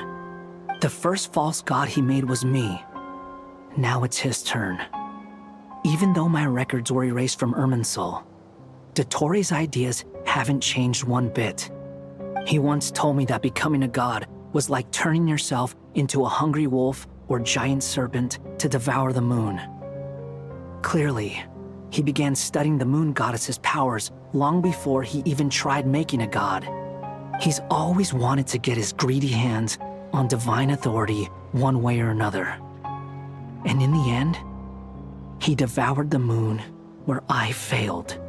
In the desert of Sumeru, there is a chessboard built by King Deshret, also known as Al-Ahmar. I don't know if it was a real game, or if he was just trying to challenge his servants and citizens in some way, but creating games and setting rules. Gods do that as a matter of course. That's the kind of power Dottore craves. Now he has the Trilunar Authority. His power is leagues beyond the common people. I don't think there's any point in other nations rushing to the front line. They're better off focusing on defense and hoping they can fend off any threats that spill out from Notcry. Either way, Dory will inform Lesser Lord Kusanali, and she will contact the other gods in turn. The Seven will have some recourse available. If nothing else, their protection should keep the rest of the world from descending into chaos as quickly as Notcry has.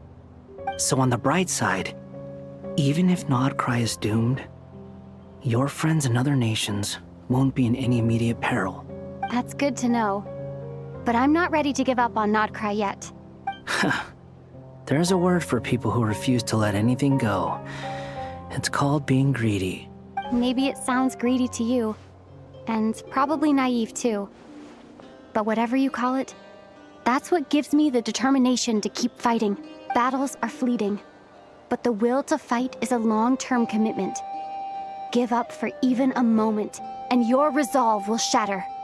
Why do you always feel the need to do the right thing? No one is born to be a savior.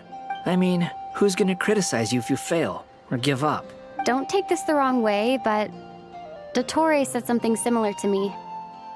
I guess the Fatui attracts people who don't believe in saviors. Not necessarily. It's less about belief for me.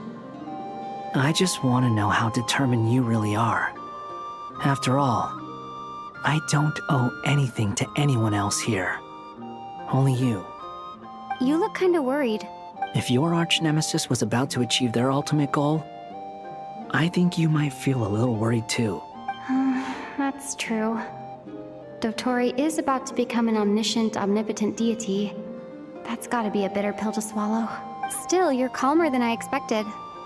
Obviously, I have to admit that my past self was a reckless fool who misunderstood not only the point of revenge, but how to achieve it.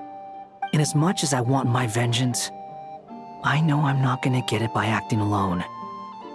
If the world's taught me anything, it's to think before I act. Too bad it never taught me any other virtues, though. So, I am going to destroy Dottore, no matter what it takes. So, what's your plan? I'll get to that. First, tell me, what do you think of Sandrone? Just like Paimon said, she's a friend, part of the gang. How much do you trust her? This is a serious question. Think carefully before you answer.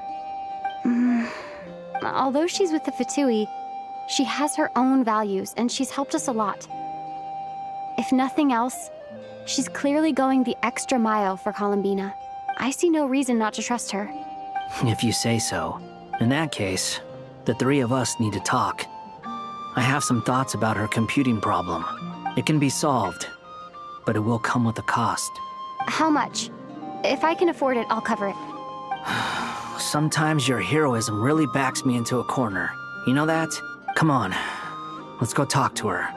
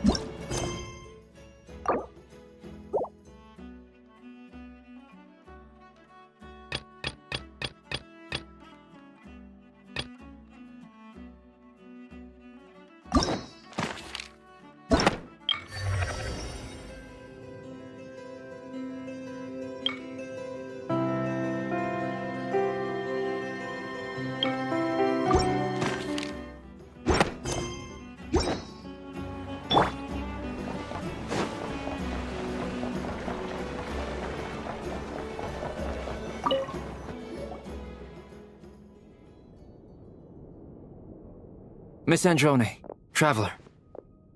Hey there. Paimon's here too! She was just helping them sort through their things. That was fast. Well, you said it was urgent, so we got here as quickly as we could. Albedo, I have some alchemy questions for you. I see. Looks like my knowledge proved useful after all.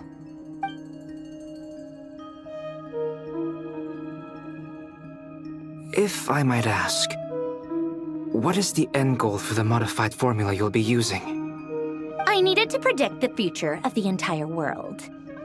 But I've run into some teething issues since trying to implement Renee's theory of the 4 Orthants. I see. I'll have a look at it. Still, computing power is the real issue here. How do you plan to solve it? About that, it's been sorted. Oh, with the Traveler's help? Actually, you're not wrong. She found the person with the solution. Was it Hat Guy? Yeah, it was him. Wow! Go Hat Guy! Seems like all that time studying at the Academia is paying off big time. But where is he? Come with me.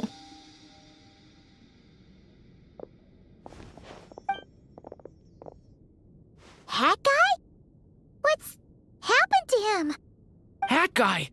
Can you hear us? No response. I guess he's in hibernation. Hat Guy mentioned that he was a puppet. It seems that his functions are currently shut down.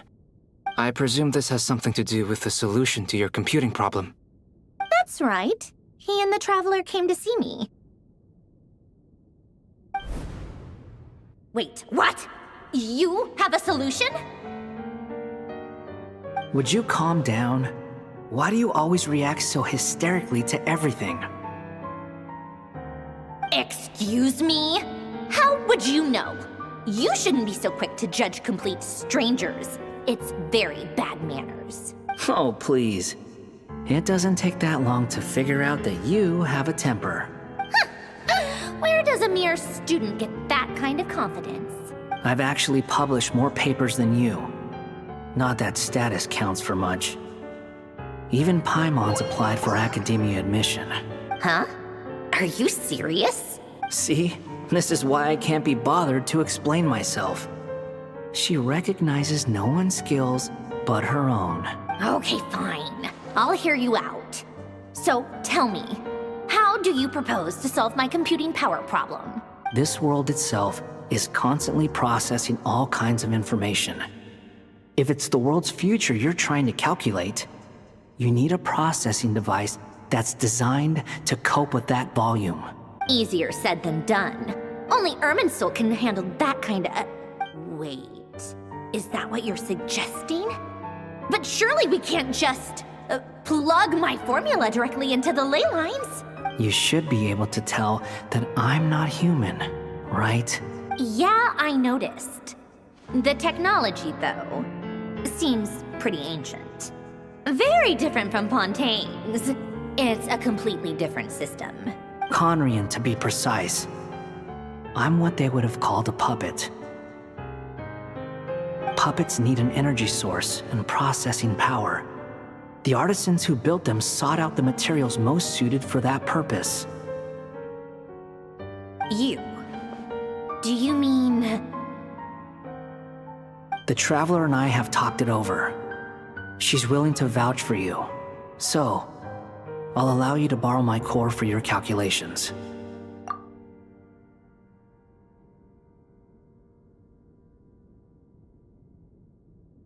It was built using wood from a silver-white tree, which makes it a small part of Irminsul. Conrian technology and Irminsul wood. Who in the world could have built you? Are you sure about this?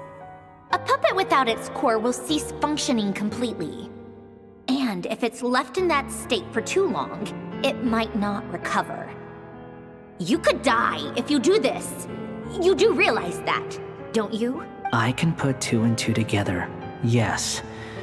No need to rub it in. I won't lie to you. This has never been done before. I cannot guarantee your safety. Doesn't matter. I'm prepared for the worst. Did you two actually talk this through? Is he... Are we really considering this? Yes, we discussed it. The bottom line is, he trusts me and I trust you. Let's give it a shot, shall we? Honestly, I have no clue where this kid even came from. But for whatever reason, he lent me his core to use in my formula. I'm very close to finishing my calculations now, and the core is currently in use. So I'm sorry, but I can only show you a sketch right now. This is what the core looks like. A silver-white branch. It certainly matches the legends told about Irminsul. Is Hat Guy gonna be okay? He's not gonna die, right? In theory, he should be fine. As long as we put his core back in time. Beyond that, all I can say is that I'll try my best to avoid risk and make sure the core doesn't sustain any damage. I think I know why you called us here now. Someone needs to watch over his body and make sure it's protected until the process completes. Correct. He said that the only ones he trusts here are you two, and the Traveler. And the Traveler will have other work to do. He will have our undivided attention. Aww, Hat Guy. On a more positive note, things are progressing steadily on my end. I'll call everyone in for a meeting once the results are out.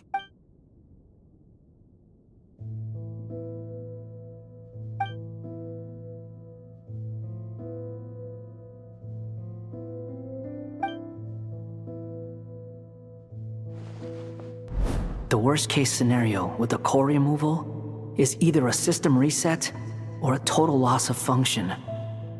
But I'm not afraid. A quiet death should have been my fate long ago. A core is completely different from a heart. It's like another vital organ entirely.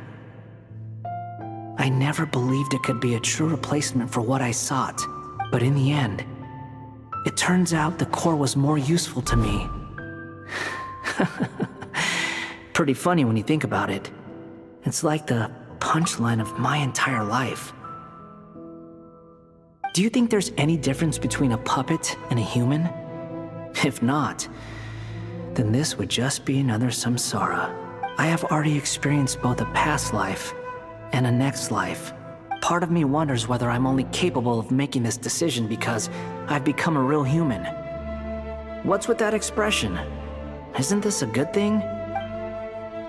Sanjoni will succeed, won't she? She has to. She will. We all have to persevere until this is over. That's right. And I'll protect you all until a moment of victory arrives.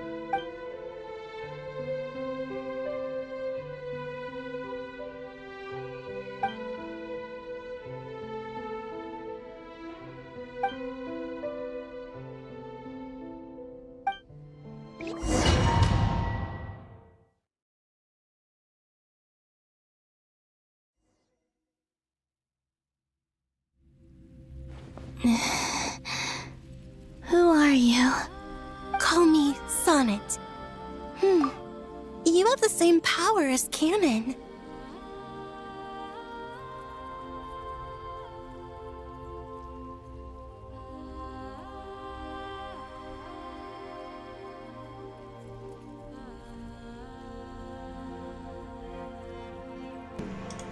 Oh my god, it's finally here! Sonnet, one of the Moon Sisters, and she has a moon in her eye and all. Her design is just so great.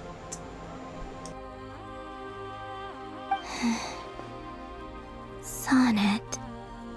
So, you're the goddess of the iridescent moon? Oh, goodness! You recognize me?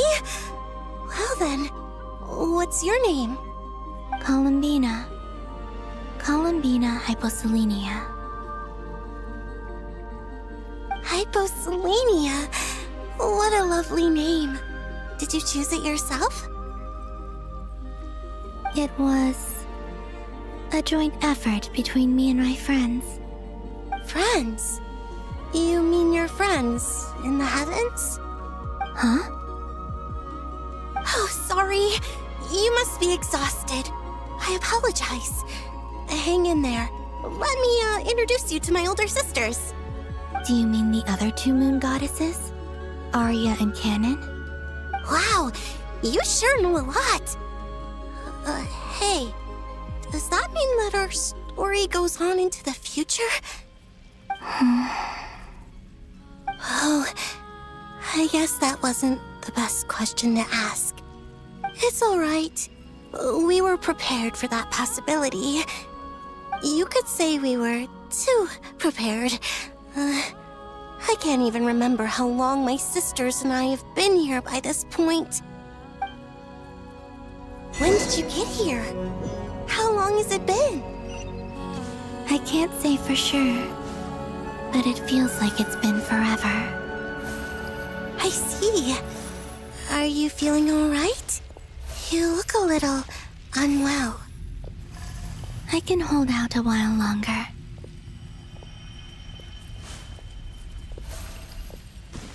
We don't have far to go. The place where my sisters and I are based is just up ahead. Don't worry, they're both really nice. I'll introduce you.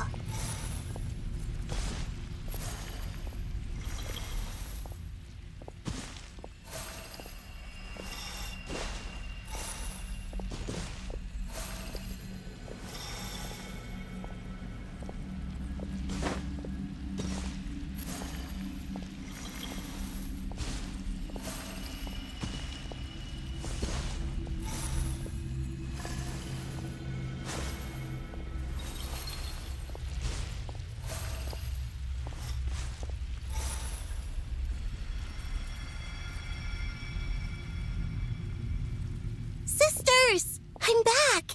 And look who I've brought with me!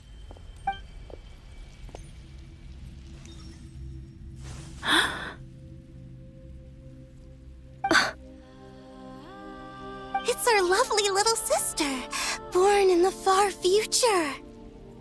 The pleasure is all mine.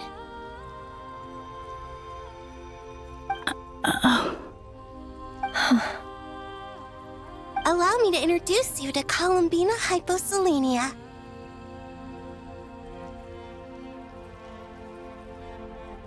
is Azaria, the goddess of the eternal moon. And this is Canon, goddess of the frost moon. Canon, don't you think Hyposelenia's power is similar to yours? Hello, Columbina. I apologize for our startled reaction just now. And please, forgive our little sister if she's been annoying you. She tends to talk a lot. It's fine. You seem shy. Don't worry, Columbina Hyposelenia. No one can hurt you here. Could you tell me where here is? Please. I must know.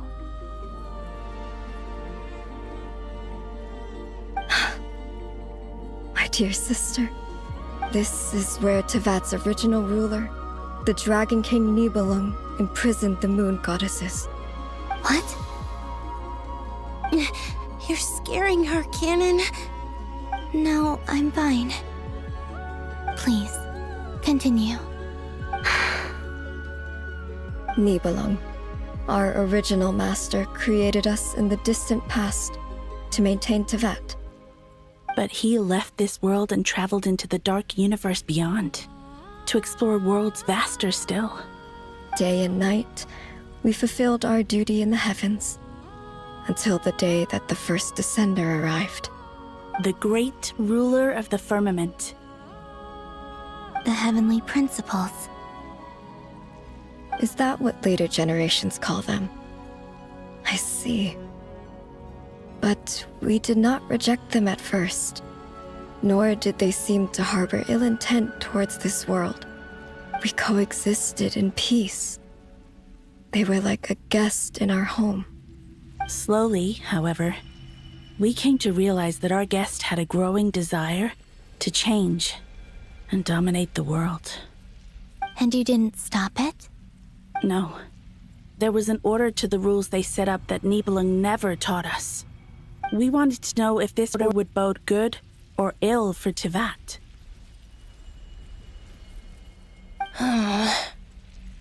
All right.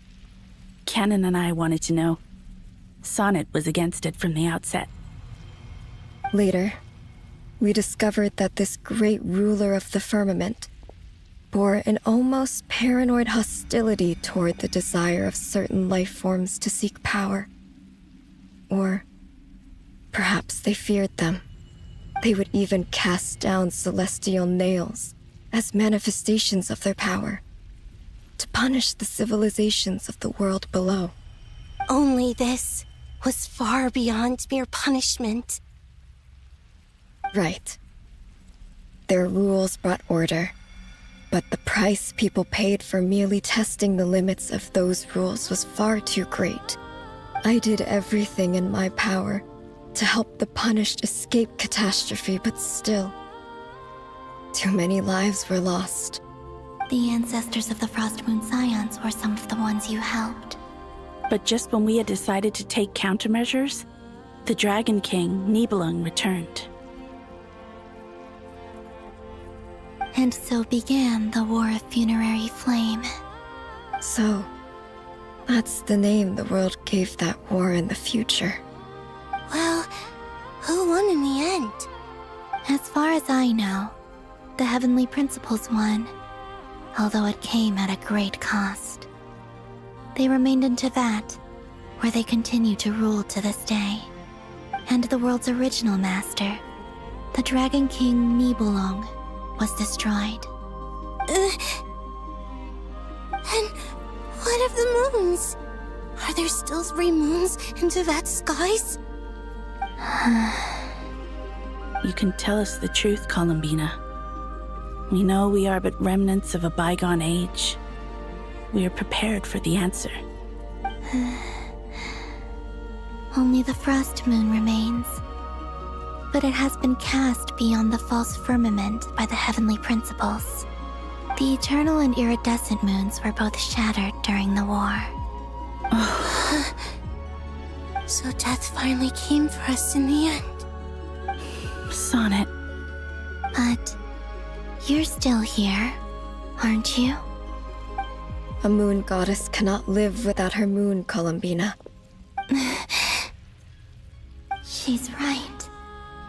That's why I began to disappear. Because the frost moon is cut off by the false sky. How much worse it would have been if it were outright destroyed. Our souls may endure within this lunar palace, but if our moons are destroyed, then we shall disappear the moment we depart from it. I'm sorry. There's no need to apologize to us, dear sister. If anything, we owe the world an apology.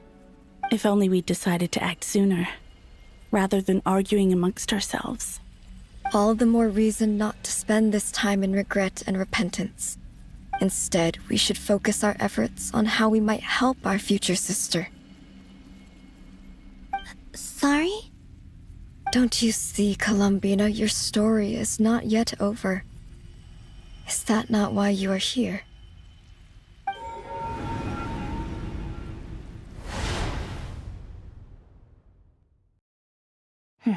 It's done. Initiate numerological array. Continue running primary process. Calculate the world's fate through extrapolation. And identify nodes of potential change. Secondary process? Scan for moons. Still 4. The number of moon marrows hasn't changed. Wait, let me think. Is it possible that there's something I've been misunderstanding about the moons all along? Variables. Variables in the world. I know where potential variables within the world come from. So what about the moons? Are there any variables there? Like their life or death, for instance. What if being alive or dead makes no difference to a moon? But that's so strange. Even immortal gods can die. Why would the moons alone be... Wait! I've got it!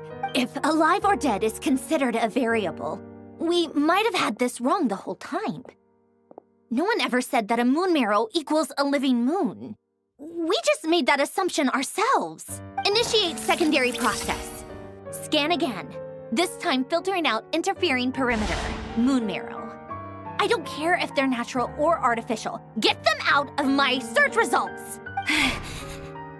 Why? It says 3 moons still exist in Teyvat, even after excluding the moon marrows. But we know for a fact that 2 of them are dead. Redo the scan. Narrow the results to living moons and real moons. No, scrap that.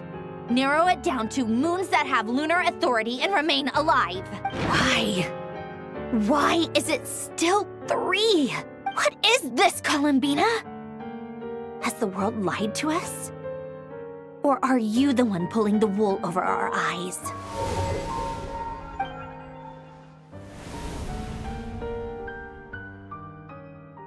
So, you think that the moon's reflection might be where Nibelung imprisoned the 3 moon sisters? Yes, it would explain a lot, such as why that space would respond to a moon goddess's power, opening the moon gate at her command. It would also explain why Miss Columbina has been unable to leave, and why time flows in reverse there. In the messages she sent, Columbina promised us she'd find a way to return. The fact that she still has yet to reappear in this world indicates that returning from that place is no easy feat. We cannot afford to simply wait for her. So you're saying, if she could return by her own power alone, she would have done so long ago? Yes, she certainly wouldn't leave it to this late stage when it's so touch and go. I've been giving this some thought, and I've come to believe that Luanatar might be an anchor that she left behind, as a sort of future waypoint. This could also explain why Luanatar is always by the Traveler's side. Sounds like a plausible theory. If that's the case, there must be some criteria we need to fulfill to allow Columbina to return to the present. The question is, what could they be? Hello? Listen up! This is extremely important!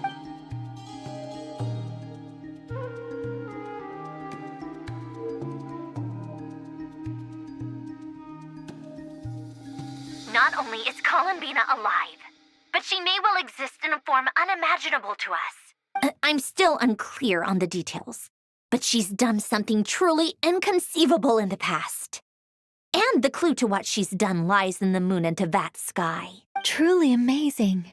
Oh, I'm so delighted for her. I'm sure we all feel the same. And I'm sure Columbina is ready to get back here and fight by our side. I'll keep my calculations going and try to find some way of coordinating with her.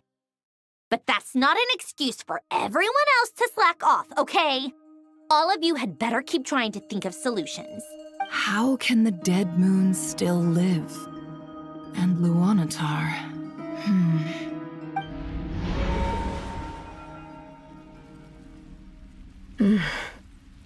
It's hard to believe that's what will happen in the distant future. Our authority is linked to the most fundamental rules of Tevat.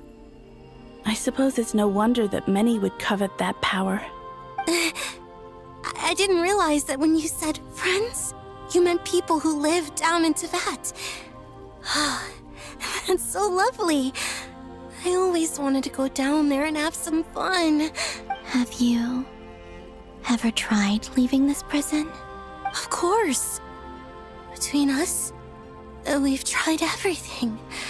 But no matter where we go, this space will eventually bring us back here. It's like the center of a whirlpool. Everything ultimately converges here, at the moment when Nibelung imprisoned us. In that case, have you tried using any of those pathways that connect this space to the real world? Sorry? What are those? They're passages through which you can make small-scale changes to reality by using Kuvaki. Or am I the only one who can use those passages? Because part of my soul remains in reality. Kuvaki. What is that? You don't know? It's a unique kind of elemental energy found only in Nodcry, the land from which the moons arose. Oh. Well, it's true that the moons first rose up from the part of Tevat you say is called Nodcry. But there is no difference in the elemental energy between there and anywhere else. What? Could you show us some of this Kuvaki? Hyposelenia? Maybe if we see it, it'll make more sense. Okay. Isn't that just your power? What? But it's everywhere in Nodcry. In the air, in the land. Even the creatures who live there have adapted to its influence. How curious. This Kuvaki certainly did not exist anywhere in the world before we were imprisoned. Let alone influence living creatures. So, how exactly does it affect them anyway? Can they float in the air like us? This is so strange. Why would their reality differ so much from mine? Columbina, you're looking for more than just a way out of here, aren't you? Yes. If I am to help my friends, I will need trilunar authority on par with that of our foe. You mean... you'll need our power?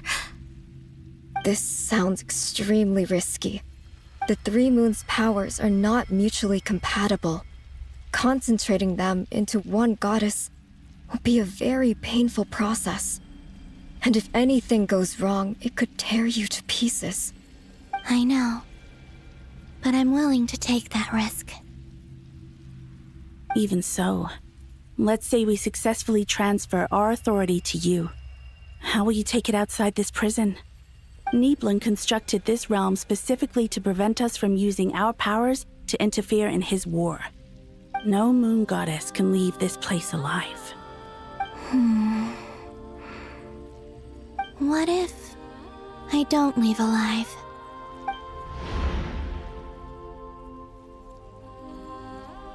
Where do we even start? How are we supposed to figure out what we're meant to do to help Columbina?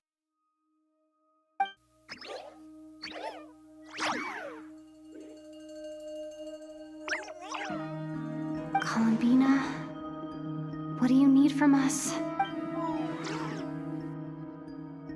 If she really got to the beginning of time in there, how do you think she'd leave us a message?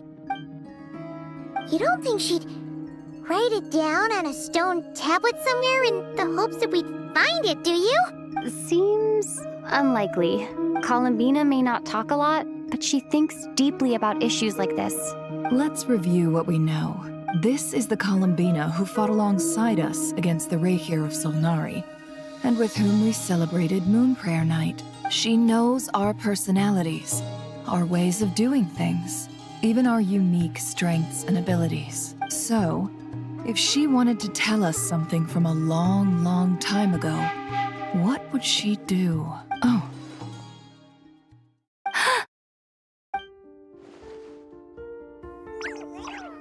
Traveler, you once said that those golden ripples also appeared when Luanatar was born. What if Columbina left Luanatar here, not just as an anchor to the real world, but for some other purpose? If she is part of Columbina, and Columbina knows that I can see past events through her. Oh yeah! Like when you peeked into Rerir's past through his heart! Nefer, wait! If you're right about this, and you can really see past events through Luanatar, your eyes, they'll... Oh, I know. Looking at Rerir's past in Conria was already enough of a strain on my eyes. Looking this far back into the past, it'll surely blind me. But it's our only chance. This is the only way. Boss. We spoke about this once, a long time ago. Do you remember what I said, Yehoda? The day I lose my sight, the Curatorium of Secrets will be yours to run. But... What's wrong? I'd be overjoyed if I were you. This day's come a lot earlier than either of us expected. I need to know you'll honor our agreement, Yehoda. Promise me. Yes, Boss Neff. I promise. Are you sure you don't want some time to think this through? What is there to think through? I should have gone blind after our battle with Rerir. Frankly, it's almost criminal that I got away with it for this long. Then at least let me take some precautions on your behalf. And if you really do lose your sight, I'll visit your office every day and make sure you're well looked after. Oh, please, anything but that. I was actually ready to go through with this. Are you trying to scare me into backing out? As if I could ever scare you. I'll assume you're just joking to calm your nerves. All right, enough chit-chat. Let's do this.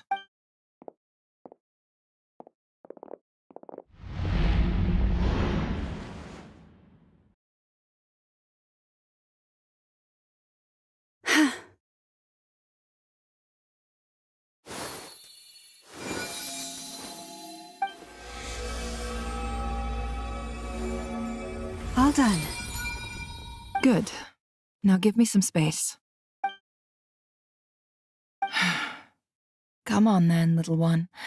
Show me what happened in the past.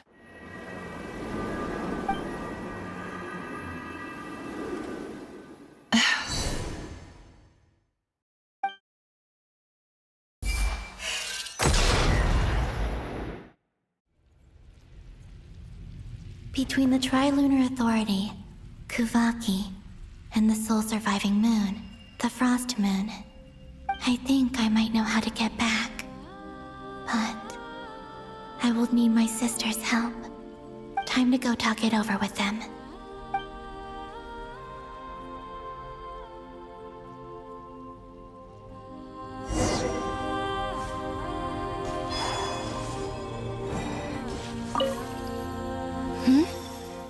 Have you decided what to do? I hope it's not too dangerous. You really scared me when you said that thing about not leaving here alive. Come on, let's go find the other two.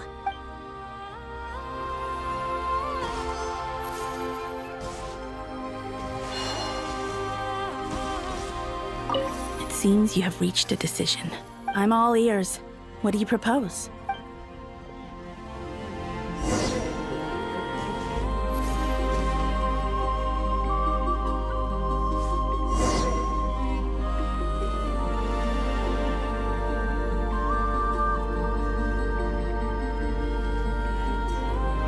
Have you figured it out, Columbina? Tell us. How do you plan to leave this place? I intend to die here, in this moment, and then be reborn in the future with the help of my friends. What? What are you saying? How can the dead be reborn? And how will you inform these future friends of your plans? You can't exactly leave oracles. Nothing can escape this place. Not a single ray of moonlight. And even if you found a way, what if they never find the message you left for them? You'll... No, that won't happen. Come again? They will find my message. I'm sure of it. I'm not following. How exactly will you achieve this? It's quite simple, really. First, I will leave my soul here.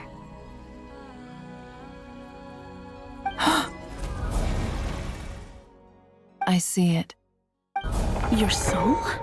You mean you're a divinity? Yes. I once left a portion of my soul in the future. One so small that this prison barely noticed anything. In this very moment, she can resonate with my soul across time. When the time comes, I believe that she can serve as an anchor to pull my soul from here back to the future reality. Just as gravity connects the world to the moon. Exactly. In the future, where I came from, the moon has been cast beyond the false sky, but I can still feel that it is there. In a similar way, I can feel a connection to the soul fragment I left behind even now. My friends can use it to detect my presence. But how do you just leave your soul here? Is that even possible?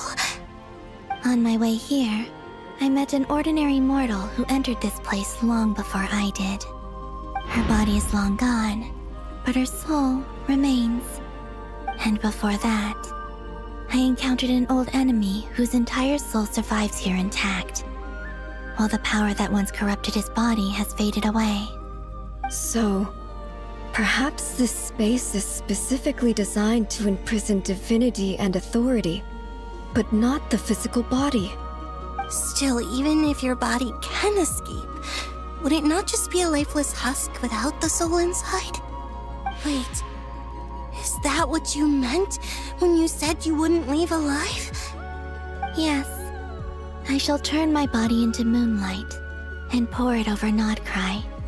That power shall protect the land and quietly blend into it, awaiting my soul's return in the future. However, I cannot do this on my strength alone. I would need your help to do this, so I'm humbly asking for your assistance. Oh, dear sister, you need not be so formal. As I said before, we are but remnants of a bygone age. You, on the other hand, were born alone in that distant future, and you have walked a long and lonesome road since then. How could I bear to let your story end here in this dungeon? Don't forget, we are your sisters, your family.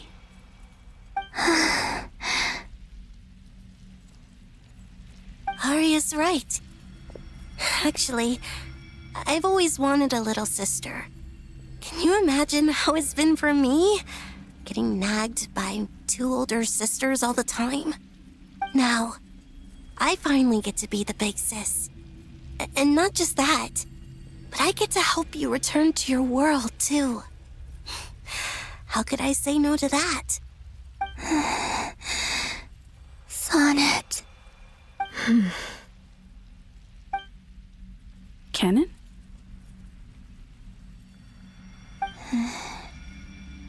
I'm sorry. I know this is a bold request. The Frost Moon is rightfully yours, and it remains intact. Oh, no, please, don't misunderstand me, Columbina. I was just thinking back on the years that the three of us once spent together. You cannot imagine how happy I am to hear of the future world you describe. the Frost Moon Scions, your lovely, kindly friends. For the three of us, whose purpose in life was to maintain the peace in Teyvat, it is a great relief to know that the people of this world live in such an abundant future. If your plan can save them, and save, not cry, I will gladly give you all that I can. Besides, the three of us have been together since the day we were born. I could never abandon them to live on alone without them. Canon. Still, I do have one question I would like to ask you before we proceed. Certainly. What is it?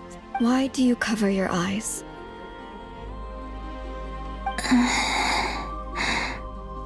Yeah, I was curious about that too.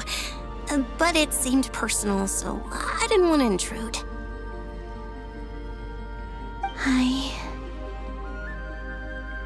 There was a time when I refused to look upon the world. I believed it was full of nothing but lies and falsehoods. I wished to hide my feelings, seal my heart, until I could return to my true home. I see. Perhaps that decision saved you from ever having to see the false sky again. But at the same time, you likely missed out on many true and precious things, like the smiles on your friends' faces. Promise me this, Columbina. When you return to the future, open your eyes, take a look at the world around you, and see your friends. I'm sure that you know this already, given that you long to return, but that is your true home.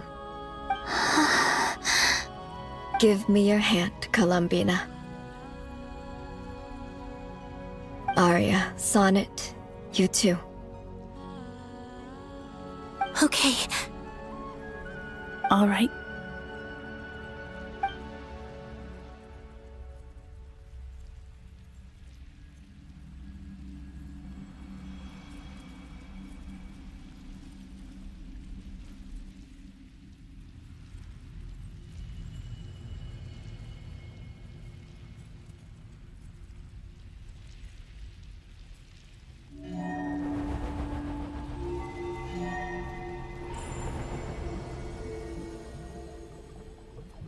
We once were the songs sung for eternity, but now it is you who must continue to sing.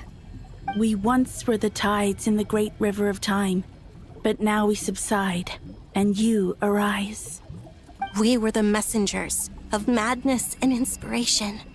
But now, the lies have faded, and your truth must endure.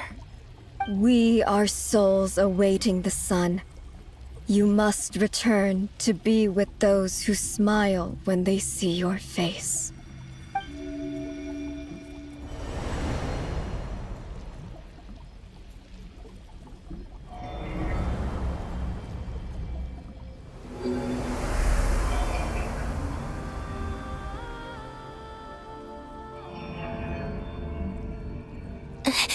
Is it done?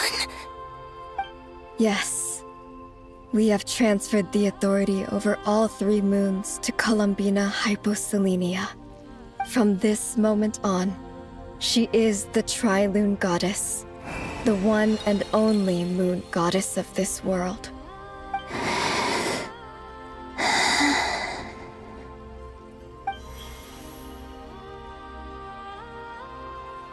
Thank you. Thank you, my sisters. Now go, and do what you believe is right, Columbina Hyposelenia. Be aware that we cannot grant you the power of the 3 moons beyond these prison walls. The conflict that arose over their remains following our disappearance will still take place. I understand. Sisters, oh, my body. It feels... Now that we have given up our power and authority, our bodies are merely mortal shells. This prison is dissolving them as we speak. It's okay, Sonnet.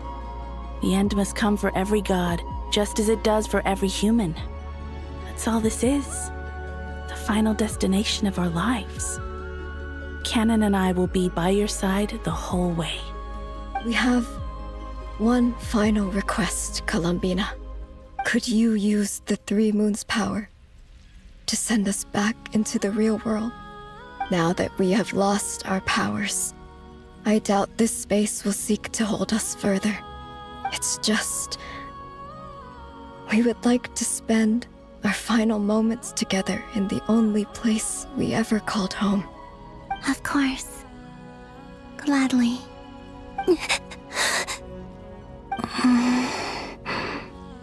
Sonnet. Yes? Don't... I wish I could tell her not to give in to the abyss. Not to be afraid. But is this really what I should say at this moment? Don't forget. I'm so glad to have a big sister like you.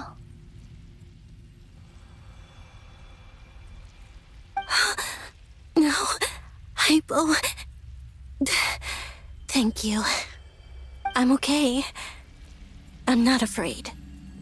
As long as my sisters are with me, I won't be afraid.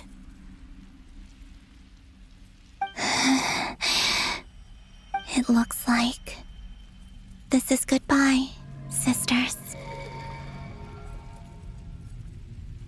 Goodbye, Columbina. Take care of this world in our stead. I will.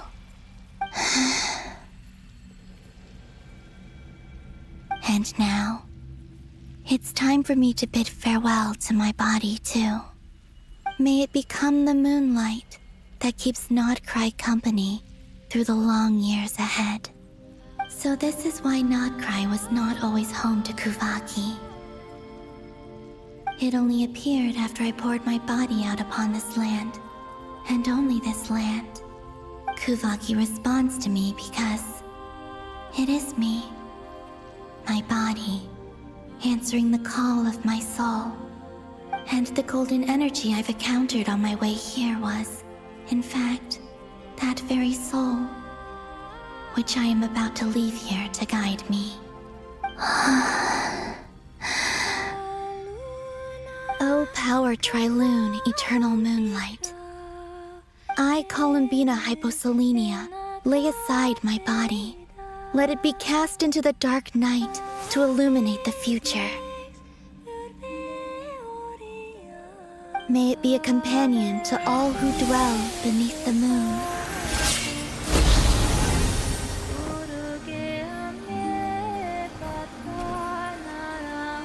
Until the time comes for me to return home.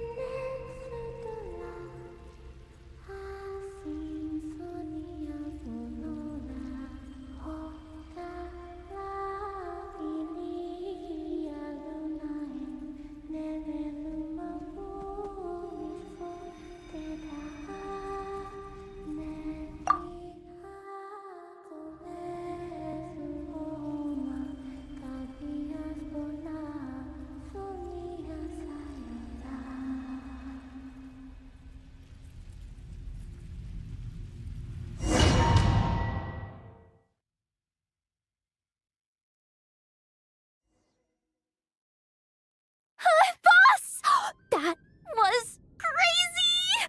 Were we even allowed to see that? Is anyone? Can you still see? How many fingers am I holding up? I see 2 fingers, and a look of sheer terror on your face. Truly astounding, Miss Nefer. Your eyes have glimpsed the very ends of the world, and yet they remain as sharp as ever. Or is the credit for this miracle due to Miss Lauma? It seems that even time itself is no match for your medical skills. Surely you jest, Mr. Flint. I suspect we have Columbina to thank. She must have realized the immense toll that the ritual would take and purposely set aside some of her power in the past to protect Nefer's eyes when this moment arrived. There is always a great price to pay for witnessing the truth, but it seems that this time, Columbina has shouldered that burden on our behalf. She chose the perfect method of getting a message to us. Though her eyes were always shut, she was clearly so perceptive. She knows us well. She knew exactly how we would think and what we would try. Despite being separated by time and space, we're seeing the same possibilities and seizing the same opportunities. We still don't even know if she's okay right now. But we'll get you back somehow, Columbina.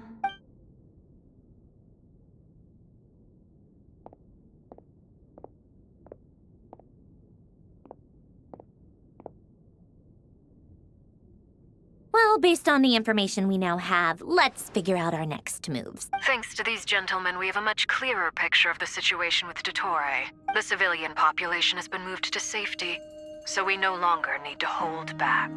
Miss Androne, how are the calculations going? So far, so good. I'll keep seeing how far I can push the system, though. Can't have Hatman being powered down for nothing. There's still a long road ahead. Where should we begin?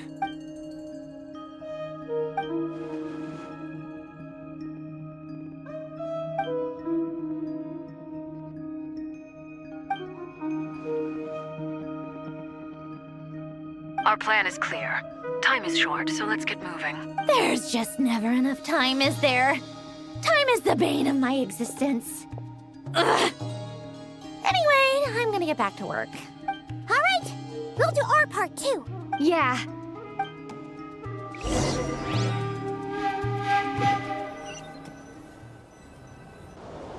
Albedo's theory says that elemental energy can dilute the light realm's power, but I'm no expert in building elemental defenses. Sounds like something out of the advanced elemental theory section of the library. Whew. You seem quite troubled. Well, yeah. I mean, who doesn't get a little flustered when they're completely out of their depth? You were the very picture of confidence back when you approached the Hexen Circle. Yeah, I could have been faking it through that whole meeting for all you know. Who's to say I'm not just a ball of nerves in a charming and gregarious package? Oh gosh, really? I'm so sorry, I had no idea. Well, you're all the braver for it. Still, I was much more in my comfort zone than I am here. At least in Mondstadt, you can cry for help from a cliff top and actually stand a chance of summoning Barbados himself. Things have never looked bleaker than they do now. If we don't pull this off, Tevet's doomed, isn't it? Oh, you think so? Actually, yes. Yes, it probably is. It's a shame. Don't put too much pressure on yourself. Tevat has faced annihilation many times in the past, but it also gave us you, didn't it? Hey, don't give me that. It's not like I'm anyone special. I disagree. Every human born in this world is special. We angels have always believed that. In that case, this humble human being has a big favor to ask of you. I thought you might say that. I'm sure Alice, in her great wisdom, sent you here precisely to help us in this difficult time, yes? Well, that has less to do with her wisdom and more to do with my power. Of course, of course. Well, the thing is, these elemental defenses we're about to build, I don't think it's a question of if they'll fail, but when. Durin's findings from his patrols make it clear that Dottore is constantly expanding his territory. First it was his lab, then the design bureau, and now this. It's not realistic to completely stop him encroaching on the rest of Nagrai. Rather, our goal should be to stall him for as long as possible. If Miss Sandroni's calculations are correct, well, they're the closest thing to certainty we have in this situation, so let's assume they are. Anyway, her calculations suggest that our best hope for victory lies in Miss Columbina's return. It's up to us to slow Dottoro's advance and buy time for her to make a return. Are you asking me to help you with building the defenses? No. I'd like you to prepare for what comes next. When he eventually reaches us, we will have to fight him. You were an angel once and a mage now. I'm asking you to lend us your protection. Oh. Can I take it that you're triggering the terms you fought for during our three-way talks? Well, technically those terms were about protecting Mondstadt. But if you're happy to agree to the change in location, then yes, let's do that. You're cashing in on this much sooner than I'd imagined. Well, yeah. The way things are going, I might not get another chance. Very well. The mages have heard the knight's plea, and we will respond.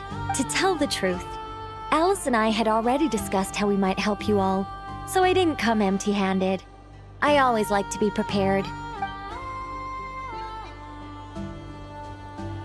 This is... wow. Yeah. This is great. Seriously, thank you. It's been many long years since I had a chance to dazzle humanity with a little divine intervention. To humbly serve as a reliable and responsible guide.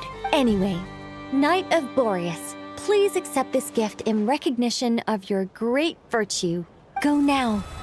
May the angel's blessing deliver you safely to your destination.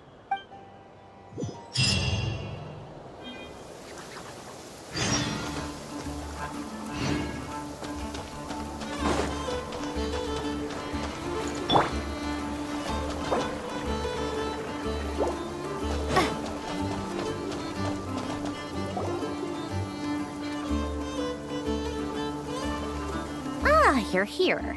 Sandrone! How is he? Glad you asked. You two are about to become the first people to lay eyes upon my masterpiece. Hey! Whatever. Come, feast your eyes on this. Wow! We've never seen something like this before. This meter displays the progress of my formula. Currently, it's still making the most important connections. Once it's finished running, I'll deliver it right to your side. And then, we can finally bring Columbina back. What do you mean, deliver it? Can't you just tell us over the Dodo communication device? Ugh, you're such a greenhorn. This isn't the kind of formula you solve in math class. It's a highly complex algorithm capable of constructing a framework of rules. Ugh, whatever. We'll be here all day if I start trying to explain it. I'll share the data with you. Nicole's agreed to let me use her information channel, so we just need to use the Dodo communication device like so. And there. Now you can check in on my progress. Wow! Look at that! You're amazing, Sandrone. About time you recognized my genius. Took you long enough. Anyway, that's all for me. You should check on the others if you have time. Make sure we don't have any weak links in the chain. That might sound harsh to you, but close supervision is a common practice in a Fatui. Not looking to catch anyone out. I just care about everything going smoothly.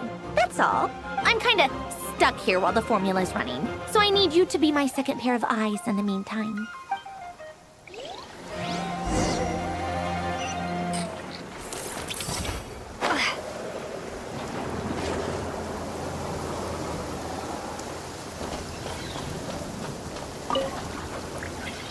Traveler, Paimon, a pleasure to see you both. Twins! How's everything coming along? Fairly well, if I do say so myself. Personally, I am ready to confront Dottore head-on. Ooh, you sound... To be honest, I am not usually fond of exercising my full strength. For one thing, it's hardly conducive to maintaining a low profile. Besides, I believe one should have the right to choose when to show their hand. I am conserving my strength until the moment of battle is upon us. Anything to boost our chances of victory. Seeing you get into the zone like this really puts Paimon at ease. Huh, Traveler? I consider it an honor to have your trust. Rest well. I look forward to seeing you both in your element during the battle.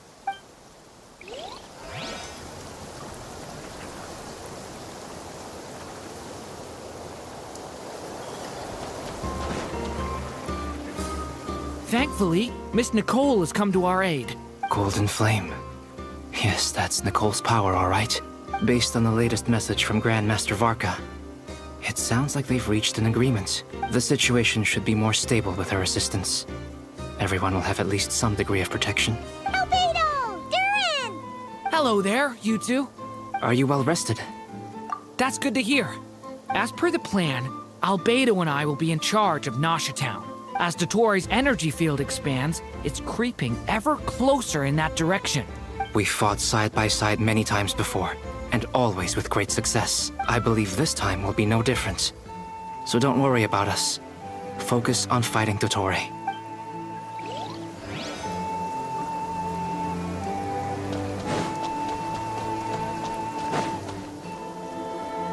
Yes, Miss Moonchanter? What are you staring at? You always address me in the strangest ways. Lady Moonchanter one minute, Miss Moonchanter the next. Yes, and? Are either of those incorrect? Not as such. It's just that I simply call you Nefer nowadays. Uh-huh. That's my name. What's your point? The point is I don't add any honorifics or titles. Meaning what? That maybe we're on friendlier terms now than we used to be. Is that how you see it? And I thought I was the one with eye damage. Never! Wilma! Paimon, traveler. Just swinging by to check in on you. Everything's going. Don't worry about me. I won't slow us down. And I give my all to ensure our victory. Ah, yes. Allow me to give you two a quick checkup. All done. You're both in good shape. You're welcome. You'll have your work cut out for you in this battle against Dottore, so make sure to get some rest in first. Paimon will keep an eye on her. I'm glad to hear it. Take good care of yourself, too, Paimon. Sure thing.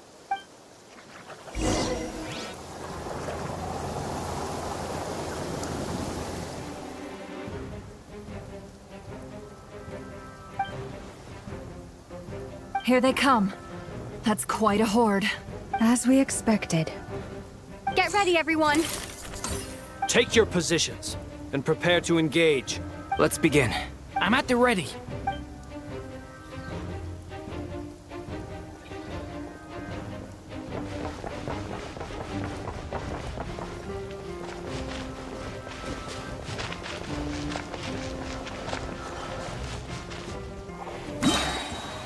Waste of time. Your skull!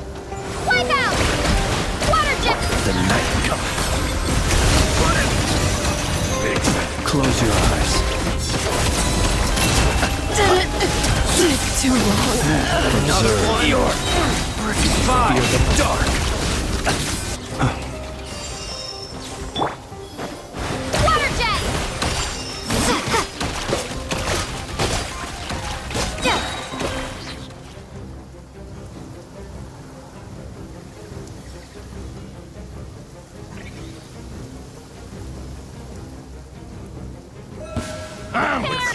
Your skull! With one heart, we pray. Chorus, protect us. Fire! It all out. These creatures cannot stand against us. Oh, fighting talk. Just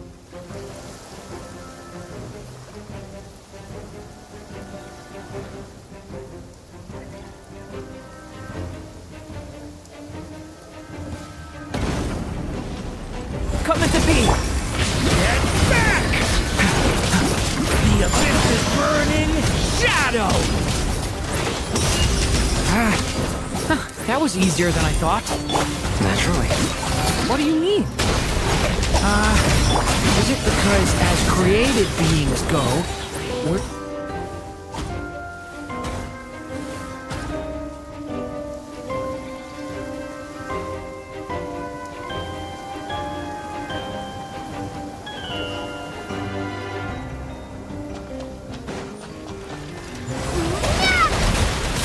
Beware the creatures of the night. For the everlasting forest. You poor lost lamb. can't hide the truth. People have always used fire to drive away wild beasts. Wouldn't a lantern work just as well? You read my mind, my dear friend. I was just about to say that. All right then, dear friend. Bring the light. Be silent. Close your eye.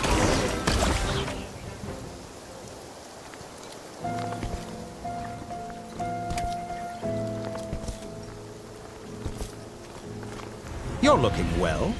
I trust you've had a good couple of days. Dottore. It's actually a good thing, in my view. If the subjects of my experiment were to die prematurely, it would throw quite a wrench in the works. And so, I must thank you all for your resilience. We are no longer on the same level, but you are nonetheless worthy of my respect. A creator god should be merciful and gracious after all. And in any case, it is only right that before I end your lives, the world is informed of the arrival of their new god.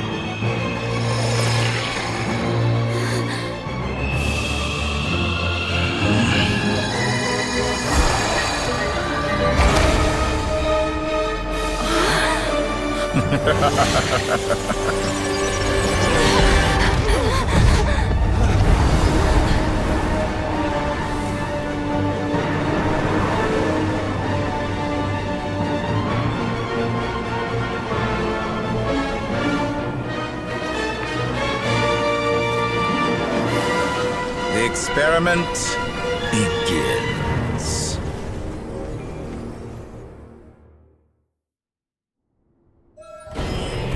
With the marrow of the 3 moons in my hand, behold the false moon's fall!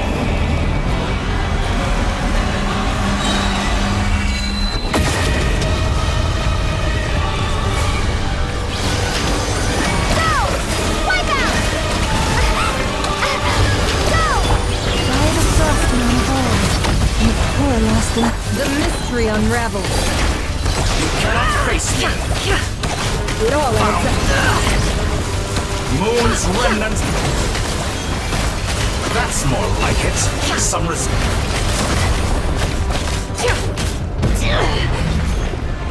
No more lies. Water jet! entropy. Seek within.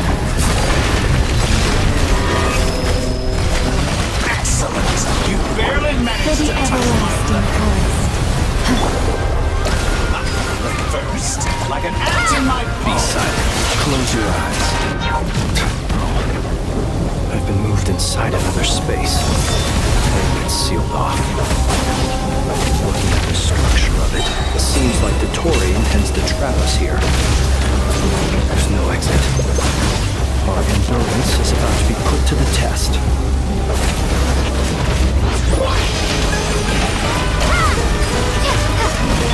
Forest, protector. Can't hide the truth. Let's see the mayor.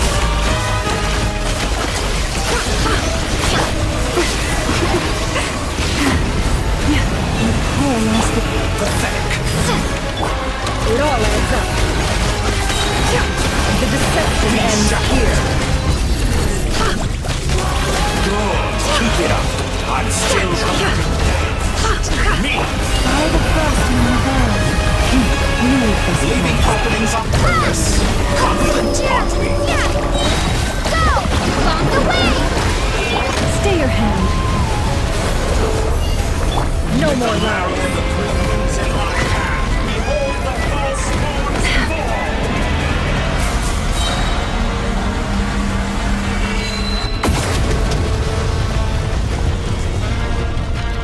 Tell me, where will you try scurrying off to next? Looks like Dottore has opted for a divide and conquer strategy. But we will not allow him to triumph. Now, I shall pray for our victory.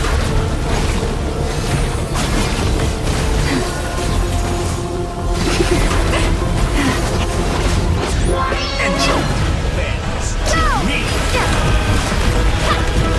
No more lies. That's more like it. Some results of valor. It all adds up.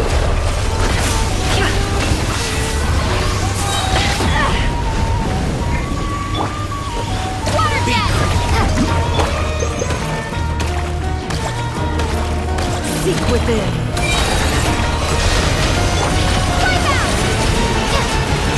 Such a simple attack, and you're already No more struck. It all adds up. How dull. The mystery unravels.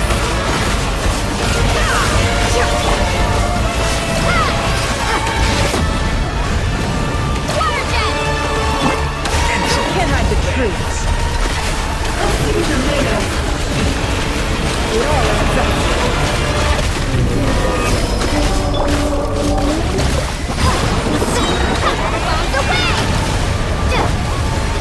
Can't hide the truth. Be annihilated, that which cannot stand against me. What's this supposed to be? A knockoff version of the space Columbina got trapped in? There really is no way out. We'll see about that, Victoria.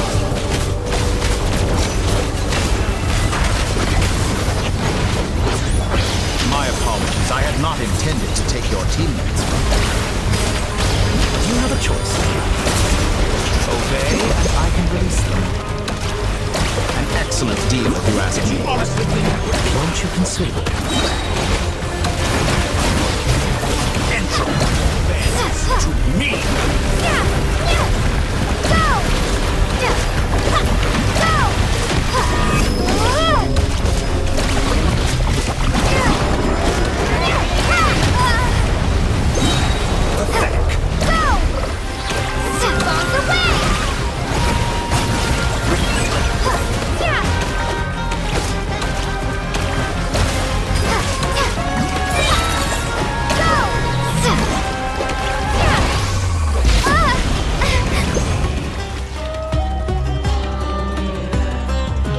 I'm aware you've been working on some little tricks to surprise me with, but it appears that none of them have come to fruition.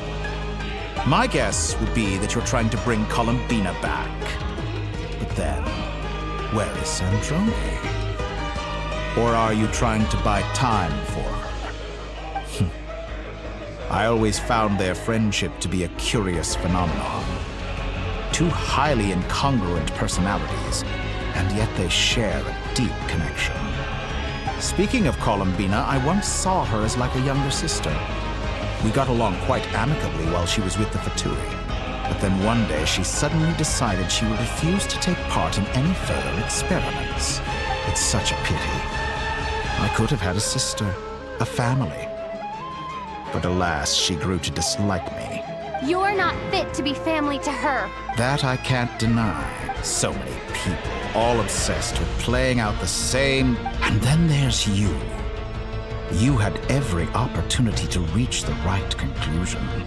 But I maintain that I approached you in good faith, so I will offer you another chance. Will you work with me?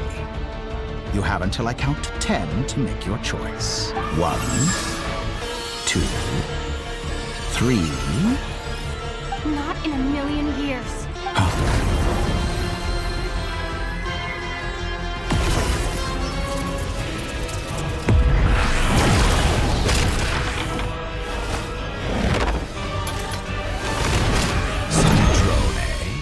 What a pleasant surprise. I didn't think you'd join us all the way up here. You're as sick and twisted as ever. Don't fool yourself into thinking anyone's grateful for the chances you're offering them. Sandrone, the formula hasn't finished running yet. Funnily enough, I was just discussing a collaboration opportunity with the Traveler, and then I see you. who I must say is a good example of an opportunity gone to waste. Gone to waste? I said that everyone would get one chance, and you've used yours to march right back into the lion's den. So yes, it's an utterly wasted opportunity. And what makes you think I believe a word that comes out of your mouth? I was planning on disposing of your little formula after wrapping up more urgent business here. Since you've taken the trouble of serving it to me on a silver platter, I can simply bring it forward in the schedule.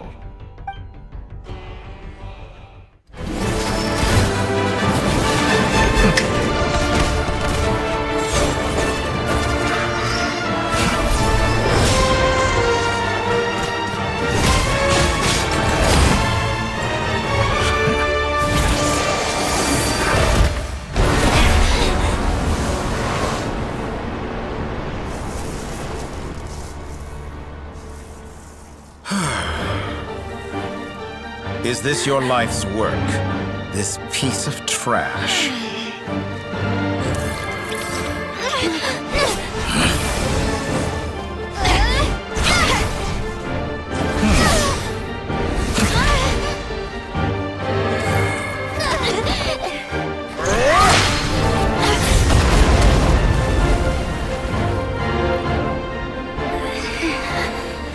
Your formula runs too slowly, Sandrone. You put your hope for success on others instead of fighting dirty. That is why you have failed. Now, whom should I slay first? Any volunteers? No one? How nice of you to leave the decision to me.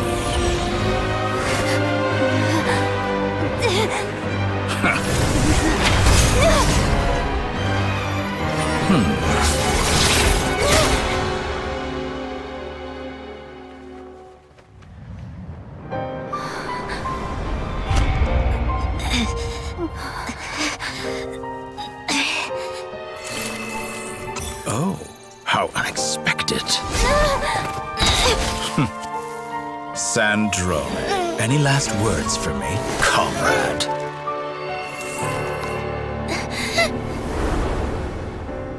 Is there anything you wish for? Not really. But I've always known what I don't want. Go to hell, Dottore.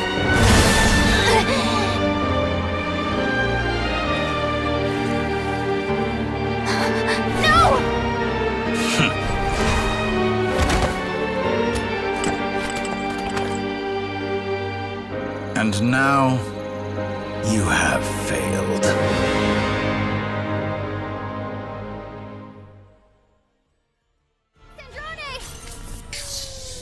Now you see how fragile mechanical contraptions are. Just a gentle tap, and they fall to pieces. However keen of an inventor Sandrone may have been, her death spells the end of the formula that was running inside her body. Of course, I have to commend her for making it this far. As her colleague, I have to admire her stubborn tenacity. Now, it is time for you to take your place by my side. My count was interrupted, but the second chance I extended to you still stands. Once again, you are welcome to join me. By now, I'm sure you have gained a greater appreciation for the power and authority I wield. What is stopping you from embracing a new world of endless possibilities? Not in the mood to talk? As you wish. You seem less talkative than usual today. I'll change the topic to something more apropos. Sandrone was always like this, never trusting anyone, always so reluctant to share her research with them. Objectively speaking, she had her strengths. It is remarkable how she extracted and even optimized the world formula from so much data. But her inability to trust was her undoing. Had she allowed someone else to monitor or run the formula for her, you might still have a chance at victory even now. But regrettably, She was a stubborn fool. As much as it pains me, she had to go. Dottore. Maybe this is news to you, but people can change. Columbina surprised you when she escaped, and I think Sandrone would surprise you too. Change? You can twist the truth however you want, but I see it clear as day. You're the one who can't trust other people. Is that how you see me? By this point, what can you hope to do about it?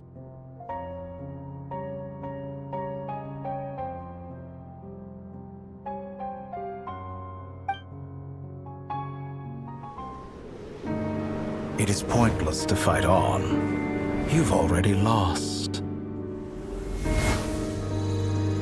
Wrong. You can't win this, Dottore.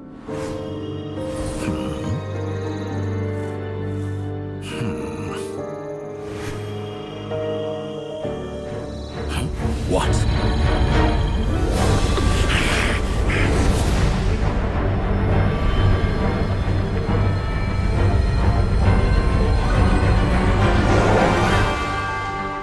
My formula can get us 90% of the way. It will connect you to Columbina. Then, I will bring the formula's output to the Traveler's side. For the last 10%, do whatever it takes. Just bring the moon down.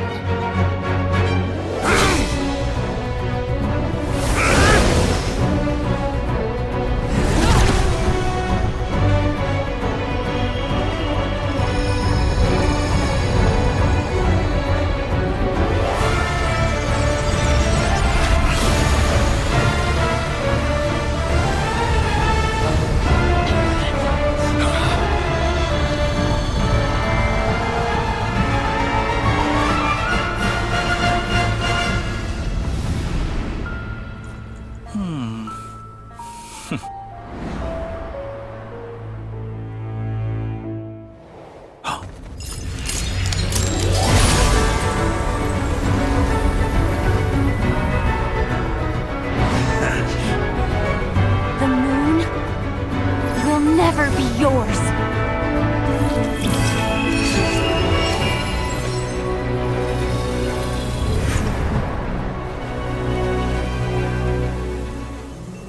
I turn my body into moonlight and pour it over Nodcry.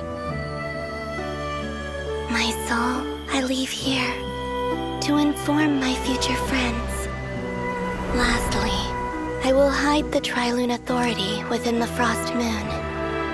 And when my body, soul, and authority are reunited, finally...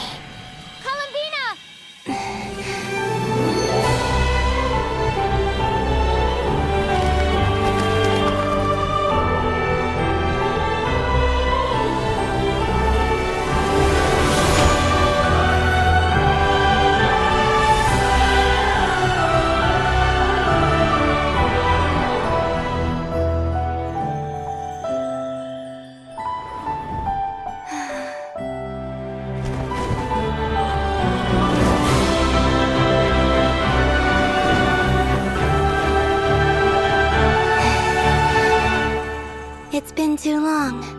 I'm back.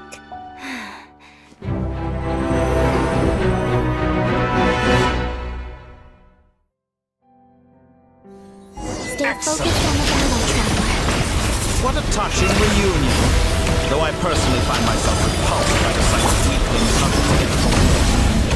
Now, quite finished patting yourselves on the back. Show me how long you can struggle before you drown. Watch out, Columbina! He's manipulating space itself! I know. Wait for the right moment. We'll strike together.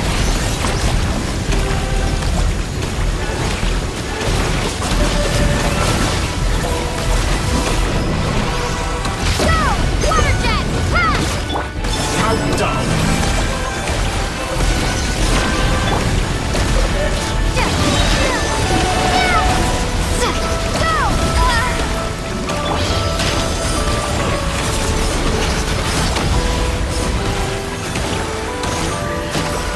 Moon's remnants, that's more like it. Some results of valor. Did you honestly think that would hit me? Wipe out! First, like an ant in my palm.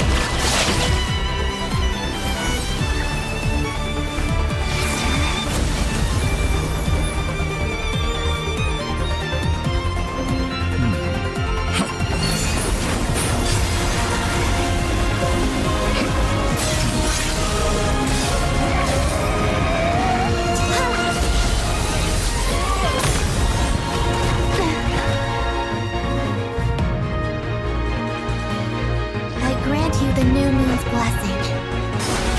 The new moon shines on you. I am growing weary of your stubborn resistance. It's over, Dottore!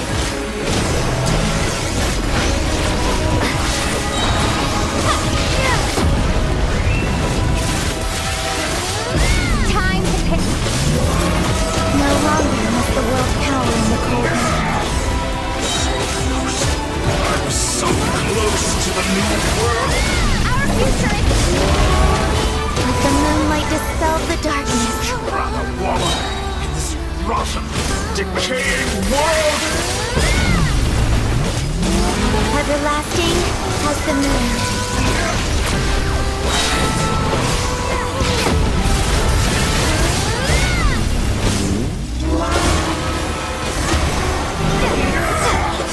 So close. I was so close to the new world. Willfully blind. How can you be so satisfied with your fate?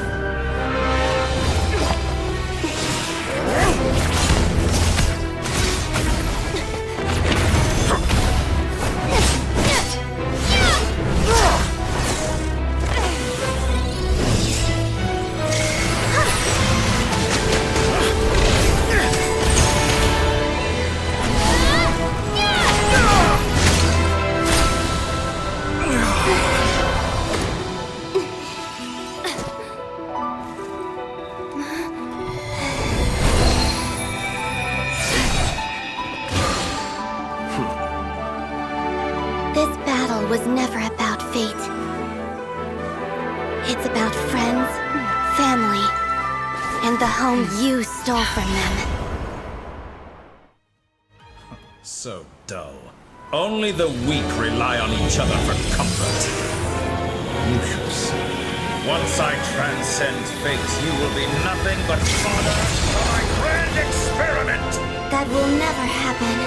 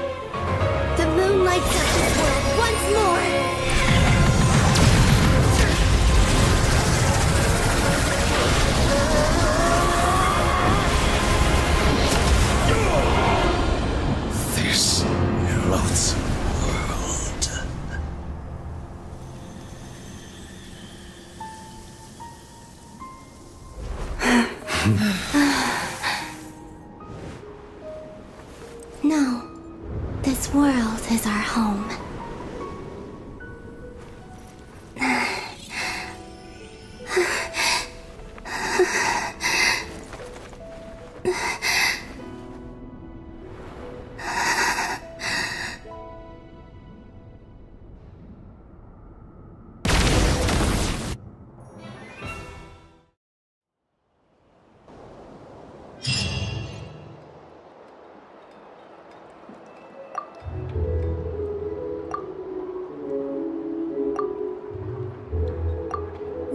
are doing it wrong.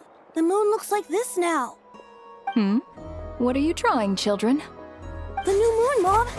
It looks different than before, doesn't it? Also...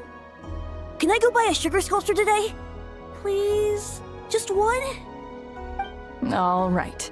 I suppose today is a special day after all. Almost like a festival. Extra, extra! Get the latest Nasha Express here! Post-disaster report! Nasha Town reborn beneath a new moon! The voyage begins today! The future looks bright thanks to the League. I knew things would be different. They say a new moon goddess has been born. A new moon goddess? Who's saying that? I guess so. I'm not too clued up on the details. Hey, since we've come all this way, shall we grab... Are you a convert now? Oh, come on. What does it matter? After everything we've all just been through? Come on! We gotta get there early, or they're... Shh, keep it down. This is a residential area.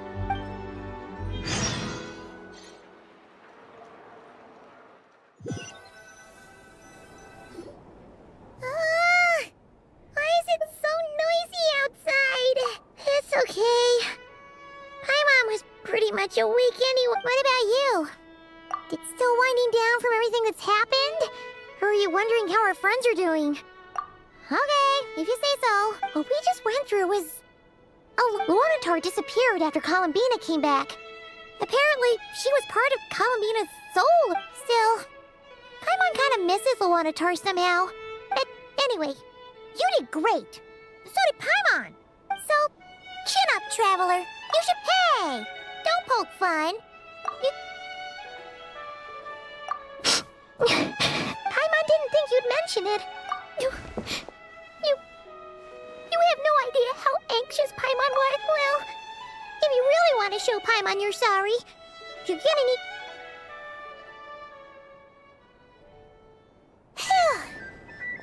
Okay. Paimon's full now. Huh? Hey there, Traveler and Paimon. Good morning. Morning, Yehuda. Here for some breakfast? Oh, I've already eaten. Just need some water. Careful there, Paimon. Too much food will make you drowsy. Don't... You should probably be saying that to Aino. True.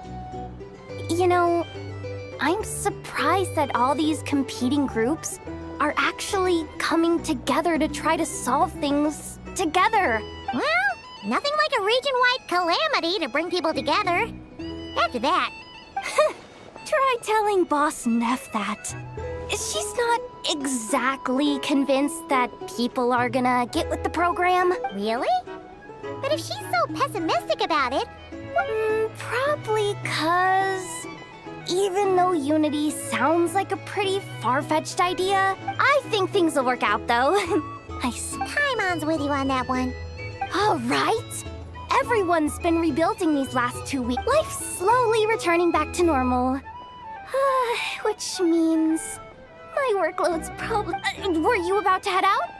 There's still some time before the ceremony begins, you know. Yeah, we were gonna take a stroll around the square and say hi to some friends first. Sounds good.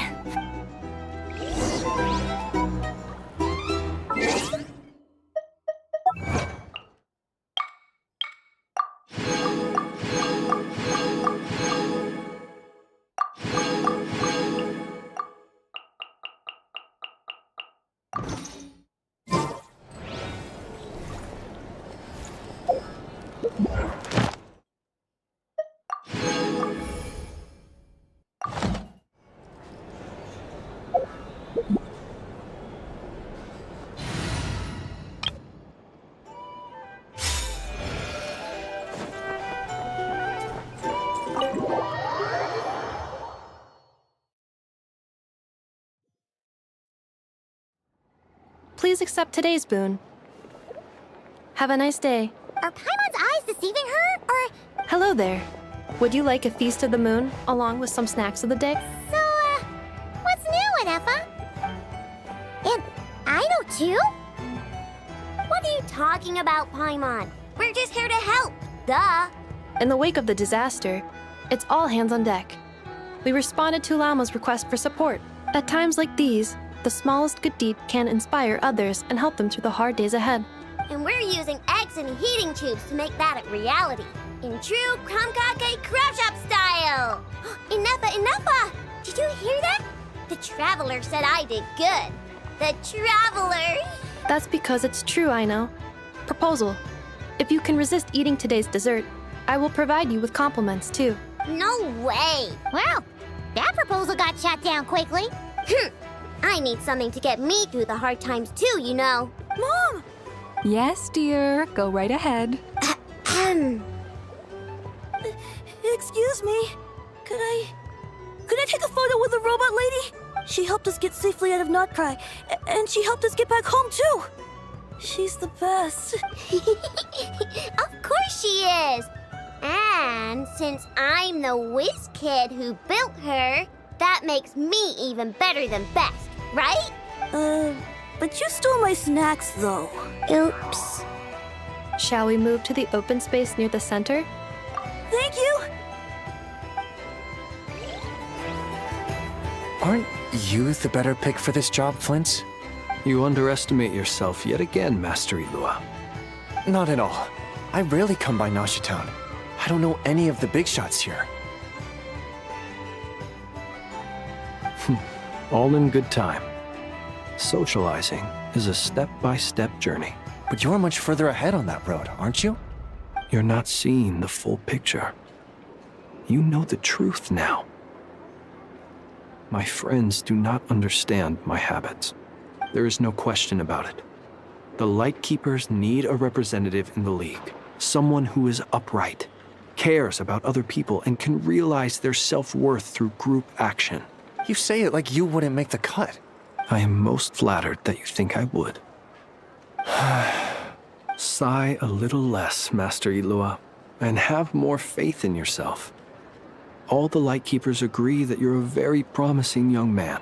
That is precisely why Starshina Nikita felt safe delegating such important work to you. I'm sure we all also agree that we would sooner die of dehydration than manage to wrangle anything out of you in a discussion. My apologies. I am not in the habit of bringing water with me when I go out. Whatever. I'll take the job.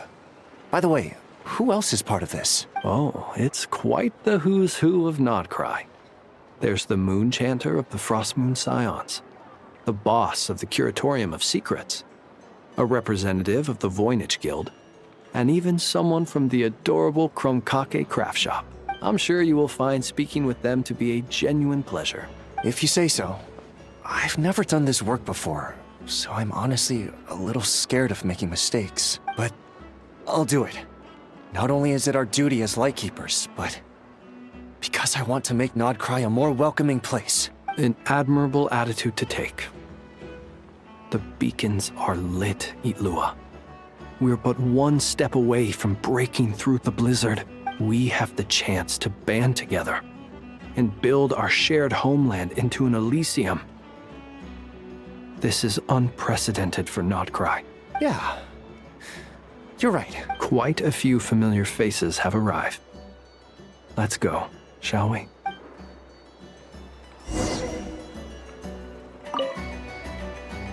You look so cool when you fly, Miss Robot! And even though you took my snacks, it's pretty cool that you can build stuff like this. You've also... Micah, we... 1 second! Please take this Feast of the Moon, as well as some snacks. Share them with your mother and your lovely family.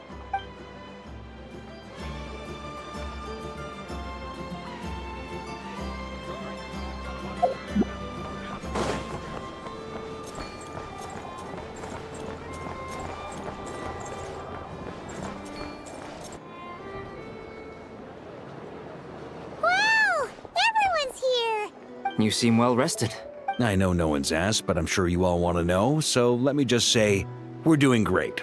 Well, great, but not perfect. Starting to lose my mind from boredom. Can't drink a drop of alcohol while I'm waiting for my wounds to heal. I'm sure you had a sneaky swig or two. Wait, how'd you find out? I'm sure you must be missing Mondstadt after all these years away, Grandmaster. Yeah, you could say that again. Every time I get news from Mondstadt, it makes me want to go back and see the place for myself. Honestly, Once things are wrapped up here, I think it'll be time to head back home. Hey, looks like someone's taking the stage. Can everyone see okay? Anyone need a boost? I'll just listen from the back. It's fine. You're taking this pretty seriously, huh, Durin? Well, it's not every day that I get the chance to see how people speak in official settings. Soak it up like a sponge. I'll make sure you get a chance to practice for yourself later down the line. Actually, I know just the thing. You can debrief the Knights of Favonius for me. Mr. Varka, are you forgetting that I'm not a Knight of Favonius? I can knight you. Any particular title you'd like? Is he joking? I really can't tell. You'll have to figure this one out for yourself. It'll be a good learning experience. It is my honor to host the opening ceremony for the League, and to have this opportunity to speak to you all in my capacity as Voynich Guild representative. Could this person also have been pushed onto the big stage by the real big shots? Guess I'm not the only one then. We come here today, having weathered the trials and hardships of yesterday, and having learned from them the importance of unity and cooperation. All right, here we go. Uh-oh, looks like Aino's off in Dreamland already. Wait, Boss is looking kinda drowsy too. What's up with her? Come on, get this speech over with already. Nodcry is our home, the land we rely on for survival.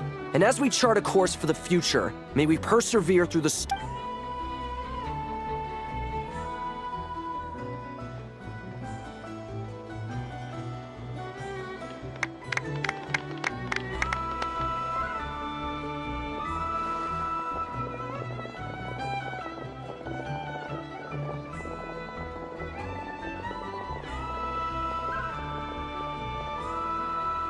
Looks like we'll have more opportunities to travel in the future. I'm sure you'll cope, Lady Moonchanter, given how fleet of foot you are. Unfortunately, I suspect I'll be too busy at the Curatorium to act as your host. We have a busy schedule, not to mention an international network of contacts to manage. It'll be all right. I'll just check your schedule with Yehoda well in advance. And if she's not available, I can simply ask Ashru.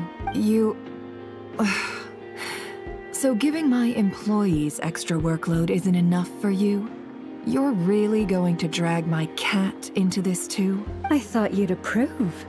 Aren't you forever increasing your employees' workloads? That's a bold statement. Are all the Frost Moon Scions feeling more audacious now that your moon goddess has returned? Columbina's return has brought joy to all who care about her. That includes both you and me. As for the Frost Moon Scions, we are learning how to thrive independently, without relying on the moon goddess. It is up to us to make our home a more livable place. Joining the League is one of the steps we are trying towards that end. I like the word try. It's nice and non-committal. You can opt out at any time and still say you tried. You don't see a bright future for the Frost Moon Scions? Or did you mean the League? I'm just not as optimistic as you. The Frost Moon Scions should count themselves lucky that they have a leader as stubborn and enterprising as you. But Nodcry's a big place, with all kinds of people. Well, that's where you and your methods come in. Unless the Curatorium of Secrets is only here for appearances. For now, yes. And that won't change until this venture becomes worth my while. What would make it worth your while? Getting out more than I put in. Right now, I'd barely break even, but I'll grant that it's a good start for Nodcry. Then maybe it's worth a try. All right, you can stop now. Or do I have to join the Frost Moon Scions before you'll get off my back? You'd be very welcome to join us. Hey, you two! Congrats on all your hard work! Nefer was trying to dissuade me from adding to her employees' workload. Also, she's considering joining the Frost Moon Scions. Sorry, what? Your conversations are always the most interesting. Would you two care to join me for some tea before heading to your next destination?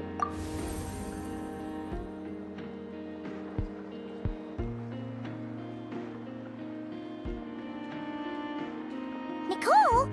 Wait, where are you? Aren't you gonna show up today? Sadly not. I'm otherwise occupied right now. I'm sorry, Paimon. I can hear how disappointed you are. If it's any consolation, let me say that how things appear on the surface is a far cry from what they are at their core. Perhaps you'll feel better if you focus on the fact you have a special line of communication with the great mage herself. Okay? Has something happened? No, or not yet, anyway. Well, that's not ominous at all. Not for the time being. Just think of this as a general check-in to make sure this communication system is still running smoothly. Besides, You could have just said so. Still, the best friendships are built through face-to-face interaction, you know? It's never gonna stop being weird having tea with you when you're not there and just talking to thin air. all right, fair point. I'll bear that in mind for next time. Yeah. Any update on that crisis at the world's borders? Alice just informed me that they had their work cut out for them. And now everyone's thoroughly exhausted. But they did finally get things back under control. Still, we can't let our guard down yet. The disruption caused by this disaster has made Tevat easier to detect from the outside universe. She plans to wait for things to stabilize, then reschedule her Mondstadt vacation plans. As for me, I agree with Hat Guy's perspective. This is a time when many new variables are emerging, and the situation is changing constantly. Plus, most of this change is for the worse. We have to remain vigilant and ensure that the embers of chaos are not rekindled. I did notice that the energy in Nodcry changed somewhat after the War of Funerary Flame, but since it was still aligned with the Light Realm, I never gave it a second thought.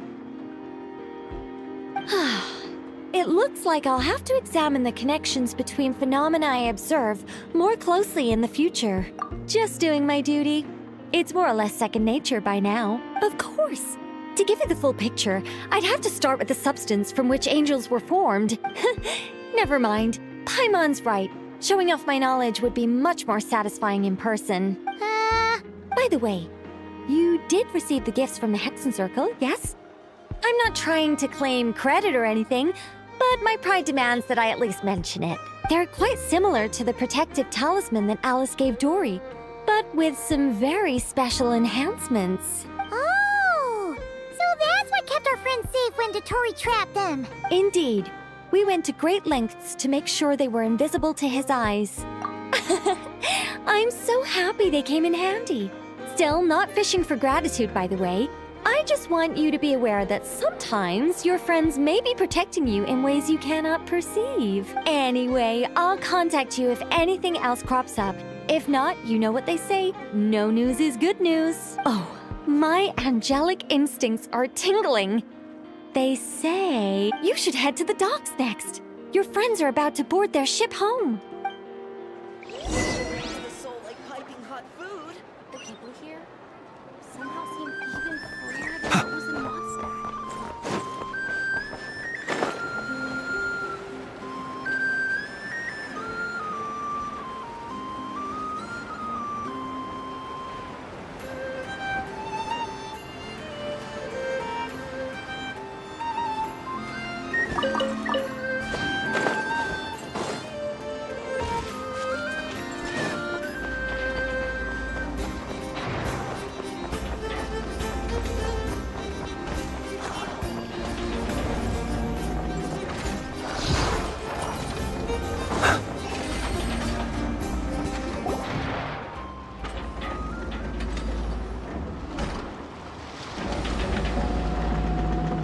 You're here. You're here too, Hat Guy. Are you heading back together? No. I'm bound for Sumeru, and she for Fontaine. We just happened to cross paths at the harbor. Everything seems fine. Sandrone may have an abominable temper, but she's always been very responsible with important calculations, and things entrusted to her by valued friends. You always speak as if you know us inside out, Mr. Hat Guy. Maybe I'm just a good judge of character. I certainly hope that's all there is to it. Regardless, you have been a significant help in this matter. For that, you have my gratitude. I didn't do anything special. Sandrone's the one who completed a seemingly impossible formula and turned the tide of the entire battle, even giving her life in the process. She's the one we should be thanking. Even we were unaware that Sandrone had hidden the real formula inside Polonia's body. She managed to fool Dottore into thinking the formula was running in her system by installing an identical-looking decoy within her. She probably realized that she didn't have the strength to stop Dottore. But this way, she could at least get him to lower his guard. She always worked like that. Always had a backup plan. Well, that's why I'm traveling to Fontaine. She made a request of me long ago, and the time has come to fulfill it. Think of it as her will. She said that should she ever fail in a mission, she'd like me to deliver her core and Polonia's to the Fontaine Research Institute. She also mentioned that she had made arrangements for people there to set her affairs in order. Some of her personal effects, such as her notes, were left to me. I've decided to take them back to the House of the Hearth. For safekeeping, primarily, but also as mementos, I suppose. However, there is one book among them that I'd like to leave in your care.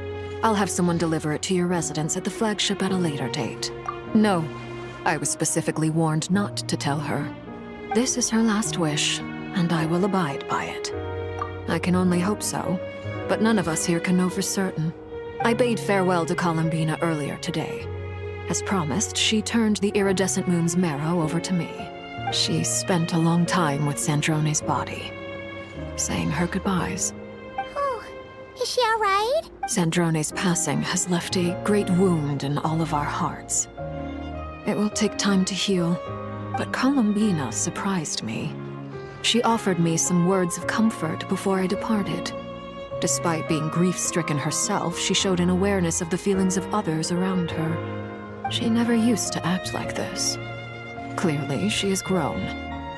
And I suspect that we have you to thank for much of the change we are seeing in her. After these recent events, the Tsaritsa has revoked the Pale Star Edict. Snezhnaya now realizes that the arrest warrant for Columbina was just a ploy by Dottore, who coveted her powers. I shall return to Nodcry to see her as soon as I find the time. I hope that from now on, she too will explore more of the world. Columbina Hyposelenia's journey is only beginning. My ship is here. Traveler, Paimon, we shall meet again. You too, Hat Guy. What are you still bumming around for? Isn't Columbina waiting for you? I thought today was the day you'd agreed with her to go find out the truth about your sibling. You're afraid you won't like the truth when you see it. Well, this is new. Don't say that! Wouldn't you be if you were in this situation? Fair point. But I'd say I have more experience facing up to unpleasant truths than the Traveler. They say blood's thicker than water. I know how much you need your family back. More than you need any of your friends. No matter what the truth turns out to be, they will stick by you and support you. Whatever decision you make, finding the truth is important.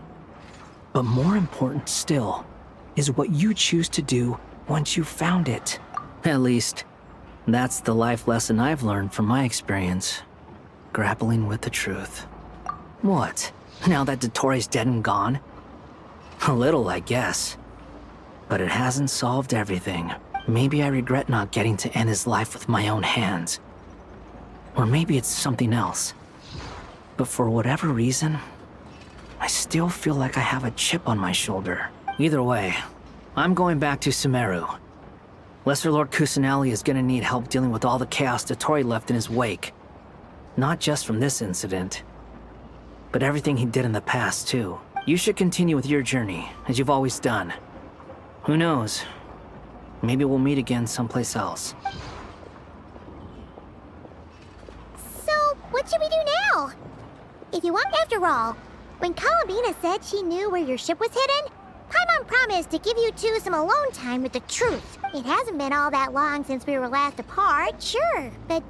ain't no biggie. Paimon's sure you'd prefer to digest the news about your brother in peace. But, no matter what you see, if you can't make sense of something, let's give it some thought together. And... feel better now? Alrighty.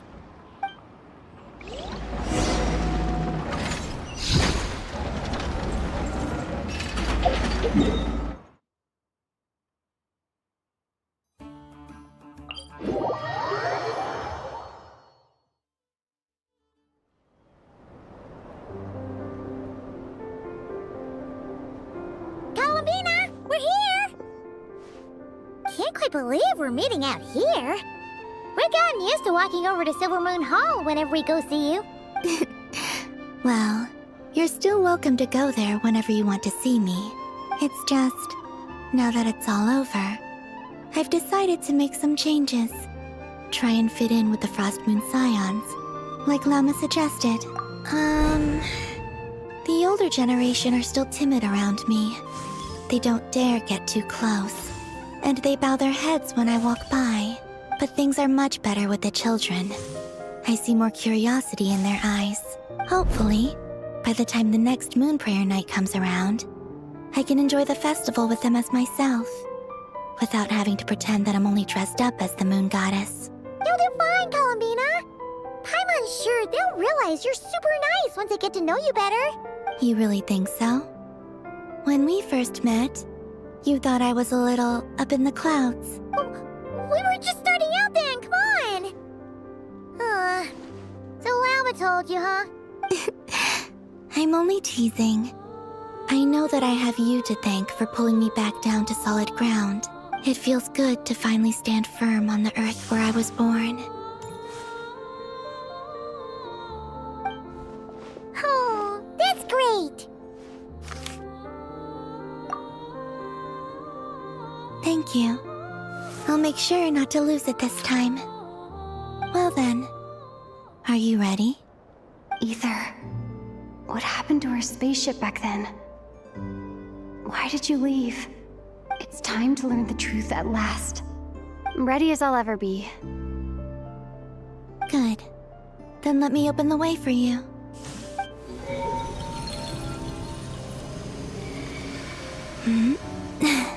Where does this lead? To our shared destination. Huh?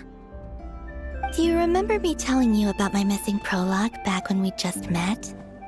I said that my story began on the moon. But while I was inside the moon's reflection, I realized that my prologue was really hidden in the future. I just had yet to discover it at that point. The story of the time before I was born was in fact the story of my distant future. It's truly fascinating. But when I obtained the Trilunar Authority and returned to our present reality, I sensed something I hadn't expected. Your prologue. So you mean... Yes, your spaceship. All this time, it has been hidden on the Frost Moon, which lay beyond the sky. The great ruler of the firmament. The heavenly principles. Wait, them? Why would they do that? I don't know. Perhaps your ship contains something that is incompatible with Tevat. Or something that cannot be known. Oh, did I pick a bad time to say this? I know it must have been hard to work up the courage to do this. Maybe I should have waited until you were on the moon, with no chance to back out. That would have been kind of mean, you know. Take me there. Oh? Whatever is hiding in that ship, it belongs to me and Ether. Those memories belong to us. No one else has the right to decide whether I should or shouldn't know about it. Not even the heavenly principles. Very well. Then let's go. You two take care, alright? Rest assured, Paimon. We will. Traveler, after you. Thinking about the story that we'll find hidden on the moon? Yes. And hoping that it has a happy ending. Stories like that don't exist, you know? You don't believe in happy endings? I don't believe in endings.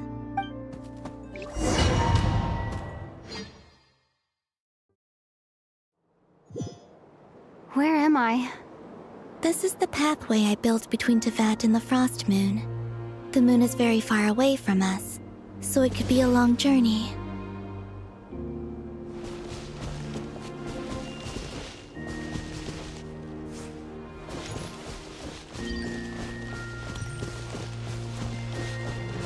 After I obtained the Trilunar Authority, I unwittingly saw past events from many of my friends' lives. One was Lauma. She was so young when they chose her to be the Moon Chanter. From then on, the Frost Moon Scions looked to her to bring messages from their goddess. But, for better or worse, I had left Hisi Island before she was ever born. It was not until much, much later that she met me. I think it's for the best. Because of the way things turned out, you had the opportunity to become friends. You're right. In that sense, I think we were both very lucky.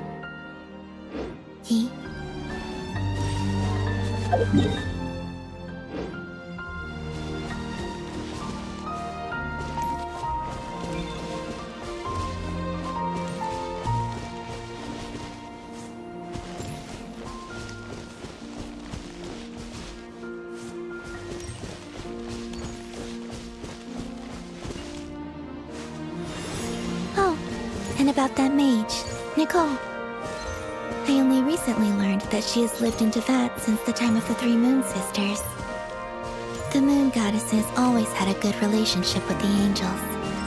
I suppose our friendship continues that tradition.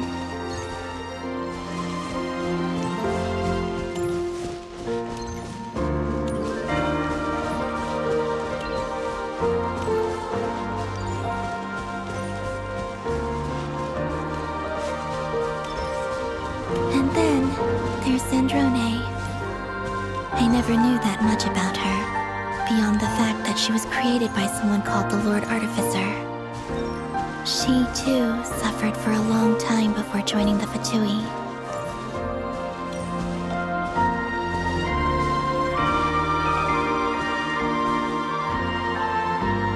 How I wish I could talk to her again, even if only to hear her say nasty things to me.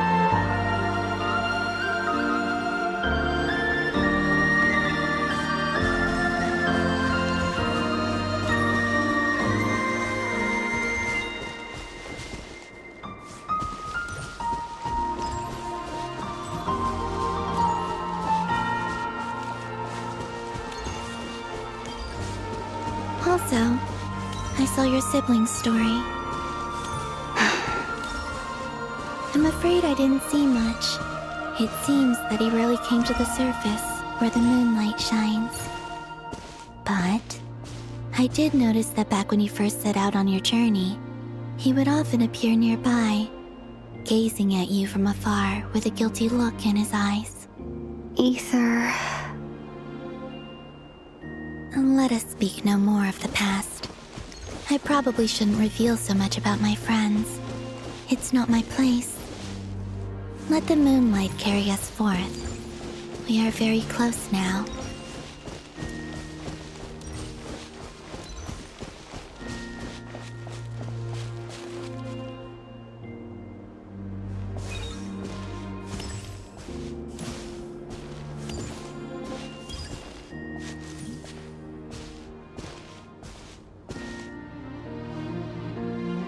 After this, I'd like to bring some Kuhenki to the moon as well. If they're willing, of course. What about your other friends? Will you bring them to visit too? Certainly. But I'll need to tidy the place up first. This home hasn't received any guests in a long, long time.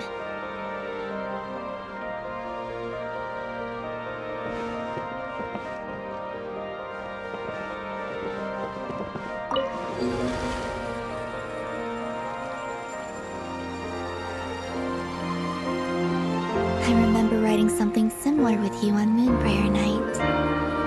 I believe it was called... Dodoko's Whirligig. Yes, that was it. You asked me if I was afraid to return to the moon, and I said that I was. The idea that I had gained something precious, only to lose it so quickly. That frightened me. But I'm not afraid anymore. Besides, this time, we're traveling together.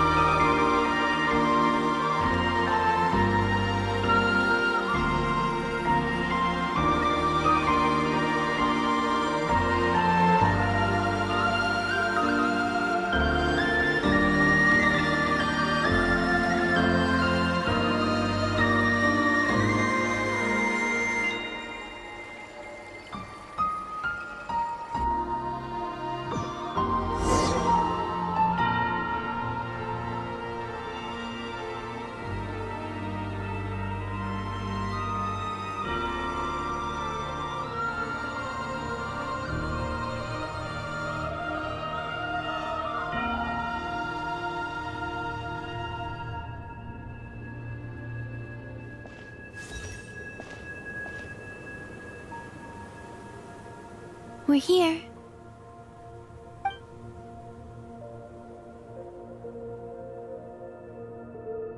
Over there.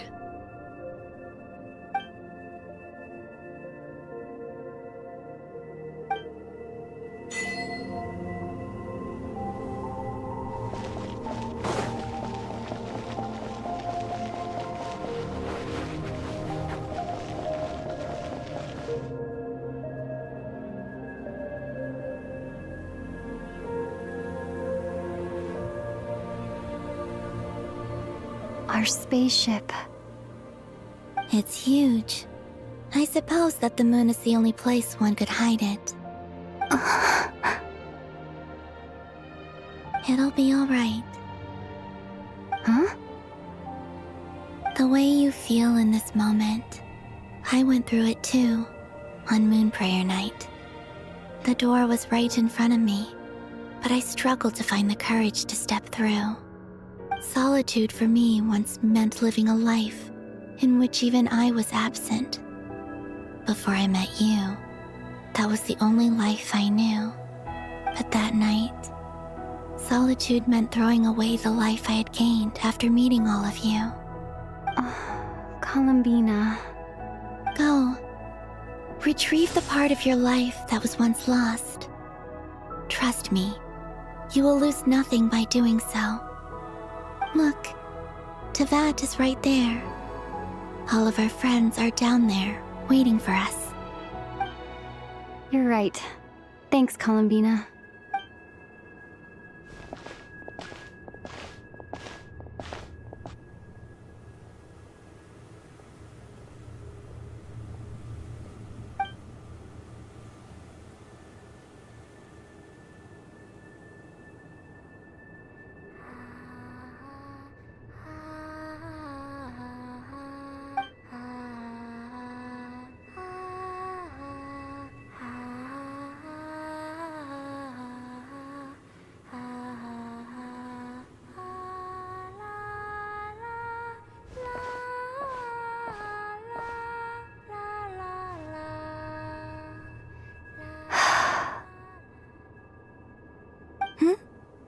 Finished?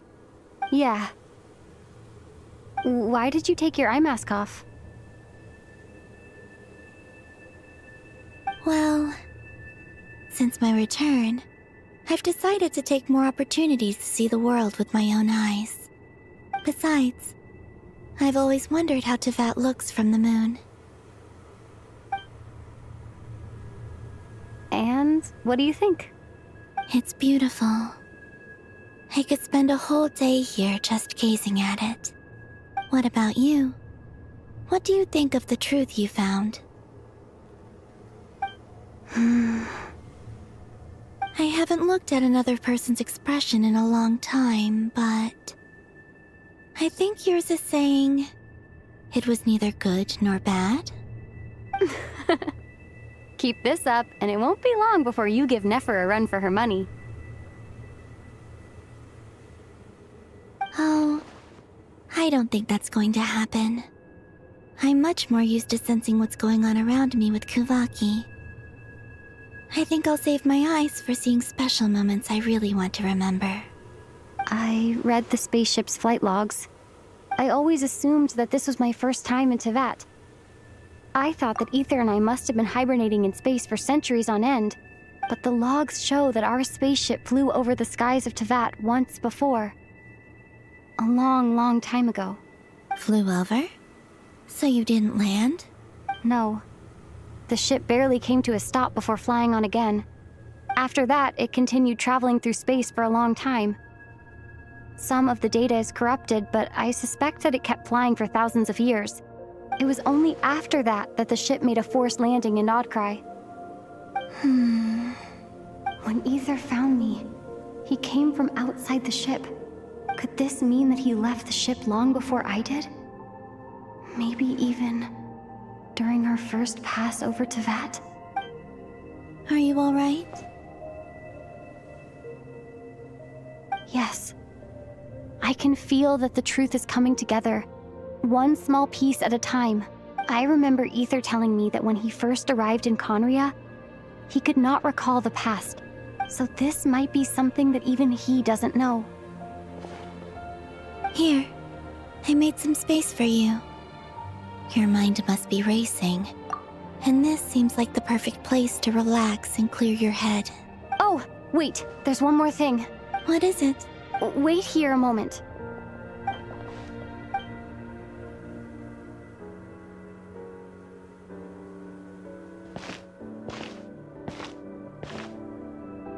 Hey, Columbina.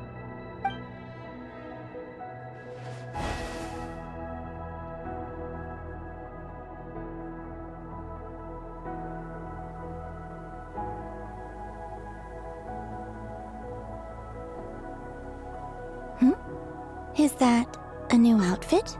An old one, technically. It's been in a cabinet inside the ship this whole time. It's a matching pair with Ether's. He always liked this set more. I don't think there's a huge difference. Really? Yes. It's still the same you. You're the same person, no matter what clothes you wear. Only Columbina would make an observation like that. Traveler, do you consider Tevat your home? Home is wherever Ether is. But then, after all the time I've spent here and everything I've been through, yes, I'd say it's my home. Would you change your answer if Tevat changed appearance? I mean, if the truth about Tevat turned out to be different than what you thought. I don't know. But I don't think so. The truth is not what matters most to me about Tevat. When I was first born, I longed for a home. And when you get something before you're mature enough to understand the world, I thought that a home was a transaction. But you and your friends taught me what a true home should look like. That's because your friendship matters to us. It was worth it. In the past, I thought that my birth in Nodcry must have been a mistake. But after journeying to the distant past where the story began, I realized that it was I who chose Nodcry to be my future home. Now, I am glad that I made that choice. I'm sure your friends are just as glad. In fact, I intend to make the same choice today as I did back then. What do you mean? Well, I've given the Eternal Moon's Marrow to Lauma, and the Iridescent Moon's Marrow to Arlecchino. And now, I shall return my Kuvaki to Nodcry again, that it may continue to protect my chosen home. Wait, but what about your body? Oh, are you worried that I'll disappear again? I won't. Not this time. The Frost Moon has now entered the false sky, and I am the Tri-Lune Goddess. I am only returning to Nodcry the part of me that it needs. I am giving what I can, because my home is worth it. Oh, and I have something for you, too. For me? Yes. Come closer.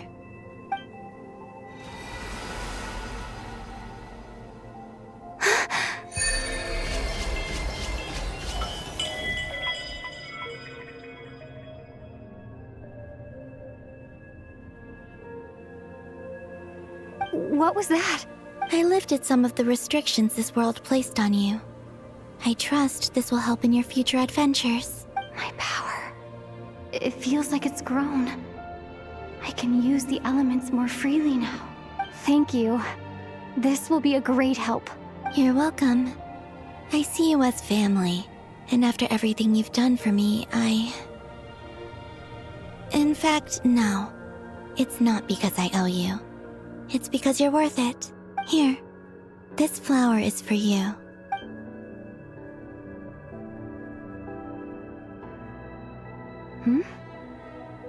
Isn't this a moon prayer blossom? Yes. Don't worry. You will never see these flowers lose their color again. I'm finally discovering the joy of giving. How I wish I'd learned this sooner. Hey, better late than never. What are you thinking about now? Why don't you take a guess?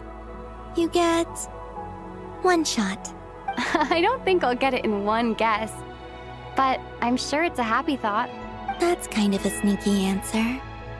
I can't say you got it wrong, down into that. The moon seems so far away. I felt it might always lie beyond my reach. But on the moon, everything feels so close by. The haze that once enshrouded the skies has finally been dispersed. I feel like a traveler on a winter's night, starting a new chapter in my tale by the warmth of a bonfire. I don't have a lot of luggage, but I do have a lot of hope for the future. Well, what's next? Next, to start with, I want to stay here just a little longer. After that, let's return home and continue our journey.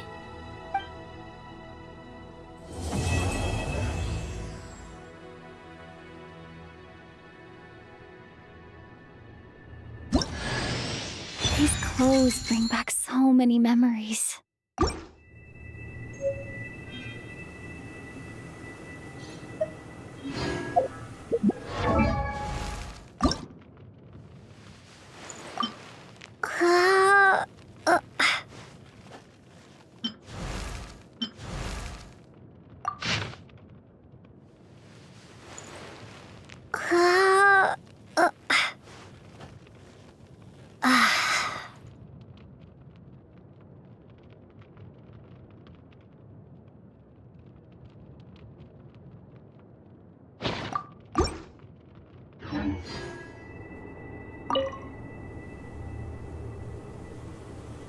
The journey goes on, for you and for me.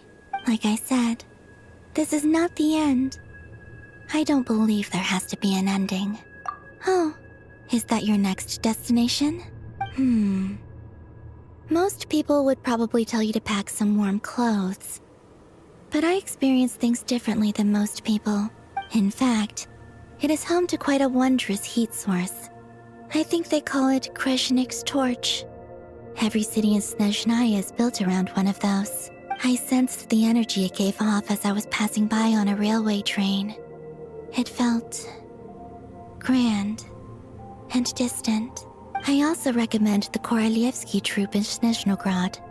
They give performances quite regularly, and entry was free for harbingers. I liked them a lot. Ice cold and sharp. Crystal clear in some ways, yet profoundly unfathomable in others. Like the thick layer of ice on top of a frozen lake. That's just the impression that Tsaritsa gives me. I was never able to glimpse what truly lies beneath that icy exterior. In fact, I don't think the people of Snezhnaya even know what kind of power their god wields. Maybe that's because the Tsaritsa herself has never acknowledged nor accepted that power. There's Regrator, the Rooster, and the Jester. Between them, they control a lot of what happens in Snezhnaya. But I can never wrap my head around how exactly power is split between them. I noticed that the Rooster and Regrator often appear to get along on the surface, while working against each other in secret. And theirs is not a friendly rivalry. But I wasn't particularly interested, so I tended to keep my distance. Now that I think about it, the term Mistelton often seemed to come up in connection with Project Stuja. Once things settle down in Notcry, I'd like to explore the world beyond Snezhnaya. You've told me so many stories about the other places you've been to, and all the friends you've made there.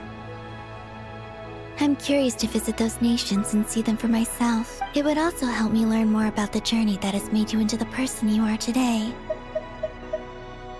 Okay. As you continue on your journey, don't forget to gaze up at the moon once in a while. It is, after all, no longer an illusion. It shall cast down its true moonlight, connecting us in truth.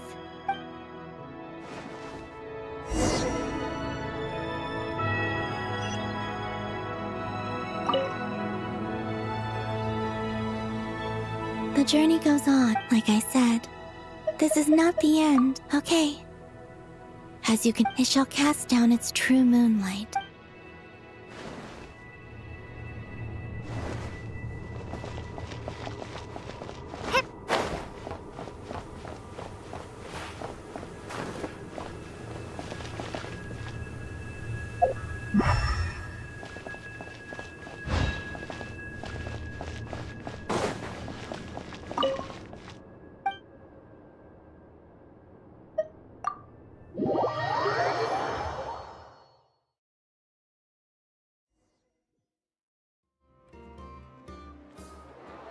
To Jean, acting Grand Master of the Knights of Favonius. Ugh, this preamble is such a pain to write. It's probably high time we got rid of this acting business. I trust that Dern has updated you all on recent events. The good news is, we managed to come together and put a stop to the Doctor's evil schemes. With that, I think it's safe to say that Notcry is finally out of the woods. As for the Fatui, not counting the Damselette, aka the Moon Goddess, who has left their organization, we found ourselves allied in this instance with both the Knave and Marionette. May she rest in peace. As ever, we find ourselves better off for making friends rather than enemies. But until we can ascertain the Tsaritsa's true intentions, the future remains uncertain. In a short while, wait, how am I meant to surprise everyone if I tell them in the letter that I'm heading home? Okay, got it. I will begin sending the expeditionary team back home in waves. I'm sure they'll be able to answer any questions you still have. I hope they won't gloss over the details of my many heroic deeds. But if they do, I'm sure it'll be because they're just too exhausted from the long journey. I think of Mondstadt daily. Please give everyone my best regards. P.S. The honorary knight went above and beyond this time. Are there any other honors we can give her? I'll leave it with you. P.P.S. Please be extra nice to Klee for the foreseeable future. I cashed in on the last favor that the Hexen Circle owed us, so we need to earn some more goodwill. If there's any serious problems, feel free to stick me in solitary confinement when I get back. I'll do the time for her. Whew. And that, as they say, is all she wrote. End of an era. And with the moon shining down brighter than ever, I think everyone is going to sleep well tonight.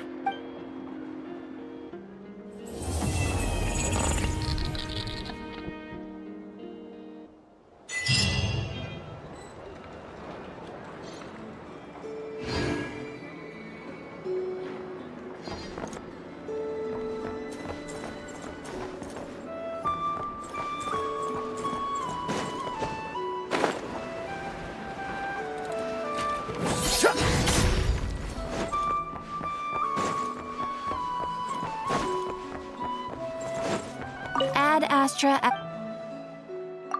Thank you for